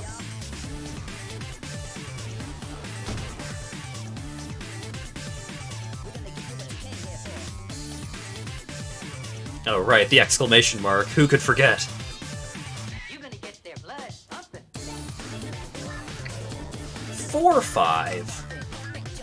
A 4/5.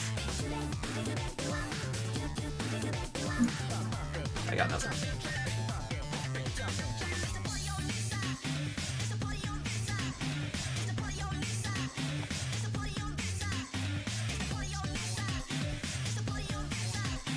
Oh, now I got something.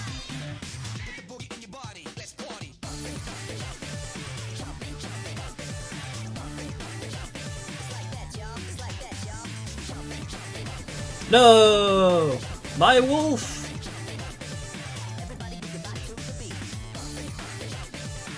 So rude. You're gonna get their blood pumping.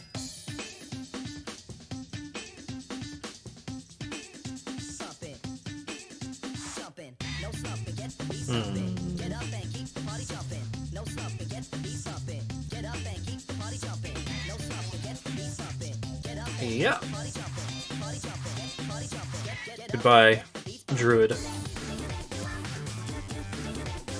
Activate Forceborn Paladin.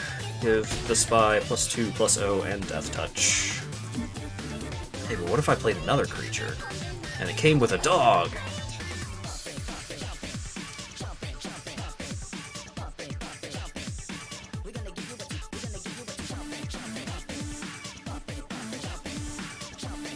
What if I played a land? What you gonna do about that, huh?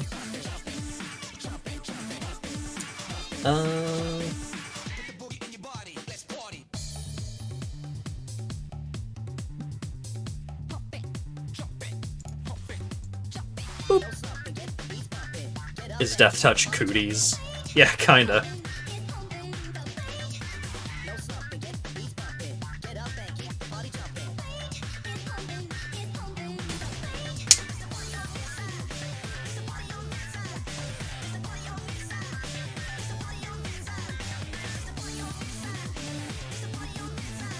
I do have treasure, that's right.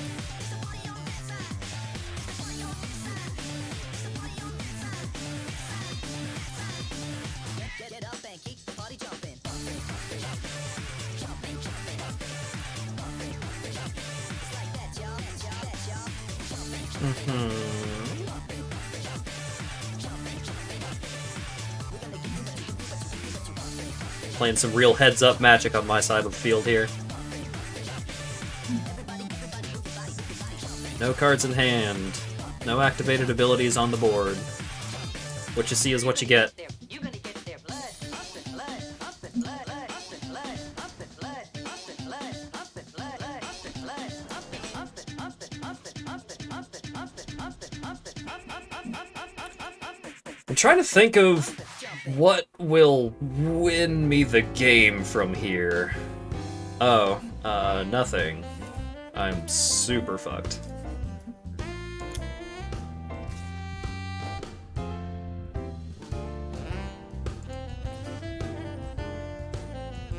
Oh, maybe not.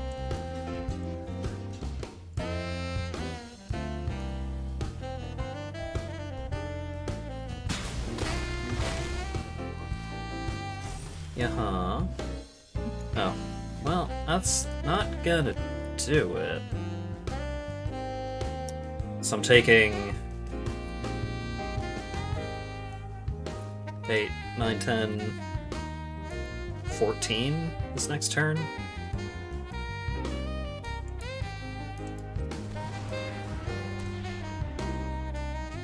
Oh yeah, well, I'm gonna gain a life and you're gonna lose a life, so what are you gonna do about that, huh?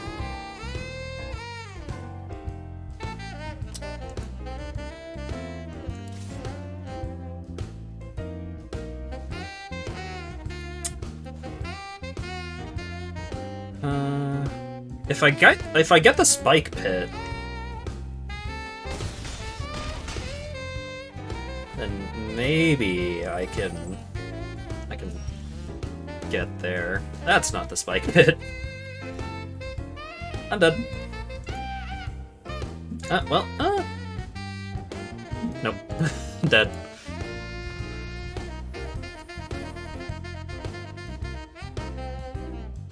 So that was what, 3 and 3?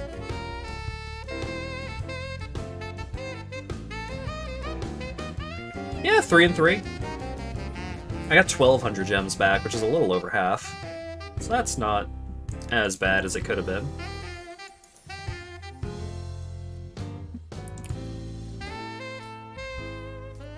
Not enough mind games? Yeah, maybe.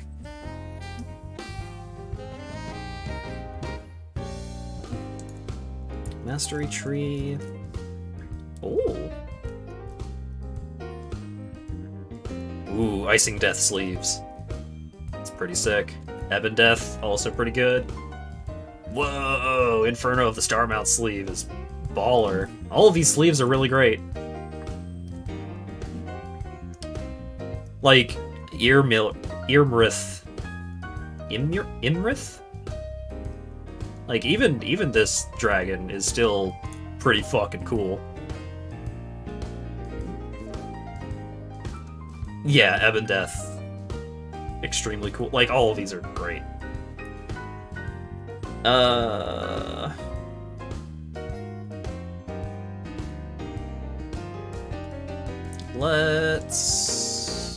Let's work on the white patch right here.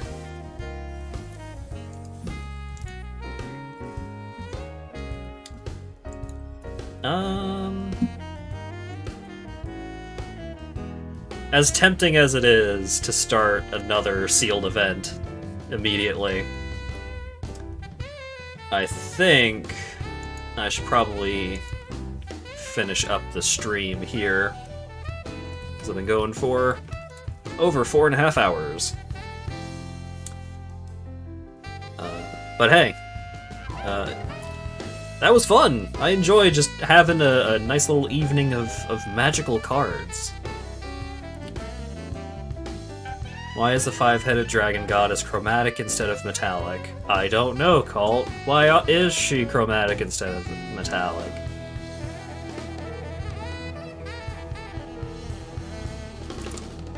Because she's Tiamat? Oh! Thanks, Colt. Good note to end the stream on there.